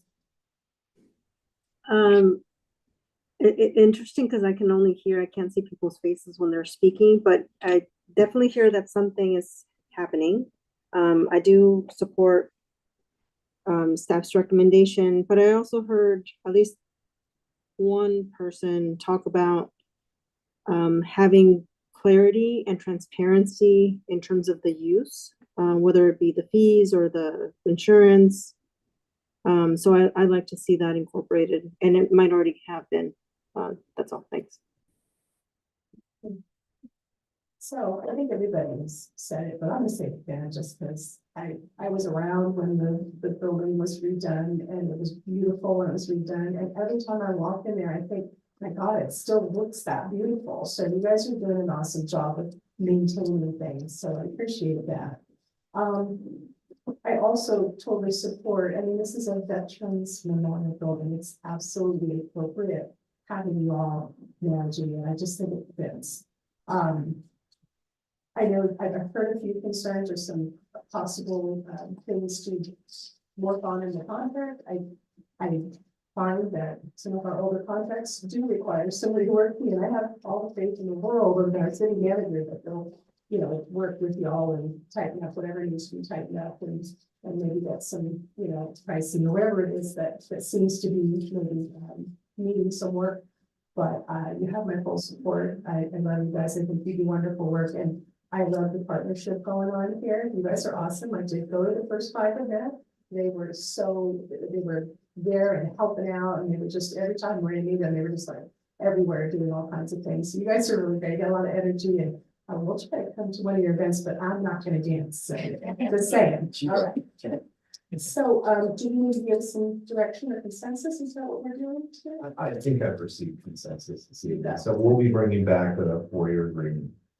Most likely it would be the second meeting of April, because we've got consensus, that meeting, and looks like it's 15th, contract expired 22nd. So we'll bring an item back. Thank you all. Sorry it took so long to get to you. Maybe for the focus. All right, I think we're gonna finally get to public hearing. So, item 1, ordinance number 1248, an ordinance of the city council of the city of Hollister approving the 3rd amendment to the development agreement by and between the city of Hollister and the development known as West Fairview for the partial assignment of the development agreement to Eden Housing Mimosa Street investors. May we have this report? I'm going to try to make this very brief. Thank you. Eden Housing is our 100-unit affordable housing project. There is a development agreement for the West of Fairview development between the city and Award Homes. Award Homes has amended the DA twice. This would be the 3rd amendment. And yes, Eden is asking for the amendment for a partial assignment of the terms of the DA that are applicable to them. So then they would have their own contract, so the things that they were required for, and they need to do this in order to take purchase of the land. So if we approve it tonight, they can then complete purchase on, complete taking the land from the war homes. With that said, I was recommending that you adopt an ordinance, approving the West Fairview Development Agreement Amendment, which is also, I should have mentioned, been reviewed by our city attorney. I don't even have to answer any questions. Questions, Councilmember Burns. No, none. Zero. Councilmember Morales, any questions? Councilmember Morales? No. No questions, thank you. Okay, then I'm going to open the public hearing. Do we have any, public comment? Yes, Mayor Casey, we have one for Waisha Song. Hi, good evening, Madam Mayor, Vice Mayor, and Council members. I'll make this short as well. Thank you so much for taking us deep into the evening. I believe this item and the next items that even housing is incredibly important to helping us deliver more affordable housing to the city of Hollister.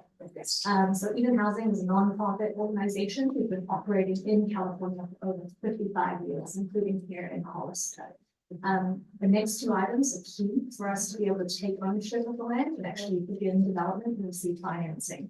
To date, actually from last month when I was here, we actually already received even more project-based vouchers from the Housing Authority, and we've received a threshold letter from HCD awarding $4 million to the project. So in order to deliver those dollars to the great city of Hollister, we need your support tonight. And these units will go to support families that earn less than $55,000, and that's what family of four. So that will really greatly benefit the low income, extremely low income, and the power that people receive. So appreciate you supporting these motions tonight. Thank you. Those are all the public comments from the side. All right, I'm going to close the public hearing. That person deliberation. Councilmember Burns, I'm going to leave.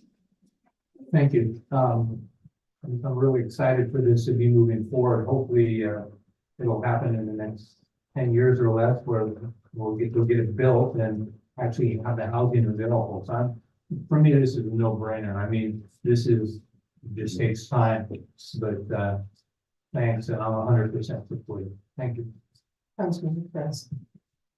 I am so excited. Oh, it's not comments, questions. Yeah, I'm so excited that not only that we're moving forward with this, and I mean, this is a great lead, like we're saying, to most of our community, actually, because it's low income housing. This is what we've been talking about, Tim. It's like only been taking like 3.5 years, but we're getting there.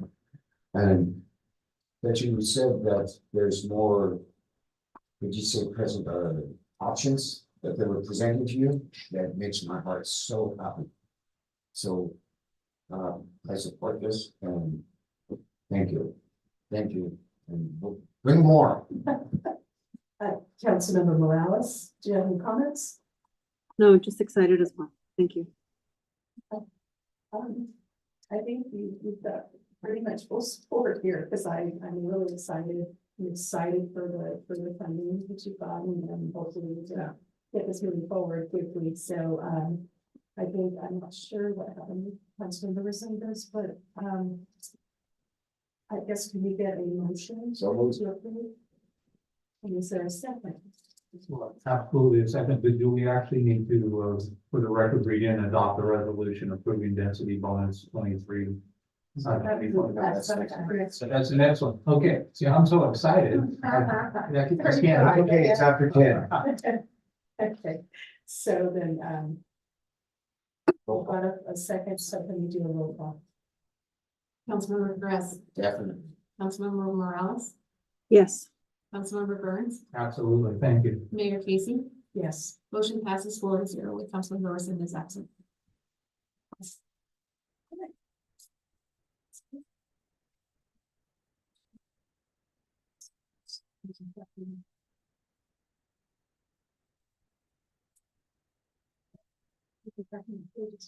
I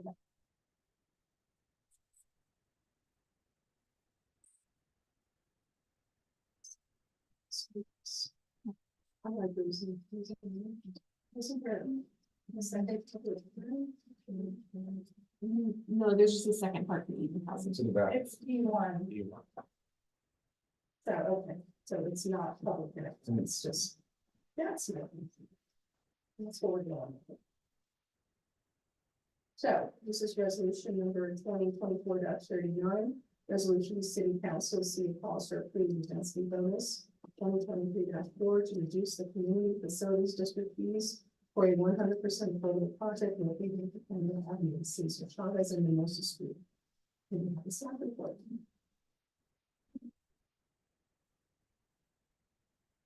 This is the second part of the meeting for tonight. The planning commission previously approved the density bonus for this project. That density bonus was for one incentive and was for the waiver of development standards. It was a rear setback and height requirement.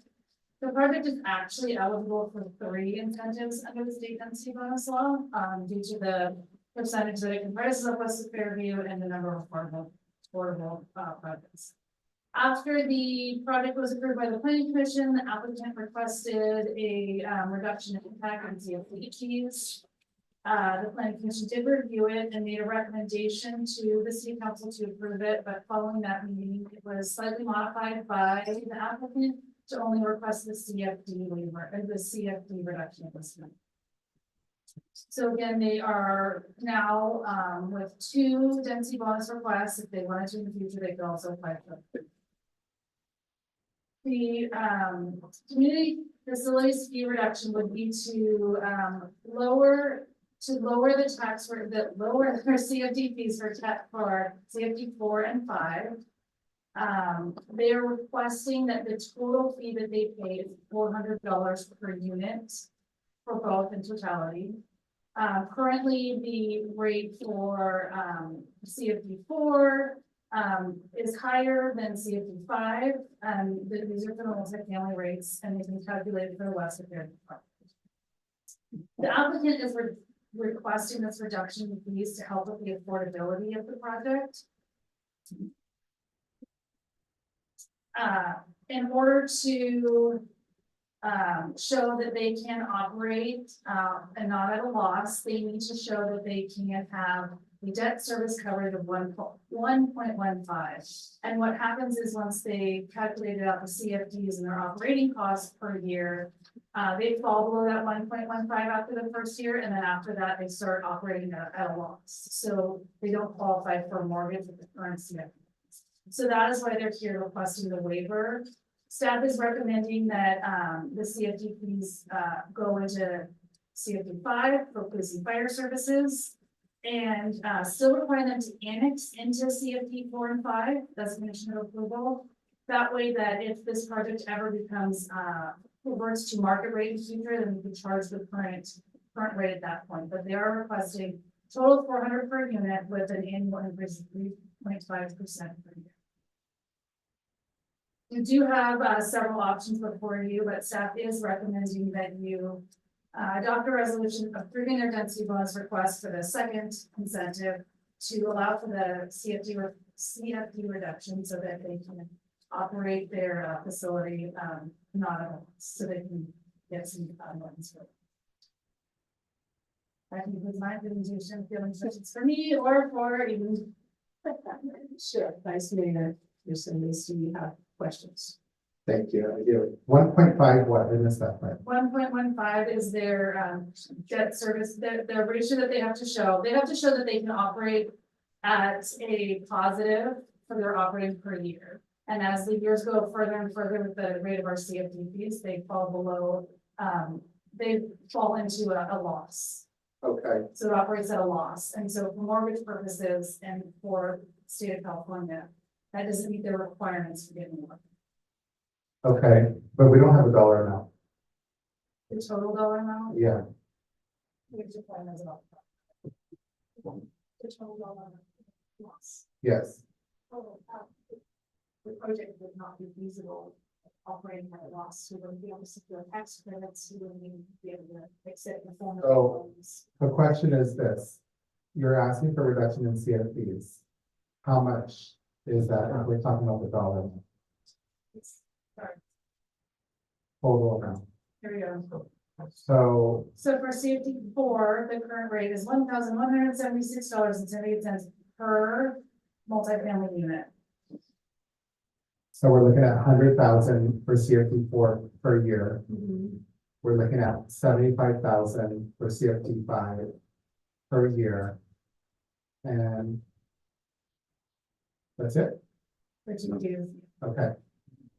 And then you said it's gonna be for a total of how many years? So CFDs are forever. Yeah. They do increase annually. Unless they go to market rate at some point? If they were to go to market rate, we have it in there that that person would not get this advantage. They would have to pay the market rate. So if Eden operates for the next 1,000 years, it would be $400 with an annual increase of 3.5% for the next 1,000 years. Okay, I'm really torn. Because I want affordable housing, but who's gonna cover the cost of that? By putting the money into CFD4 and 5, it covers police and fire. The rest of Fairview is paying into tax rate 20, so then it pays for the maintenance fees. So there still is money coming to west of Fairview. Okay.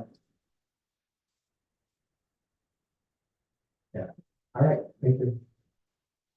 That's more questions. Thank you. I may have missed something in the presentation here, but so we're gonna lock these rates in now. Is this, I heard you talk about they wouldn't qualify for the loan. So if this council approves this moving forward, we've committed to this, but by the time these units, I don't know how long it's gonna take to go from dirt to occupancy, but I have to presume 3 years, maybe. And so, what if all the numbers switch between now and then? Does that have any variation on this? Because if you're gonna secure a loan, I presume that it's gonna be a construction loan. And the construction in my life is always prime plus 1 or 2.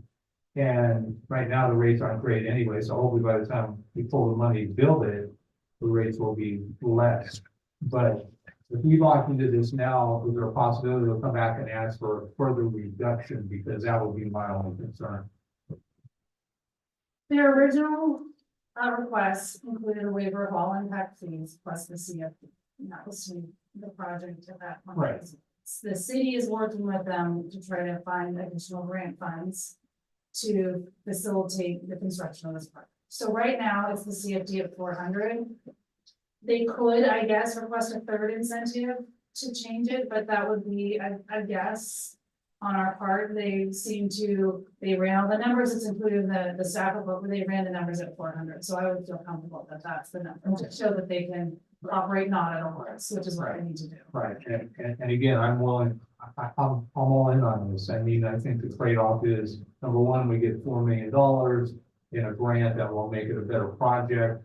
We have a successful operator that's gonna take lead on this. And we have 100 affordable housing units, which is amazing. I don't know that we've done that in a while here. And we've certainly never done it on our own. The developers have never done it as far as I'm aware of that volume either. So for me, I see the risk, but I see the reward. So I will support this 110%. Thank you. Thank you, Councilmember Perez, comments? Love it.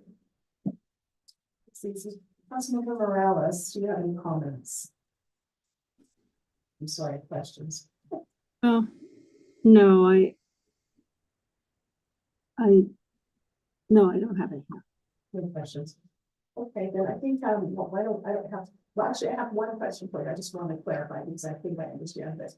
So the initial timeframe as far as affordable is 55 years, right? Like, that one, it's at least 55 years, maybe much longer. Under the density bonus law, they are required, 55 years. So 55 years, they could sell it, or they could maintain it as Eden housing and keep offering it. Okay, thanks.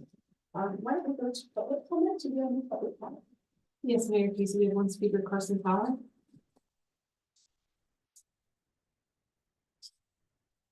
Good evening, everybody. Carson Flower, Kitchen Solutions, and it's pretty late, but this is an exciting topic for a number of reasons. Obviously, it's a great project.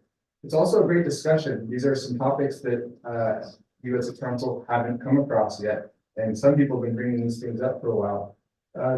What do you do with the CFD reduction or an impact fee waiver? You have to make a hard decision. You have to weigh whether or not the project is worth what you're giving up, which you're giving up maintenance of the future improvements, and you're also giving up to some extent financing the police and fire.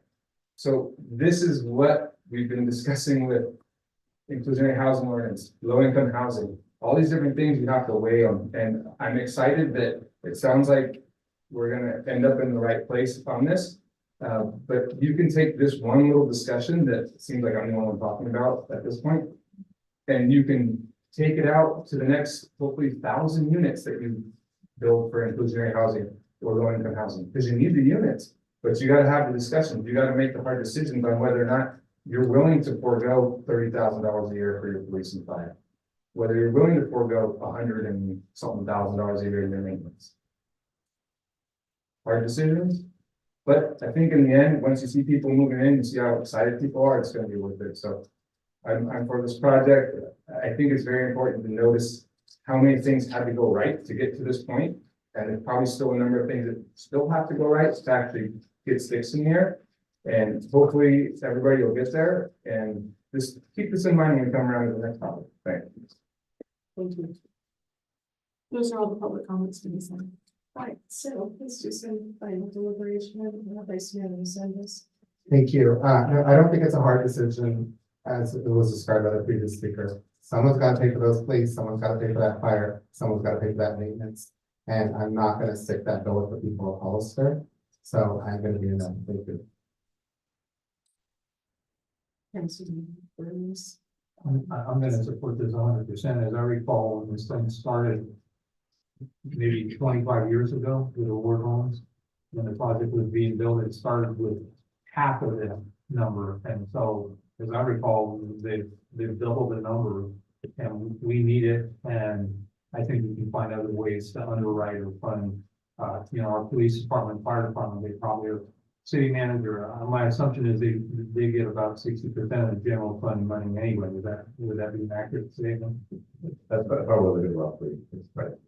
Right. So we will always have money to fund police and fire, and they will always be priorities.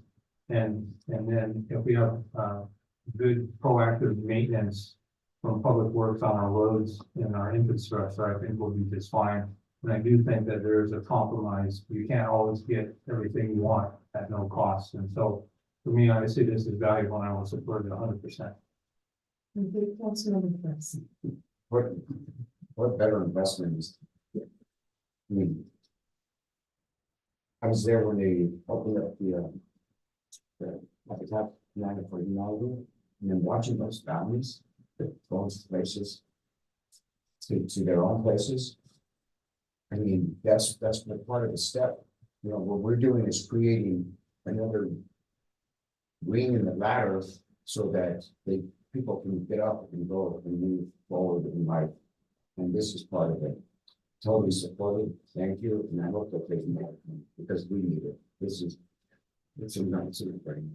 Thank you so much. Councilmember Morales. No, there is no motion, right? So, Okay. yeah, I don't have any comments. I'll wait for the motion. Thanks. Well, thank you for the presentation, and, I too understand the importance of our affordable housing. We need it, and as I've heard so many times from the Vice Mayor, we have 2 and 3 families living in apartments. We need more options for that. This is super important. We have not done a good job of building a lot of affordable. So this is a big step, and it's worth everything. So I just want to be and I appreciate the work we do and support. So I think we're ready. We could probably take call. I'm sorry, motion. Sorry, I keep trying to move ahead. So moved. Second. All right, now roll call vote. Councilmember Perez, More than divided.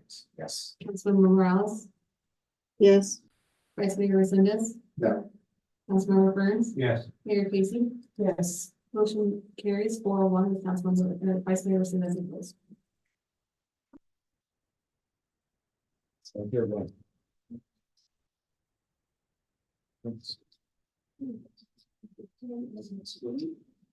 So we'll move on to item 3, inclusionary housing ordinance discussion. Can you start with it? Yes, thank you. Good evening, Mayor and City Council. Tonight's item is a discussion on the inclusionary housing ordinance. If you'll recall, the December 4th, 2024 City Council meeting, the City Council heard an introduction of an ordinance. The ordinance is not introduced as drafted. And at the last meeting on February 20th, the City Council provided direction to staff to bring back a change to the ordinance for consideration of the council. Tonight is just a discussion. The change that was requested was a change to the percentage of affordability split that was in the draft ordinance. The original draft for December was 7% very low, 5% low income, and 3% moderate. The change that you'll see in the attached red line draft is a change to 6% very low, keeping 5% low, and then 4% moderate. And tonight we have our consultant team from PlaceWorks, Greg Goodfellow, here to provide a presentation. We also have David Earlier, principal, online for any questions. And we're going to talk about the ordinance as it stands, a little bit of history, and potentially some options before the council and staff will see the direction tonight from the council on any further changes to the ordinance that we should make, or whether we should bring back the ordinance as has been redlined drafted for me tonight. We'll see the direction following some information from PlaceWorks. So with that, I will pass it over to Greg for his presentation. Good evening, Mayor, good evening, council members. To recap very quickly, the city has been working on an inclusionary housing program for the last few years, basically an ordinance that would require market rate housing developers to allocate a certain percentage of their developments to affordable housing. I'm going to go over the project background, an overview of alternative compliance very quickly. Every alternative, ordinance has a requirement for the percentage of units that have to be developed. There's also alternative compliance that can go into the ordinance for how else you can fulfill that requirement. And I'm going to talk about those objects tonight. Very quickly, in 2020, the City Council gave staff direction to put together an ordinance with a 20% inclusionary housing requirement. 20% of all market rate developments would have to be devoted to affordable housing. And the council at that time directed staff to include no alternative compliance options into that draft ordinance. So staff brought back a draft to the March 2023 Planning Commission meeting with that 20% requirement. And because of that 20% requirement, which is above the state's threshold for this level of what they might call undue constraint on housing, a feasibility analysis was required. In other words, how would this 20% requirement affect the feasibility of market rate developments? What that found was, in order for market rate projects in this market, this local market to be feasible, sizable local bonuses would be necessary, density bonuses for these projects, very significant bonuses. So those were included in this draft, as well as the option for an MUC just for local projects. And again, no alternative compliance options that were included in it. In May of 2023, we received input from the City Council with saying that the 20% requirement could constrain housing development. We agreed with some of the results. You heard the results of the feasibility analysis, and the item was continued until, quote, additional stakeholder community outreach was completed. We wanted to hear from the community their thoughts on this ordinance. So in August 2023, we held an inclusionary housing workshop and found that very quickly the community input favored 15% of the requirement, which is a state norm, much normal than 20%. And they would like to see at least one alternative compliance option in this new draft. So at the September of 2023 special City Council meeting, a new draft ordinance was brought. This one reduced that requirement to 15% and removed that local bonus requirement because feasibility was not so intensely impacted the projects with this lower inclusionary requirement. It maintained the 10-unit project minimum. Housing development projects less than 10 units will not be affected by this ordinance. It maintained the applicability to for sale and rental housing. There was no immediate option, and it brought in an alternative compliance option, which was the acquisition and rehabilitation of existing units. In other words, instead of fulfilling the 50% requirement for affordable housing, a developer has the option of acquiring and rehabilitating existing units into the same amount of affordable units that would have been required. Now, this draft was not adopted due to your desire for more information on these alternative compliance options. What are they? What are the pros and cons of each? That's why I'm here tonight, is to tell you a little bit about these options. And you also asked for this revised draft ordinance, and the change here was the 50% staying the same, but the 7% requirement for very low income units was brought down to 6%. The 5% for very low or low stayed the same, and the 3% requirements are very low income and middle income was brought up before, so it's a more balanced distribution of those 50% requirements. Still a 10-unit project size minimum, still no immediate fee option, and the existing alternative compliance options in this current draft for providing affordable rental units for projects that provide affordable rental units in for sale projects. This is required by Government Code 65589.8. For this alternative compliance option, whereby you provide affordable rental units in other for sale projects, it has to be the same or greater number of very low income or middle units per the existing requirement, and it has to have the same number of bedrooms, each units in mind, as you would have developed if you were applying traditional 15% ordinance. The other alternative option is the acquisition, like I said, and the rehabilitation of existing units. These come with a very lengthy list of standards to make sure that this acquisition and rehabilitation process is fair and safe. It demands a third-party facilities assessment of the site, a third-party site assessment. Existing tenants of these units that are required to be rehabilitated, their rehabilitation and the notification has to be paid for by the developer, and the value of the rehabilitation work has to be greater than 25% of the value of the existing unit that's being rehabilitated. So a lot goes into that alternative compliance option. All right, an overview of alternative compliance, mostly from the state's perspective. Assembly Bill 1505 requires at least one alternative compliance method for inclusionary housing ordinances with the rental requirements. So we fall into that category. The draft ordinance as it stands covers both for sale and rental units. Community workshop also supported an alternative compliance method, but not an agency. Again, that comes from the workshop we held here. HCD has a memo they put out about AB 1505, and they really stress that jurisdictions have broad discretion over their alternative compliance. Again, from the state's perspective, what's important is that an inclusionary housing ordinance does not, quote, unduly constrain housing. They don't want it to be so limiting that it actually less housing is developed as opposed to more affordable housing. And they make it very clear that in this discretion that you as a city have, you should consider your objectives when selecting your alternatives. Do you want to minimize the displacement here? Is that your biggest priority? Are you focused on improving access to jobs and transportation? Are you focused on improving community inclusiveness over these others? Or are you building on a history of affordable housing partnerships? As you'll see, the different alternative compliance options have different advantages for these different goals. Inland fees, these are the most common and the big one. And really what it comes down to with inland fees is that they are very tailored, and they can be tailored in a way that makes them extremely advantageous and extremely useful, or they're not tailored correctly to see that they can become sort of a loophole for the ordinance. So they certainly generate funds for future affordable housing construction.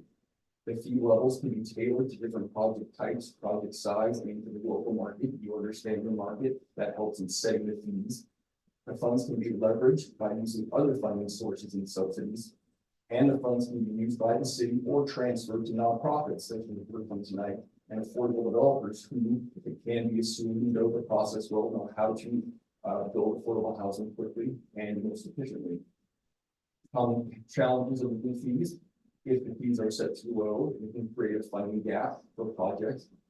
There's a history of fees going unused due to lack of project sites. You'll see that in these other alternative compliance options, there's a given that a site is selected. That's not the case with these kind of sites for affordable housing are not always easy to find. It can result in lower quality units when control is handed to someone who doesn't have the interest of the city in mind. And it can result in exclusionary patterns, sometimes paying new fees may be the most feasible, but mostly for higher end projects. Affordable project sites may be in the least expensive areas of the community, so sometimes it's in the interest of the city to ensure that inclusionary housing takes place in the original development site. And funded projects are generally 100% affordable instead of units being distributed within market rate projects. So in the inland fee, it can be used for a single affordable housing development, but again, those are all going to be affordable units all in one place instead of as if the existing inclusionary requirement was complied with and it was a spread of affordable units within a market rate development. And finally, inland fees require additional staff resources to get projects built. Off-site construction, another common alternative compliance option instead of developing about 15% or whatever the percentage needs to use affordable housing. A developer has the option to build affordable units off of the existing site that he is developing on. Common benefits of off-site construction. Dedicated sites may accommodate higher numbers or percentages of affordable units than the original development site. Developers have the ability to utilize special financing and subsidies for all affordable projects. Again, although that might all affordable projects all in one place can be seen as facilitating exclusionary housing at the same time, like I say, specialized financing is available for those types of projects. And it allows for regulatory conditions in case it ensures certain things like that don't happen. The exclusionary housing requirement could apply to a new site. There can be timing and location issues. We have to make sure that, this offsite development happens at the same time as the existing development. It has to happen in a certain section of the city where housing is needed or where that are strategic location, your transit site, things like that. And there needs to be, or there can be an added condition in the ordinance for administrative approval, any type of offsite construction development as an option for inclusionary housing needs to go through a whole approval process with staff. Common challenges, similar to English fees, they may result in lower quality units. They can result in exclusionary patterns. Off-site construction may be most feasible for the higher end projects. Affordable project sites may be in the least expensive areas of the community, again, land values. And new projects are generally 100% affordable instead of units being distributed within market rate projects. As you mentioned here again, in our draft ordinance, as is the case with most inclusionary housing ordinances, there are standards that say developers in their development of this percentage of affordable units, those units have to be distributed evenly throughout that market rate development. It can't be in a pocket separate from the market rate units. And finally, another challenge of offsite construction is that it requires additional staff resources to get those projects built, more staff, time with the site, and moving options, etc. Land dedication, another common alternative. The developer dedicates land off-site for the development of affordable housing. This can remove that major bottleneck of locating an appropriate housing site. Unlike any fees, this is one where the site is a given, not the money. The dedicated site may accommodate higher numbers or percentage of affordable units than the original development site. And the site may allow use of specialized financing and subsidies when the projects are built. And again, this also allows for regulatory conditions that are built into the code, timing, location, municipal approval, etc. Challenges. This requires careful site assessments by all involved to make sure that it's a healthy site, it complies with local planning, regional planning, etc. The resulting projects may be subject to permitting construction delays.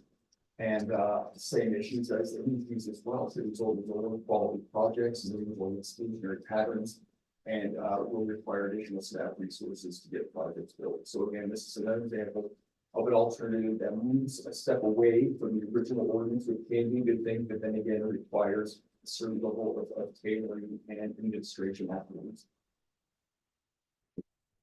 Acquisition and rehabilitation of existing units. Benefits, again, this is that bottleneck of an appropriate housing site, we know we're going to build. The dedicated site may accommodate higher numbers of percentages of affordable units. Design and amenities may be tailored to meet local needs. The required rate of rehabilitating units to do inclusionary housing requirement may be tailored. Challenges that this requires careful assessment of buildings and site conditions. Appropriate sites may be limited, it's not always going to be in many cases, and a set of existing units with the number and type of rehabilitative potentials. The rights of the existing tenants must be respected. Again, in our draft ordinance now, we have it written in that the developer has to pay for all notification and all relocation of all tenants that would be relocated as part of this option. And then again, other similar to the fees. This can result in lower quality units, exclusionary patterns, and it would require additional staff resources to get applied to this building with this second step built in. With that, I'll have the discussion. That was a lot of information. Questions? Yes, ma'am. Thank you. Let me know if we need to go back to the slide, by the way. Thanks, Ben. Well, I'm curious. So I saw that it was 20%, 20%, 20%. You said we can work on this for a few years. What happened? How did we get from 20% to 15%? Planning commission direction, council direction, and the workshop we held at the Vets Hall. Okay, so that all happened under this current administration. The planning commission asked to lower from 20% to 15% for inclusionary affordable Commission housing. and the council have seen drafts with that requirement of 15% units. So thank you.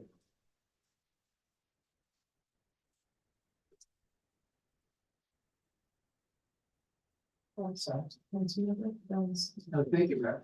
So, at the workshop, how many people actually attended? Do you recall, 30. I'd say, yes, I think there was about 15 to 20 in person and the same online, 15 to 20. Okay, all right. So again, we have 40 people kind of giving us direction for city of 40,000 plus. Okay. One common theme throughout each one of these slides is, as a negative, it's not my word, not yours, it requires additional staff resources. Seems like that's a repetitive thing, and so what do you mean by that specifically more directly, and how does that, or would that impact the city or the cost for that? Simply that, as written, the requirement itself is straightforward. When it's followed, it's more straightforward, obviously, from the get-go. When you build in an alternative option, most of those options require a greater level of administration, basically, and pursuing these off-site options. Any housing that's built on a new site or off-site needs to be, that site needs to be carefully assessed. You build in the requirement for a third-party site review, for example, of any of these required rehabilitated units. All this stuff is very important to make sure that a second development branch off that original market rate development also is developed with the safety and clarity of that original project, which does require more administration. So then, Councilmember Burns, I think David Early wanted to chime in on Okay. to provide you some additional. okay, thanks. Good evening, council members. I just wanted to add to what Greg Goodfell just said, that it is within the ordinance that the city will establish an administrative fee to administer the overall ordinance. And so regardless of which of these alternatives compliance methods you choose, and you have to choose at least one, we will be able to foresee in the ordinance recouping the costs of additional staff time. Thank you. That was my next question. I appreciate that. So, how would the city benefit from rehabbing existing units? I mean, yeah, you get a nicer quality unit, but it feels like there's gonna, in some percentage will be displacement of current residents. And at the end of the day, it seems like we're just trading off one thing for another, but we're not really increasing our number. I think the idea is thus it's an option that does need to be considered.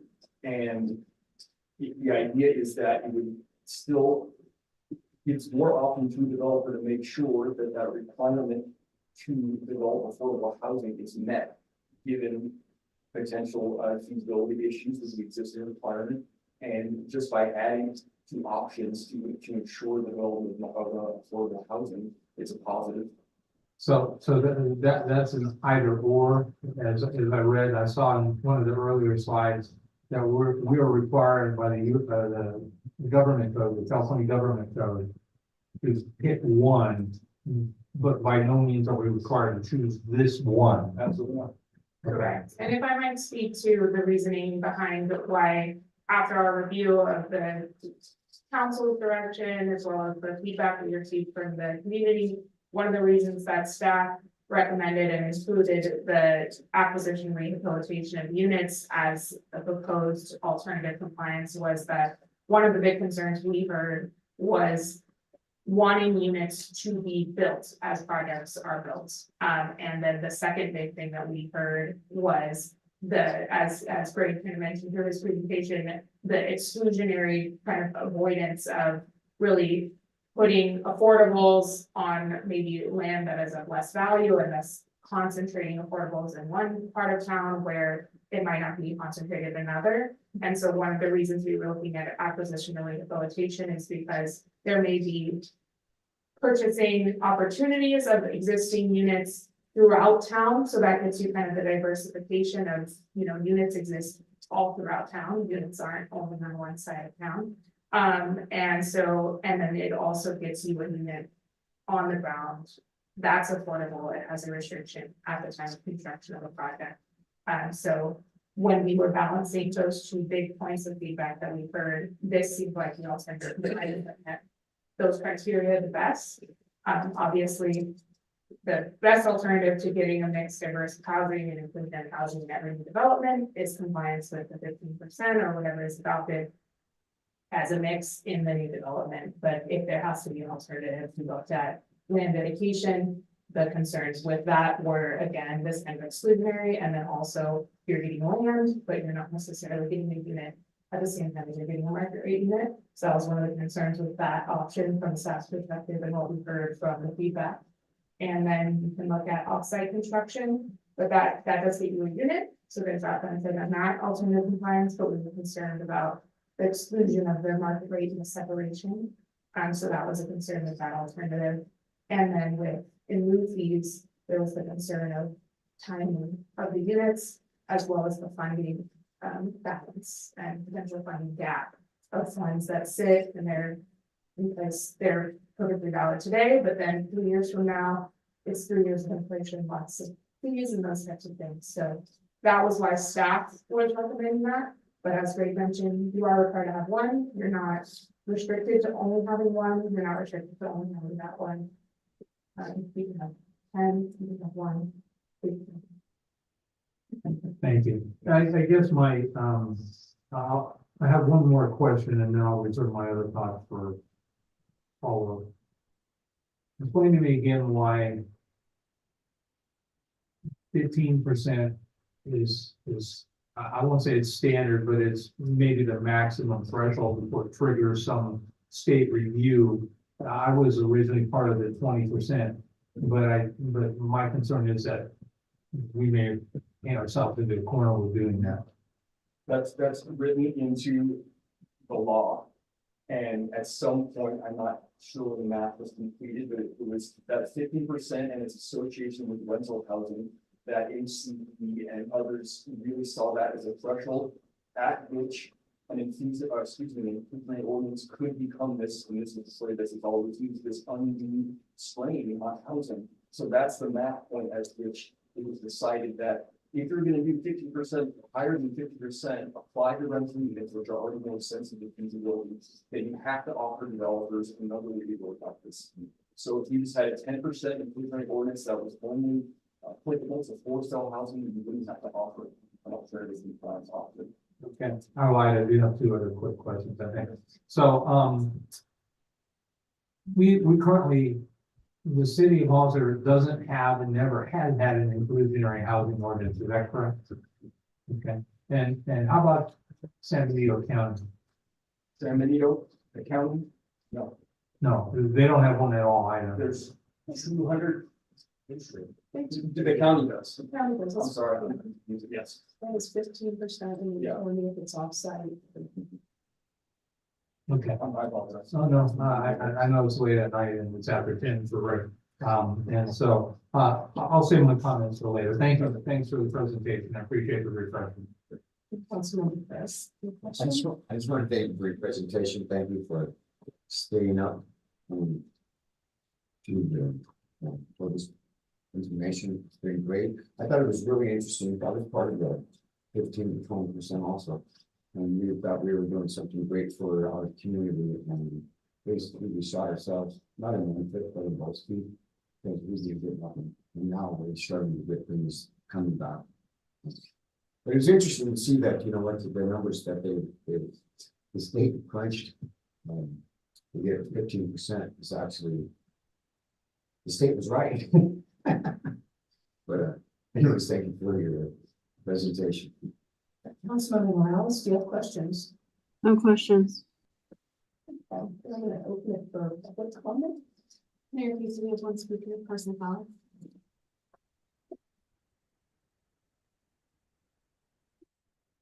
Megan, the goal of your ordinance should be to get affordable housing built as soon as possible at no cost to the city. I think it's a pretty straightforward goal. Is it easy to get there? Not really. I don't like any of the alternative compliance methods. Past councils have tried different stuff, not necessarily for improving housing ordinance reasons, but sometimes we set aside land and get built. I think if you're gonna do one, which you have to, do the acquisition and rehab, and the reason for that is a little weird. I don't think anybody's gonna be able to do acquisition and rehab, it's just back of the envelope, doesn't make sense.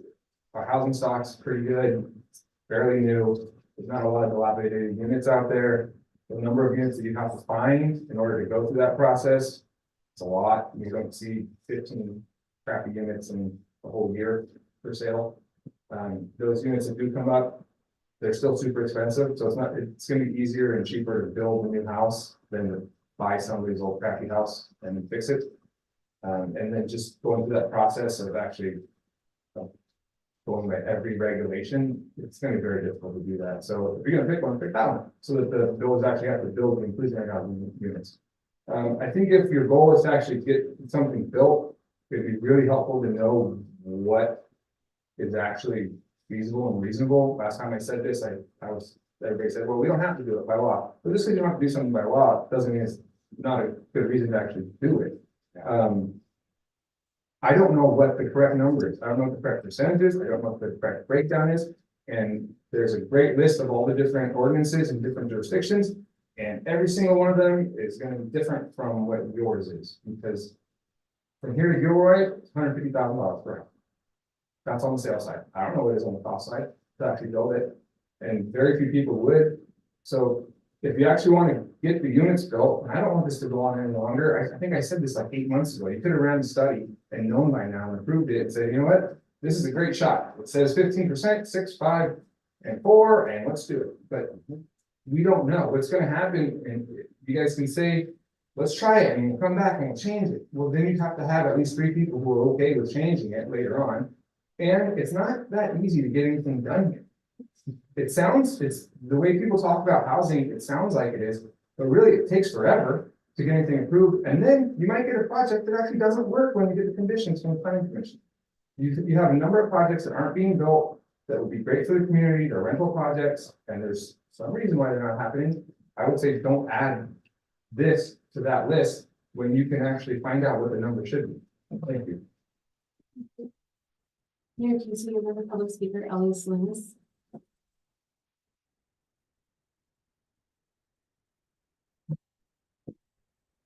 I wait 9 more minutes, I can say good morning. Okay, so there are no buildings buildings to rehab. I mean, it doesn't matter where you look in the city. And even if you were to rehab, it's, depending on how old they are, you have to also consider asbestos. That's why nobody does the rehab building. Nobody does any upgrades in the buildings in downtown because we have that issue.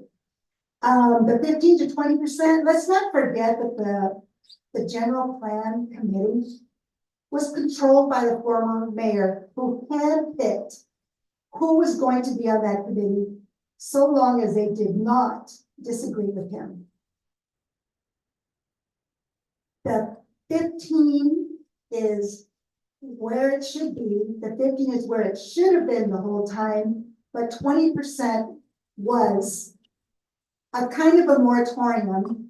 It's just a play on words, a play on numbers. I mean, the former mayor tried the same thing to try to extend the acreage of parks. So if you extended the acreage of parks, that would say no to the developers because the developers are not going to give up that much land because they're here to make money. Inclusionary housing, I mean, 100% include, you know, this song came up, I can't remember the name of the company right now, can't remember the name of the company. And it was affordable housing, and here's an opportunity, and we lack affordable housing.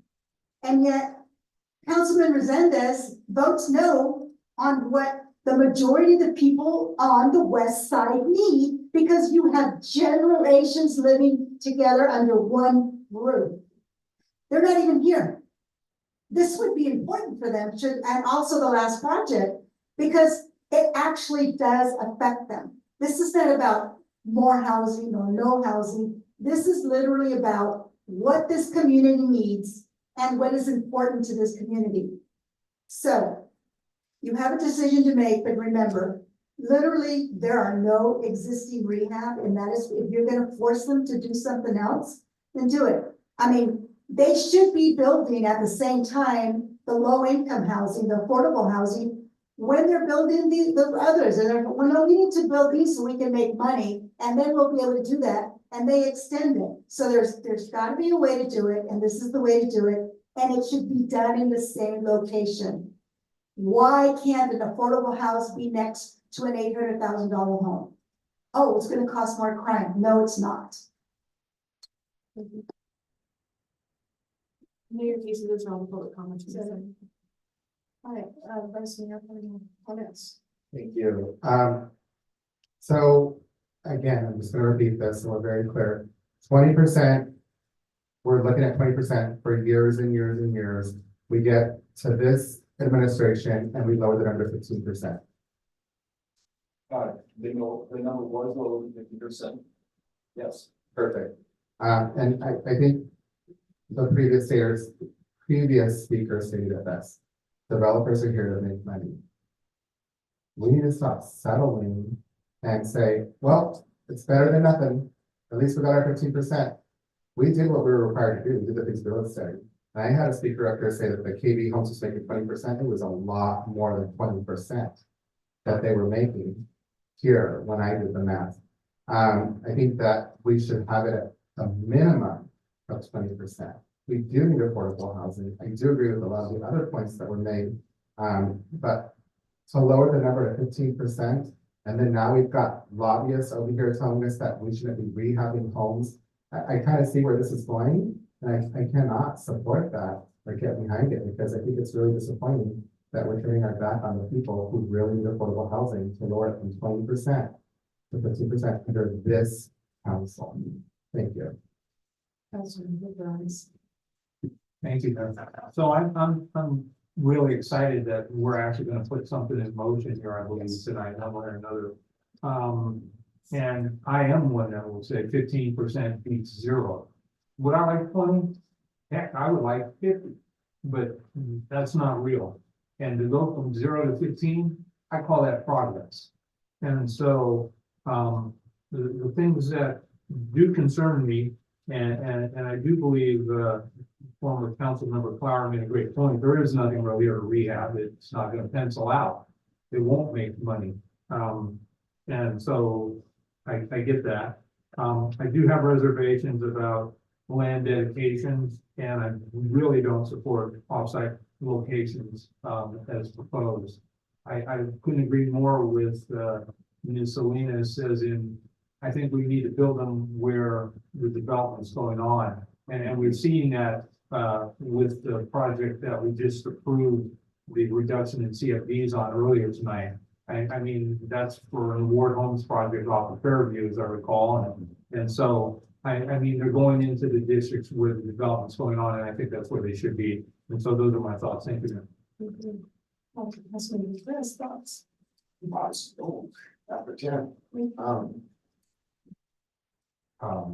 What I think is that I shouldn't have missed that meeting, because we wouldn't have to be here today. It would have been 15%. Like I said earlier, it's interesting to see that the state actually came up with the right numbers. I don't know why I'm surprised, but it's after 10. And so, I feel kind of bad that we're even going through this, because we're going to go up to 15%, because that's the right number to be at. That's all I have to say. Councilman Morales. It's already been said. I'm not gonna make this long because it is. So we did start with 20%. The state did require a feasibility study, which we did. And if I remember correctly, it was found to be infeasible. That was the conclusion. And so you had to add a huge density bonus. I think it was 56%, which is humongous. And so, yeah, I understand the concern that things change over time, and yes, council members change over time, people change their positions, it happens.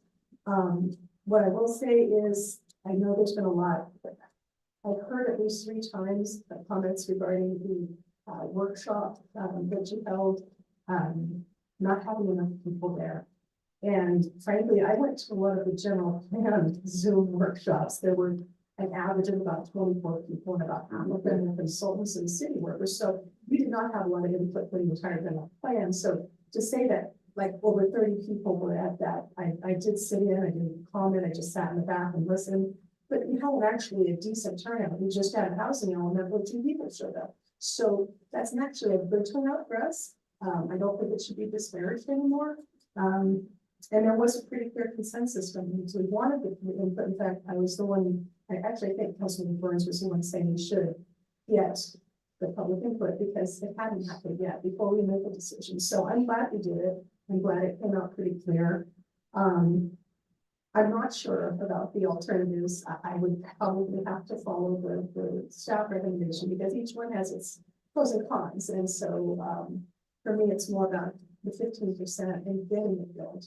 I think we'll see more than we would if we tried to do 20. And what we really haven't narrowed the numbers very well when it comes to low and very low. And this will ensure it that we'll start seeing some movement. So I'm supportive of the 15% and the staff's recommendation. So we have a motion. So It's just for direction. Just direction. Okay, if I'm hearing correctly, I'm hearing no changes to the draft red line ordinance as proposed, so we could bring back the red line ordinance, which will be pretty much everything we saw in December, with the change to the percentage to be 6% for very low income, 5% for low or less, and 4% for moderate income or less. And we can bring that back to introduction. yes. The question there. Yes. So with that, with the option of the alternative, you're what I'm hearing you say is you're going to bring back the offsite locations as an option, as well as the land dedication. No, so the only thing that we have changed from the draft ordinance that was heard in December is that percentage that I just described, and that ordinance has one alternative compliance option, which would be acquisition and rehab of units, and then I suppose it also has that market rate projects can have the affordable accessible rentals as the priority. So technically 2 alternatives, but the one that you have a choice on alternative practices. Thanks for the clarification, I appreciate that. Oh, we do it on as well, as a standard.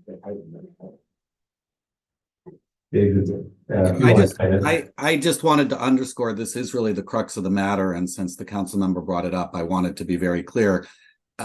Although you're not taking a vote, what we're understanding to be your guidance is that we will not add any other alternative compliance mechanism. We will only retain the rehabilitation of existing units. If any of you want us to bring back other measures as alternative compliance options, right now would be the time to tell us that, so that we can include it in the ordinance. So, and we will, I mean, you don't have to take a vote, but we would want to know that at least 3 of you of the 5 of you want other alternative compliance methods.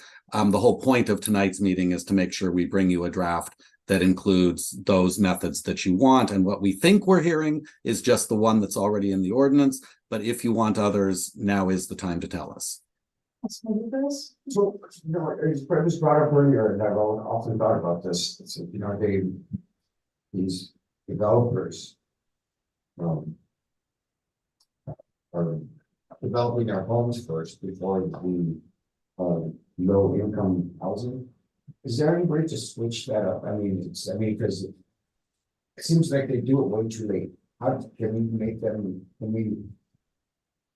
Well, if I could interject here, the point, one of the benefits of the ordinance as you appear to be wanting it to brought back to you is that the units will definitely be developed in one of 2 ways. One is that they will be developed on site, and the ordinance specifies they have to be concurrent with the project overall, or they will be developed as through rehabilitation of existing units, and the ordinance as drafted also specifies that that must be done concurrently with the actual project. So unlike an in lieu fee, which would be collected by the city and held in trust until a later time, one of the advantages of either doing it on site or doing it through rehabilitation of existing units is that they will happen concurrently. So I'm imagining, council member, that you're speaking about the West Fairview project that you looked at just a little while ago, where it's taken a large number of years. This set of inclusionary regulations would not allow a delay of the sort that you've seen on that Fairview project. Thank you. And I vote so. We could add one other thing. Yes, to your point, Councilmember Perez, the city also can enforce timing through both conditions of approval as well as a development agreement.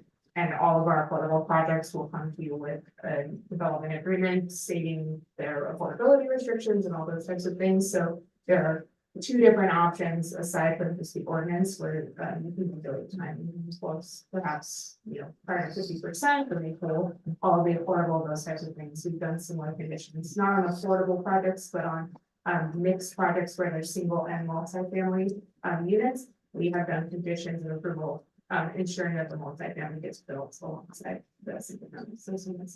No, thank you. No. Yes, for council's consideration, I actually, although I was initially opposed to it, I think it does make sense to add the addition of rehabbing existing units, knowing that, you know, maybe there is an opportunity, but the likelihood is, I think my sense is it makes it more attractive potentially, or more possible to move something from storage sooner. And as I think about it, when I think what I paid for my house versus what it's worth today, I couldn't qualify to buy the damn thing. And so, yeah, I don't see a problem with that. If they want to rehab my house, I'm all in. And just to clarify, acquisition rehab is in, so that wouldn't be changed, but it is there. Okay, thank you. Great job. So, unless anybody has any additional alternatives, I can go through. Right, so we're staying with the sole. Yes, I have the percentage as I can have the sole alternative, and I will work on bringing that publicly. All right, let's move on to item F1. Item 6. Let's see, city council review of the city of Hollister, city council travel policy. We have the staff report. Yes, tonight our administrative services director, Mr. Casey Esparza, will be providing the staff report. Thank you. Never point of order, as opposed to tonight, this morning.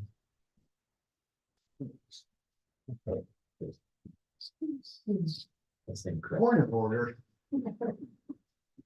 Thank you very much. I do a very brief staff report. So in June of 2023, the city council adopted a travel policy specific for council members. The consensus is being brought back tonight to have a conversation whether or not we should have any modifications to that travel policy for city council members, including specifically the consideration of whether or not we need to delineate any different types of travel. We use the idea of required travel or discretionary travel. So through tonight's conversation, the city council could provide directions to staff, then come back with some modified policy in any form that council. So with that, staff is here to accept direction. Do we have questions at all? Councilor Rosales, do you have questions? Vice Mayor Rosales, it's Jeff. Sorry. Thank you, Madam Mayor. So I'm trying to figure this out in my head. When I first started, do you know how much money we had for travel? I don't know. Yeah, when we took our positions, the dollar amount was 2,500. When you took office, I don't know off the top of my head. Okay, and then did we increase that recently under this city council? Yes, for the July 1 budget, for this fiscal year budget, that went from 2,500 to $5,000. Wow. We adopted a policy. The policy speaks to what's adopted as budget to give you the flexibility to, depending on budget years, go up and down with our tweaking policy. Do you remember that there was a time that anybody has ever gone over our allotted travel expenses? Does that happen? Did you work in the city of Hollister? Last fiscal year, there were a couple of overdues. Okay, and then we increased it to 5,000. And from what I'm hearing, the ask is to give even more money to travel if it's quote unquote on city business. Is that correct? So we were asked to bring this item forward at the end of a council meeting with the consensus, so it's a very limited discussion. We believe the intention and, we could definitely seek more feedback because this is getting direction to come back with a potential policy change, was looking at how the travel budget is allocated for, let's say, for instance, you have a league of cities and you're a delegate to it. You're doing official city business. Should that count towards your travel training budget? So I think that was the intent, and we're here to take direction. Yeah, so. Looking forward to hearing the discussion. Thank you. Councilman Brooks. Thank you, Mayor. I would just like to have an option for those of us that don't use that money to have it put into our discretionary fund. I've been on council 3 years. I've never done anything that's cost the city any money in that regard. And so I'd like to have the access to the money to do things in my district versus if you're sitting in the general fund. So I'd like for that to be considered moving forward. There's an option. Thank you. Councilman, if any questions? Councilmember Morales, do you have questions? No, I don't have any questions. All right, do we have any public comment on this? Mayor Casey, there's no public comment to be second. Right, so let's bring it back for some deliberation. Vice Mayor? Thank you, Madam Mayor. Yeah, from my understanding of what the ask is, that we started off with $2,500 when I was first elected. A couple of people on this administration went over that. And I think I might have seen that once with one of my colleagues previous to that as well. And then we doubled it under this city council. And from my understanding, we now want to give even more money to this council to go on like special assignments, quote unquote, under the city's dollar. That's my understanding of it. And if I've got it wrong, then please correct me. But if that is the case, then I just can't support that at all. Thank you. Councilmember Brooks? Thank you. I will express my interest. Thank you. Councilmember Brooks?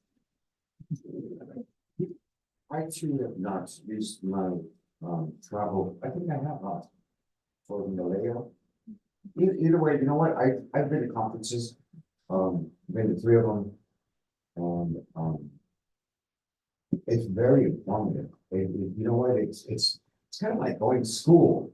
I don't know if we have any teachers around, but you know, when you go to school, you guys learn things. And so when I go to these, events, these schools, classes, we learn things, you get to interact, you get to, it could increase your network. Right, you get to more, it's all in the recesses in the breaks, is actually where you really learn things because you talk to people. And if we limit that or take it away, then we're shooting ourselves in the foot again. And you know what? We're gonna be back to 15 or 20%. So it's, you know what? I'd rather just see, I don't know what the right number is, but I've never seen since I've been on council and before, where someone has taken these funds and went on vacation to Hawaii. Yeah, it's always about business. And you know what? It gets tiring. And you know, so what I have done is for my times is I will leave early, but I will come back late. So I don't cost the city any money, but I get a benefit out of it too, because you know what, we deserve the benefit because we work hard up here. Some of us do.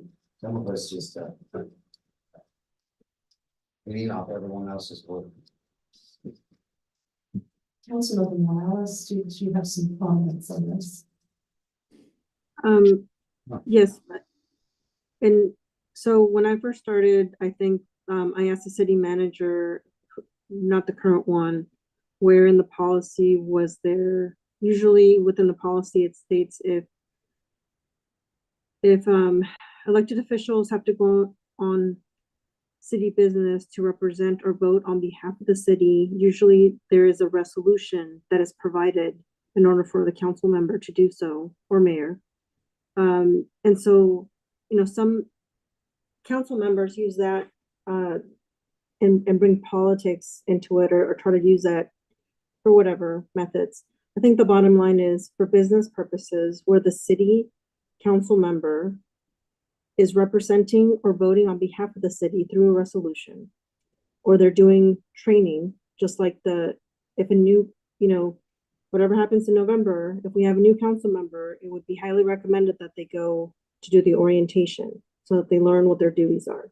These trainings should not be weaponized.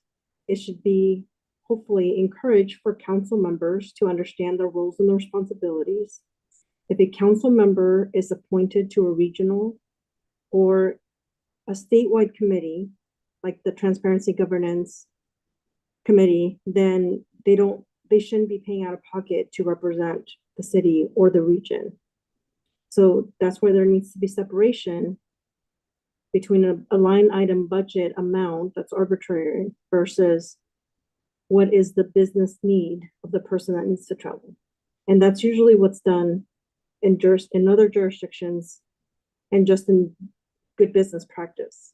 So that is the recommendation that I like to do. If you have official city business where you're representing the city, or you're appointed to a committee and you're having to travel in order to vote or participate in that, then that should be covered. That is all. Okay, so I think if I was understanding what the councilmember was saying is, it's not necessarily asking for additional money that fund, but just if you're required to go out on business for the city, that's not necessarily training, that it would be covered. So it's not like a fund like, oh, you've got X amount of dollars, go to this and that. I'm curious because I have seen this in other organizations where it is delineated. There's training and then there's other, you know, meetings and other things. How does the city staff do it? I mean, do you have just a training item and then something else for the job or business, you know? So most of those decisions are guided by policy adoption. So for city staff, it's subject to, you know, the goals of the overall city and how that goes down to a department goal and an individual goal for their job classification, et cetera. So through that essentially discretionary process that aligns with some city policy, we do have a travel, training, meeting, line items across board also. Let them do it out. So we could do something similar that have some kind of a policy for travel or something. Because I know for as mayor, I have extra meetings. I do intergovernmental meetings and I tend, some conferences, not necessarily for training, but for the interaction with other legislators, to find out about funding opportunities, to build relationships with other officials, especially regional ones, because as I'm discovering, regional relationships are really important these days because of how funding is distributed to regional networks. So there's all these other pieces. So I guess I would be in favor of something where there's a policy, if there's some special thing that you're doing, like a meeting that you have to attend as a part of being a state representative, whatever, it would be covered up through resolution, I think I heard her say, or something.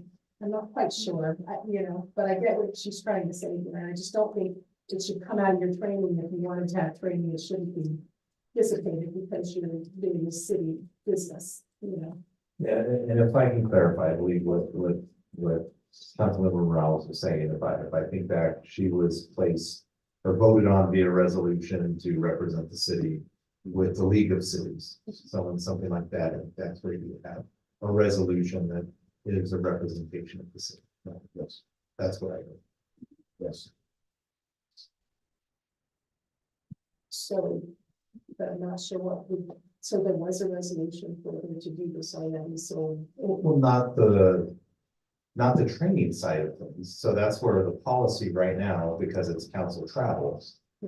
Being, so, and I don't remember the date off the top of my head, but there was a resolution passed. You appointed her to represent at the League of Cities. So if she were to travel to that to cast a vote, the way that the current policy is written, those expenses would go against that $5,000.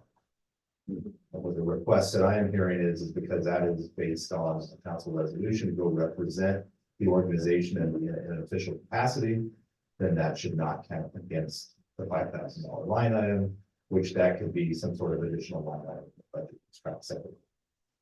So from a mechanic standpoint, that's not part of it. It's tons of lines. Gotcha. All right, so,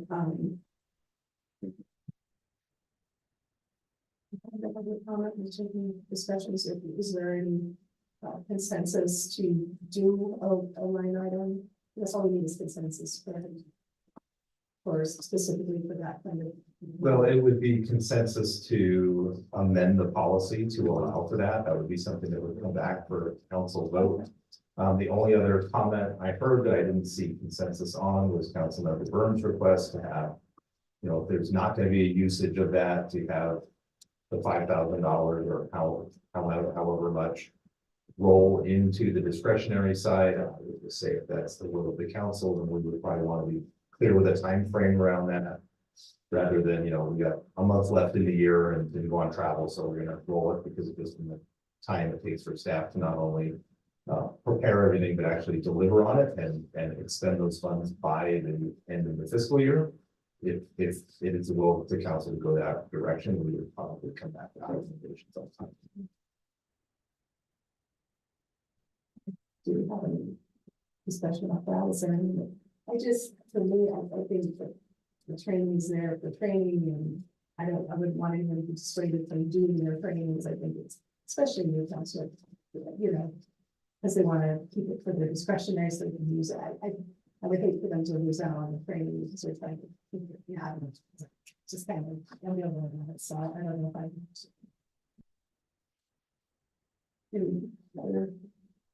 So I support it. Yeah, I've only heard, so maybe I think we had consensus on the other part. Yeah. Yes. But we do not have consensus on a role to discretionary. Personally, discretionary, I stay away from. I should have stayed away from. And discretionary should be discretionary. Training should be training. That's all I say. Okay, so we'll come back with an updated policy with probably budget implications associated with that. Thank you.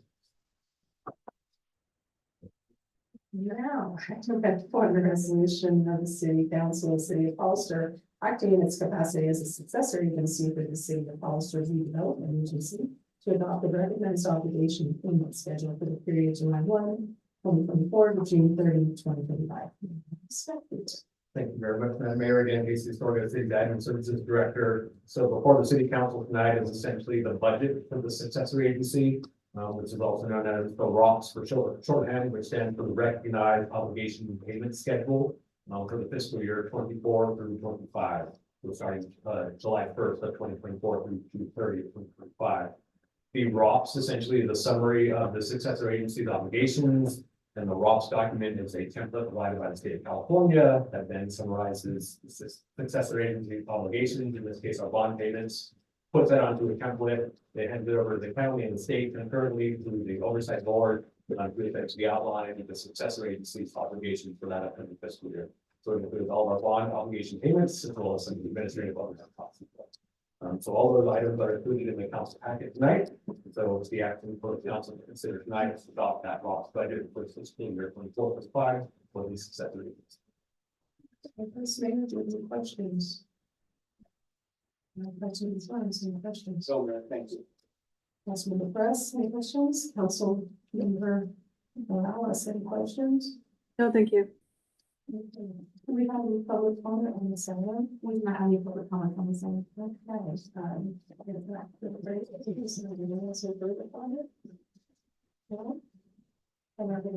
So moved. Second. All right, can we do a roll call vote, please? Councilmember Perez. Councilmember Morales. Yes.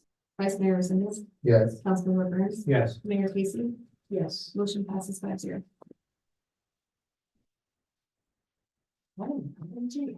Any assignments? I have nothing to report on that.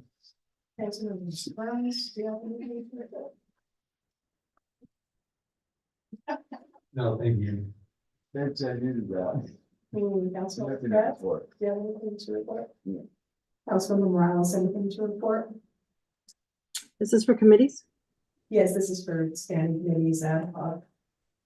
AMBAG met, they're doing a variety of different plans for transportation, and they will be working with agencies for comment. So I'll bring that back to the next meeting. There's a time period for comments to happen, and COG will be this Thursday. That's all. I have a few things, but I'll try to be brief, no promises. First, we had our animal shelter ad hoc meeting. And I know as many of you are aware that the shelter recently, they uncovered a horrific case of animal hoarding, abuse, and neglect. It's probably one of the biggest the county's ever witnessed. So for our meeting, we ended up having a debrief session where the attendees, many of whom are involved in our local rescues or volunteer feral trapping, they shared their experiences of assisting in the rescue of the dogs and cats. And the situation was particularly traumatic for them because they were acquainted with the owners of the local rescue who were arrested. So the conversation was pretty crucial, not only for the attendees, but also for animal control officers who are deeply affected and continue to be pretty overwhelmed by the situation. I did want to express gratitude to all those who stepped up that assisted animal control in those rescue efforts. And I know they were very grateful in our discussions. We talked about potential improvements and strategies to prevent this kind of thing ever happening again, exploring different ideas and weighing the pros and cons. We're going to continue that discussion, and we may have some recommendations to present later to the council. I did want to extend my thanks to the chief for attending the meeting and actively participating. I think that your presence was greatly appreciated by everybody, and it was reassuring to have your input in such an important discussion. And lastly, I just wanted to say thank you to all the folks in the community who donated food and supplies for our furry friends. So that's the animal backlog. I attended another meeting for the collaboratory team that's working on a new community center. They're going to be having some upcoming listening sessions and with different segments of the population to determine what kind of programs and needs there could be met by the center. And then we're gonna be doing some representational drawings for the packet that's gonna be prepared and used not only for a capital campaign, but also to seek other grant funding. So one thing I did want to mention as part of that, I wanted to request and see if we can get consensus. I'd like to use 5,000 of my discretionary funds towards the cost of those renderings that are going to be done for this project. And let's see what else. I'm sorry, for what project? This is the community center. Got it. I think these are more like attendance at events and stuff, so I'll save those for reports. So let's move on then to reports, council reports. Anything to report? Yes, ma'am. Yes, thank you. Of course, I'm going to start off by thanking animal control officers, the PD, our partners in the community, our community. Yeah, I also want to extend my gratitude to the city manager for helping me organize the drop off to the PD. I got to spend the day with your officers. I learned quite a bit. I didn't know that you guys did the community projects. I'm calling it like a term to go to teacher, but I learned quite a bit from working with them. The community was very responsive. I reached out to them and I asked them, what can we do? They said they needed food, they needed cat litter. It's like, okay, well, let's do it. And I think just like the mayor pointed out, this debriefing, providing a space was really healing for the community. And it helps to strengthen our partnership with them, the police, the animal control. So thank you guys for assisting with that. I think it was a huge success. I do think that we shouldn't wait on looking at adopting a policy.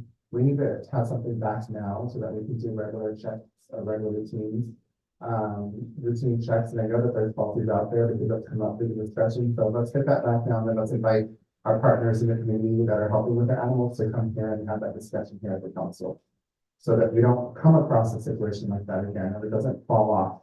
And then I do want to know if there were previous complaints with this particular nonprofit. I've heard things out there in the community and I just think that we need to be as transparent and honest about that as we can. So I'm hoping that we can get the council to agree to that.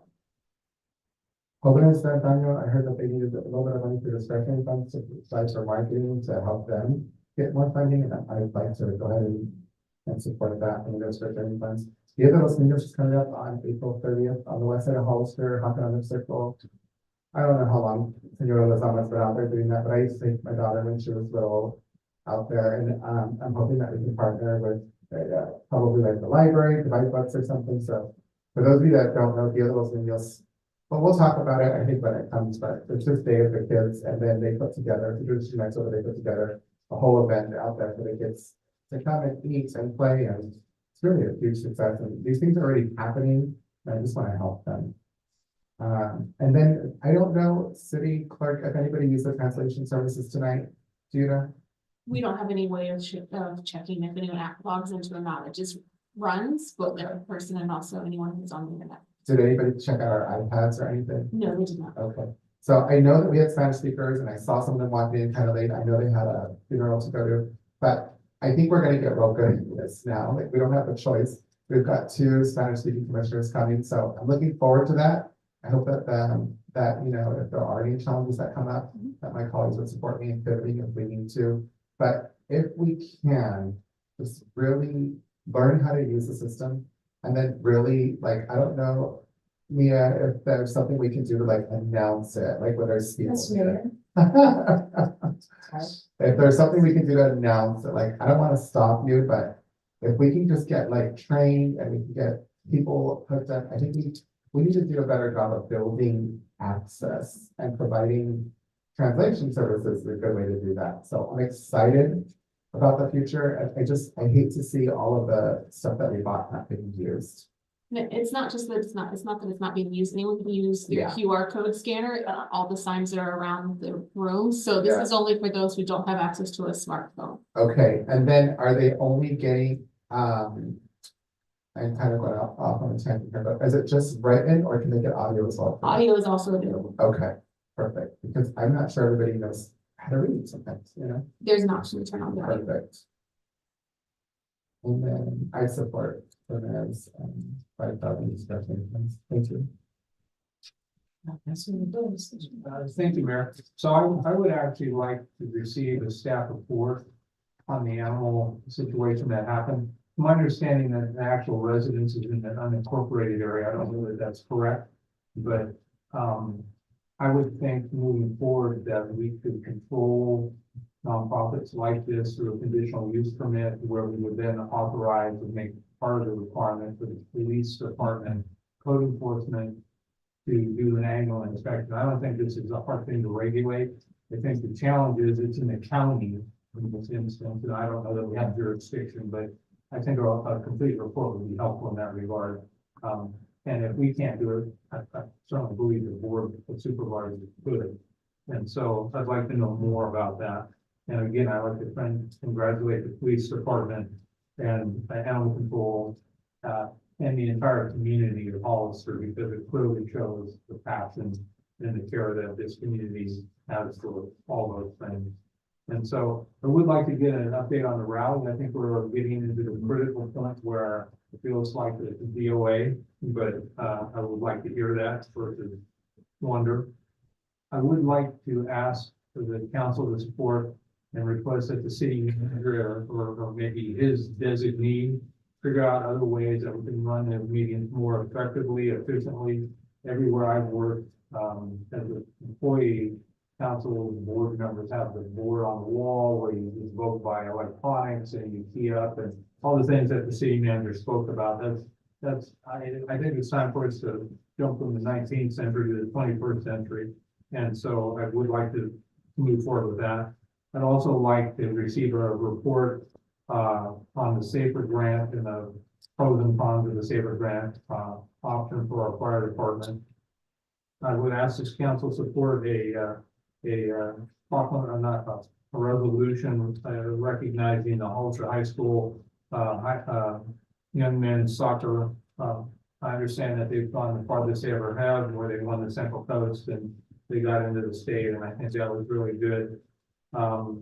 And then finally, I would like to challenge my fellow council members.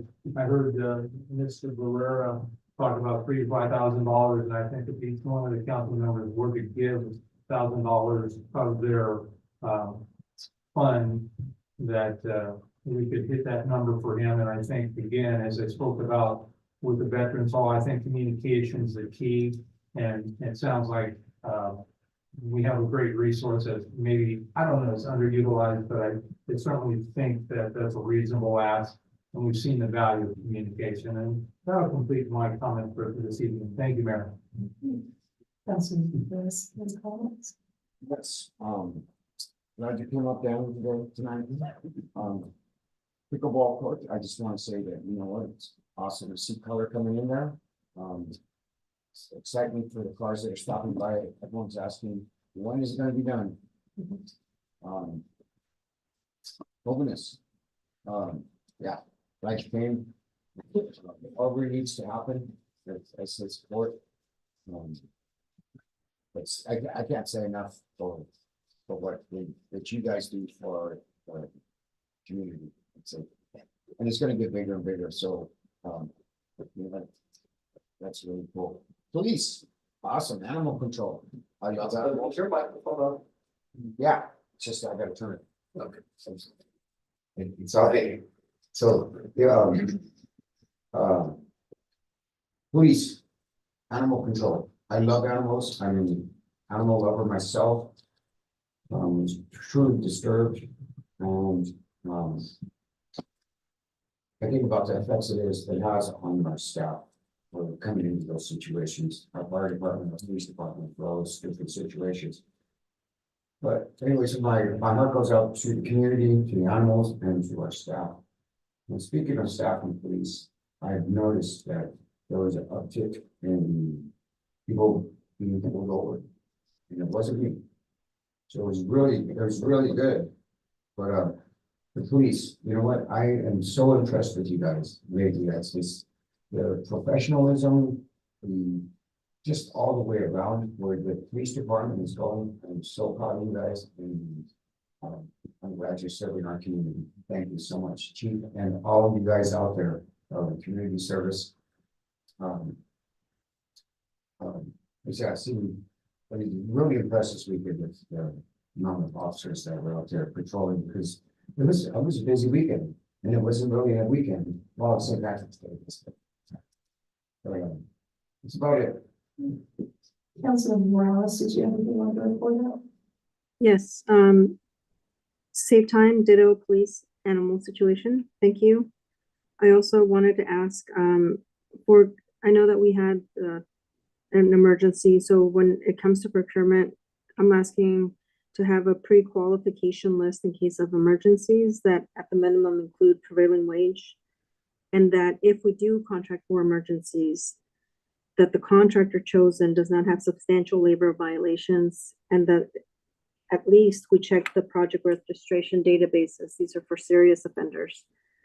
I also want to follow up. I want to say 2 years ago, budgeted for a police analyst. Some of my constituents were concerned about the shootings, and so want to see if the police department, now that they have their analysts, can submit reports to council, either monthly or quarterly starting, and then eventually going to monthly, maybe doing BI and having dashboards eventually. And also, I had requested an internship program. I'd like to now transition the internship program to an apprenticeship program for the city of Hollister. That is all. So I am in agreement as far as the benefits, if they're all $10,000, I'll give you $5,000. I don't know if the rest of the council's willing, but I certainly am. I would agree with the request from Councilman Burns about looking into things we can do to run the meetings more efficiently, and also the resolution we recommended for the young men's soccer. I did want to just briefly mention, because I know a couple of you spoke up about wanting to have some more things as far as the animal shelter and the control. We did have discussions around the idea of licensing and registering and being able to control the rescues. And, the chief actually had some interesting comments about that. Did you want to elaborate a little about that? So, and we are not. If it's gonna be a lengthy discussion, it should be an agendized item. Okay, I won't move it on the side, chief. But there was a feeling that we might want to consider other options. So I just wanted to let the council know we want to start doing some regulation, but the ad hoc committee is there to actually make recommendations.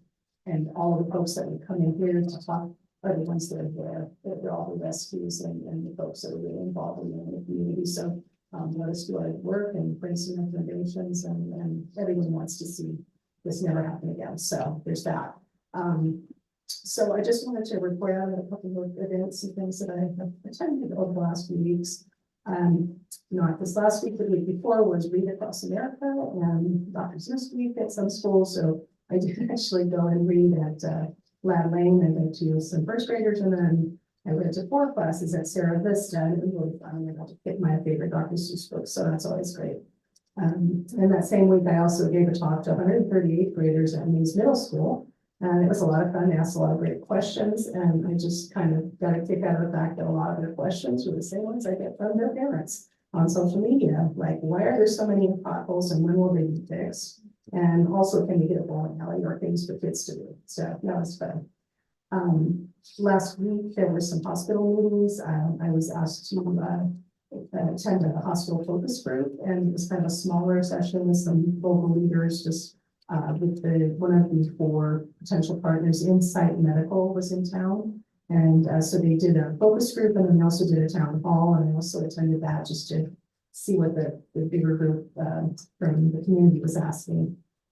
So I just wanted to report out that their well-funded group have a good reputation, and they've done some pretty amazing things with the hospitals that they built or saved from closing.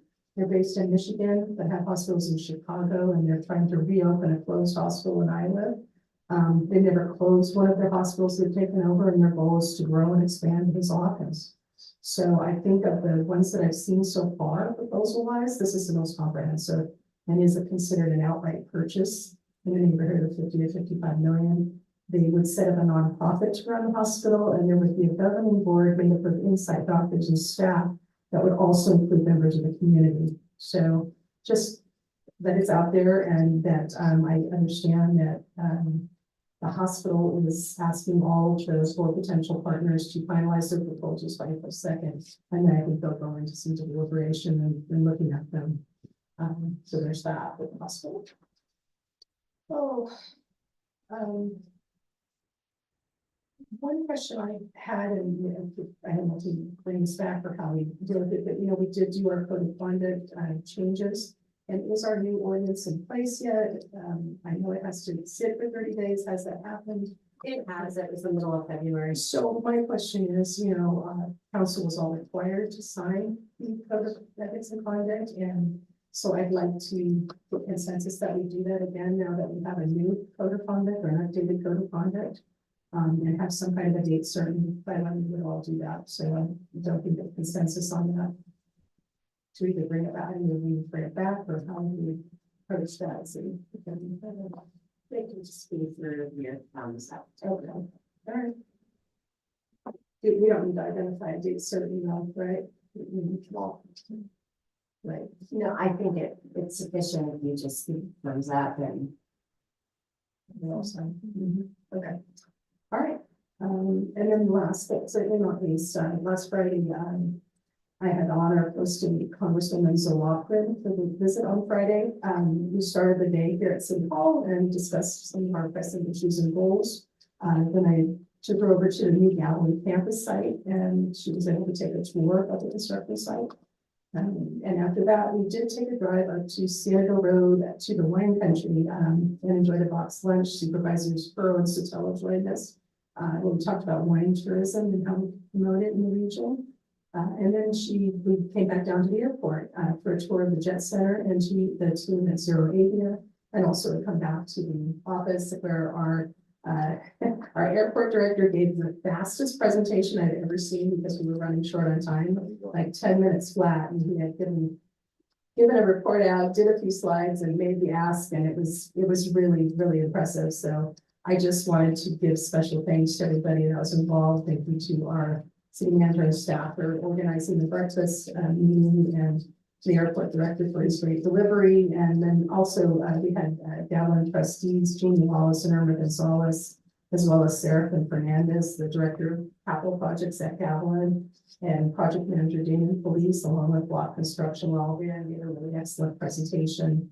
And then also I was very thankful to Supervisors Crew and Sotelo for providing our lunch, and also to Christian Pillsbury of Eden Rift, because he graciously has allowed us to picnic at his winery, and he shared the really rich history of Sienna Valley. And I thought that I was surprised when he was telling us that we are, in our county, we're the oldest wine region in the state, and we kind of predate Napa and Sonoma, so we have some really rich history there. So anyways, it was a great day, and I think we're going to have a pretty good partnership with the Congresswoman. She was very interested, asking a lot of good questions, and hopefully she'll give us the support we need to get some things done. And I think that's all I have. City Manager, to you. Yes, so first I'll just circle back. And so I'd like to look for the discretionary funds, $1,000 each to get to 5,000 for homeless. I think that's something that I would get the consensus of everybody, because it's everybody's funds. So I would want to make sure that Councilman. Sorry, are you all right with that? Yes. I also forgot one ask, if I can insert it now. Go ahead. I'd like to request $3,000 of my discretionary funds to complete printing the resource guide.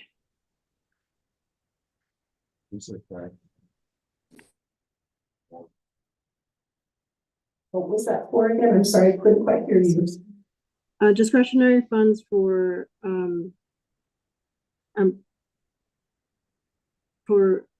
the staff did a resource guide and put it on a QR code I bought some stickers, but I didn't have enough money for the rest.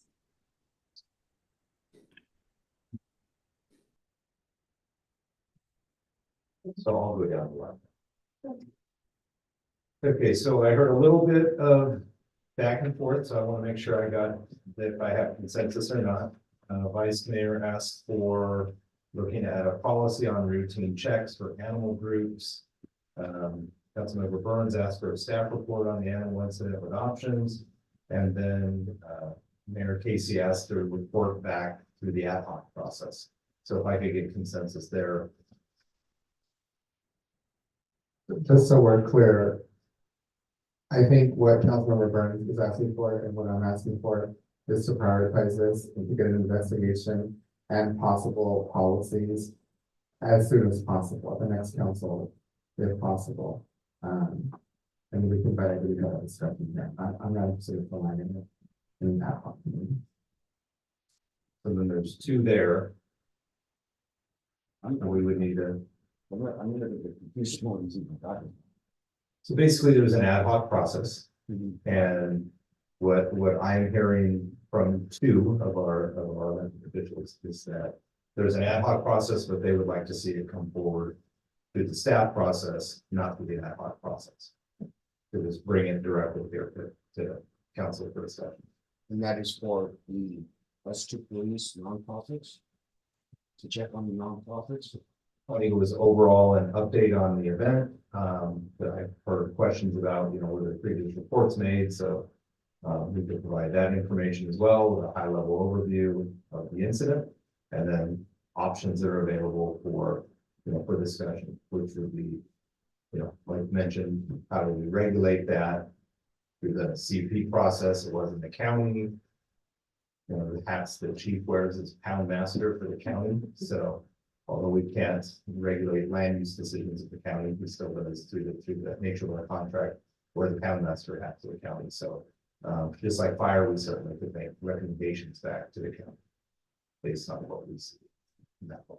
So I'm not in favor of either of those. I think we created an ad hoc for a reason.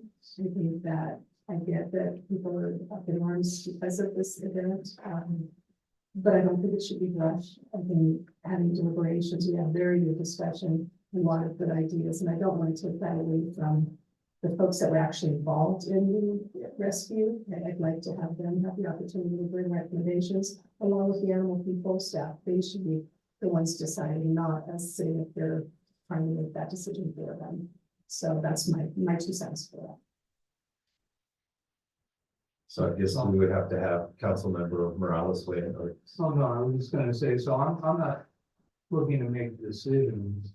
I would just like a staff report of what actually transpired. And then I think during public comment, we could absolutely entertain the ad hoc committee and what their thoughts were, as well as anybody that's part of the rescue community to really figure out how to fix this. And the dilemma that is created is that, we provide service for the county. This property occurred in the county, but, people don't recognize it. They don't care, frankly. They just want it fixed.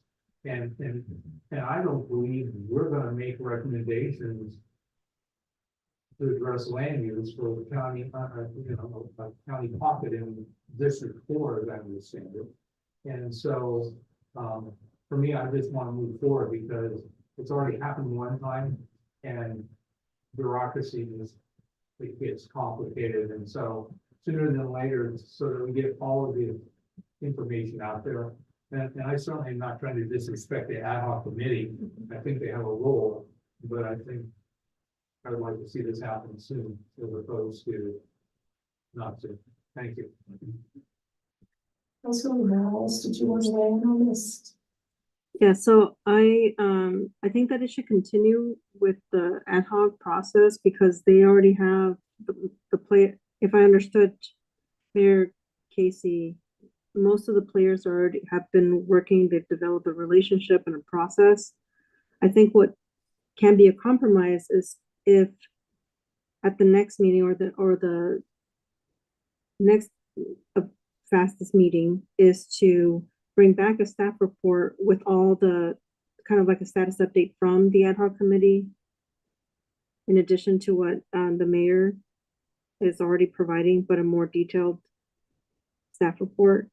But I don't think we should bypass the ad hoc committee. I think it would be bad business practice just if we start doing that.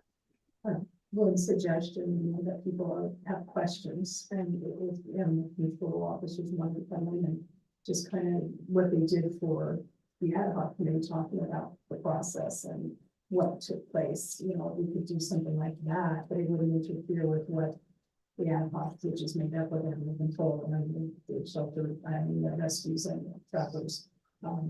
From them making their recommendations to pass. I think they're two separate things, but if they wanted to report out, I'd support that.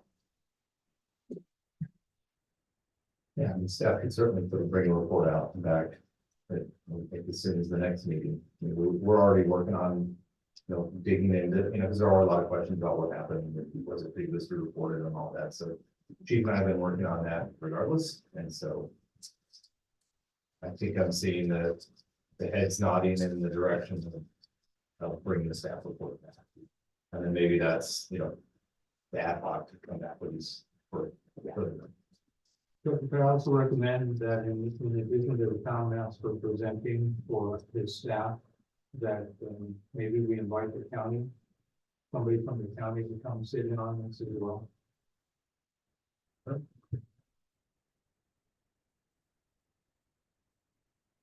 Night.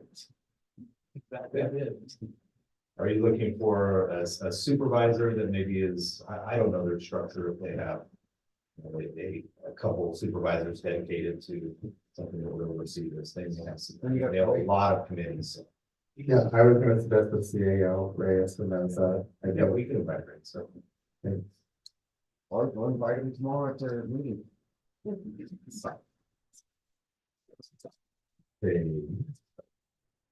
A request from council member Vice Mayor Resendez via the Munoz for discretionary. If you could clarify a dollar amount.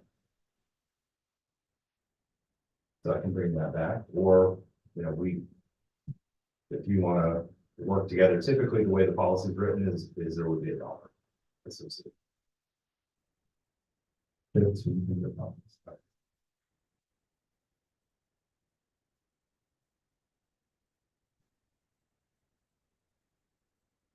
Councilmember Burns, we're planning on bringing the rally item at the next meeting. I heard 2 in support of tools, bringing a presentation back on tools and options for voting, electronic voting. As our clerk gave me a heads up that our new system, our agenda management system that will be rolling out in the coming months, actually over May, will does support electronic voting, because that's one of the pieces it embeds within it. So it actually records the votes, helps with minute generation. So I don't want to get out there my skis and promise too many things of what the system can do. But the new system does support the electronic votes. And don't forget the technology that goes with that Correct. we don't have here. Yeah. To support that. He would be bringing back a presentation. Say what that is. Whiteboards with Any TV, Request for a presentation on the SAFER grant.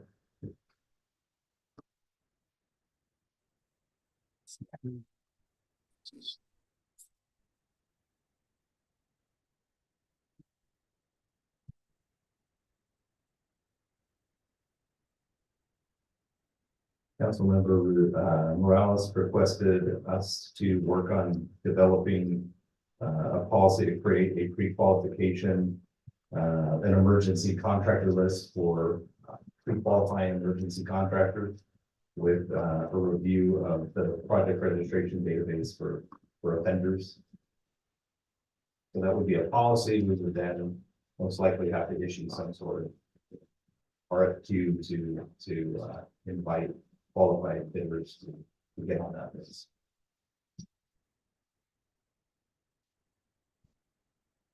We got 2 thumbs up. I'm assuming Councilmember Morales, so.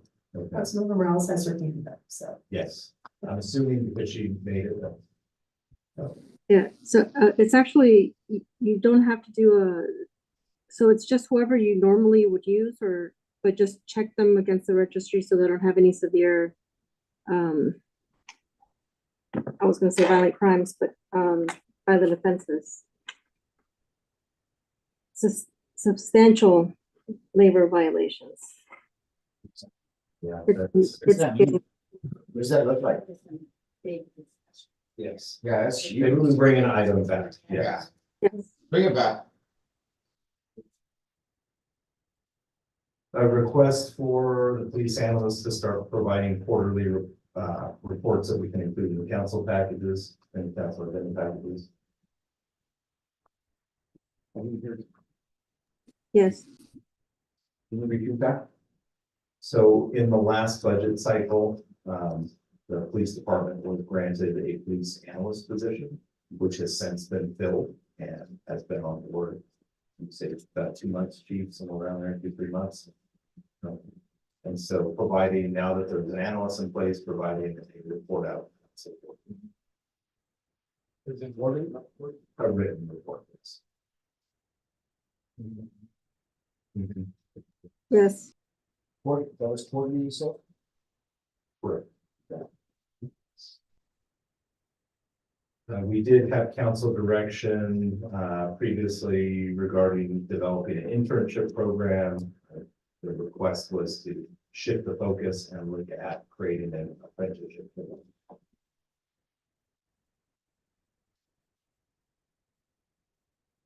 Yeah, we would bring an item back. I mean, it's basically to bring an item back. That doesn't mean by giving 3 thumbs up, we have an apprenticeship program. That would be given staff direction to research that. And then finally, a request for $3,000 from Councilmember Morales' discretionary funds to help support the printing of a resource guide. Did we have consensus for my request for 5,000 earlier? Oh, I missed that. Yeah, $5,000 for, I had 2 thumbs up. So for the rendering of the potential communities. It would probably be going to first 5 because it was underwriting it and to Okay. the cloud, which it's all set up. Thank you. And then the code of conduct, getting a signature, acknowledging. Yes, yes. That's it. Okay, I believe that is all the items that we have consent. Did you get the soccer proclamation? Oh, I am sorry. Yes. So the boys soccer team, it was asked for as a resolution, like to get clarity if we typically would do a proclamation. That's fine. Okay.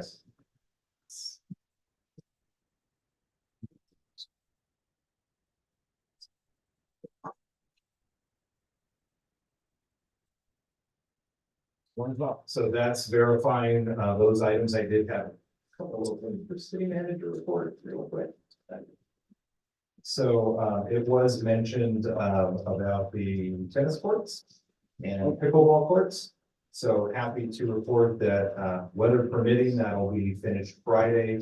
We will have a ribbon cutting that'll be part of the photos with the Easter Bunny.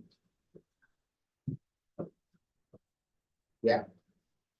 So that brings on everyone's Friday. I had a conversation with our contractor this morning and it was mentioned that some of the supplies didn't have here, so he had to travel to go get them. He'll complete the painting Wednesday and then it has to dry, yeah. And then I guess suppose we were getting rain this weekend, so he won't be able to install the post until Monday or Tuesday. So we're thinking Wednesday, we put out a post, kind of pushing it until the following Friday. That if it opens sooner, then we'll keep our council updated. You're doing anything special? We would like to have a ribbon cutting that day, and I'll excuse me, I'm losing my voice a little bit. And then I'll give you an update. I'll give the council an update on that. And then lastly, I'd like to just take a minute. On March 11th, we were happy to welcome to the team our new assistant city manager, Rod Powell, who is here with us this evening. So maybe I can ask Rod to just step up, introduce yourself in a few words to the council. Good evening, Mayor and council members, Rod Powell. I'm a native Central Coast resident, previously working with the city of Salinas and the county of Monterey in a variety of departments. I had the opportunity to tour with the mayor last Friday and to also participate recently in your fire chief interviews, getting well acquainted with the staff and their operations, very impressed, and looking forward to supporting you all with all of you. Madam Mayor, welcome. I think you're gonna have to change your email from assistant city manager to city manager. My email still says this. I think so. I could be wrong. I'll double check it. Either that, we're gonna have to change his. That's the end of my report. Further, could I get a motion to adjourn? Second. Aye. Roll call vote, please. Councilmember Perez, Yes. Councilmember Morales, Yes, trying to press the button. Vice Mayor Resendez, Yes. Councilmember Burns, Yes. Mayor Casey, Hey, look at the clock. Mayor Casey. Yes. Motion passes 5-0.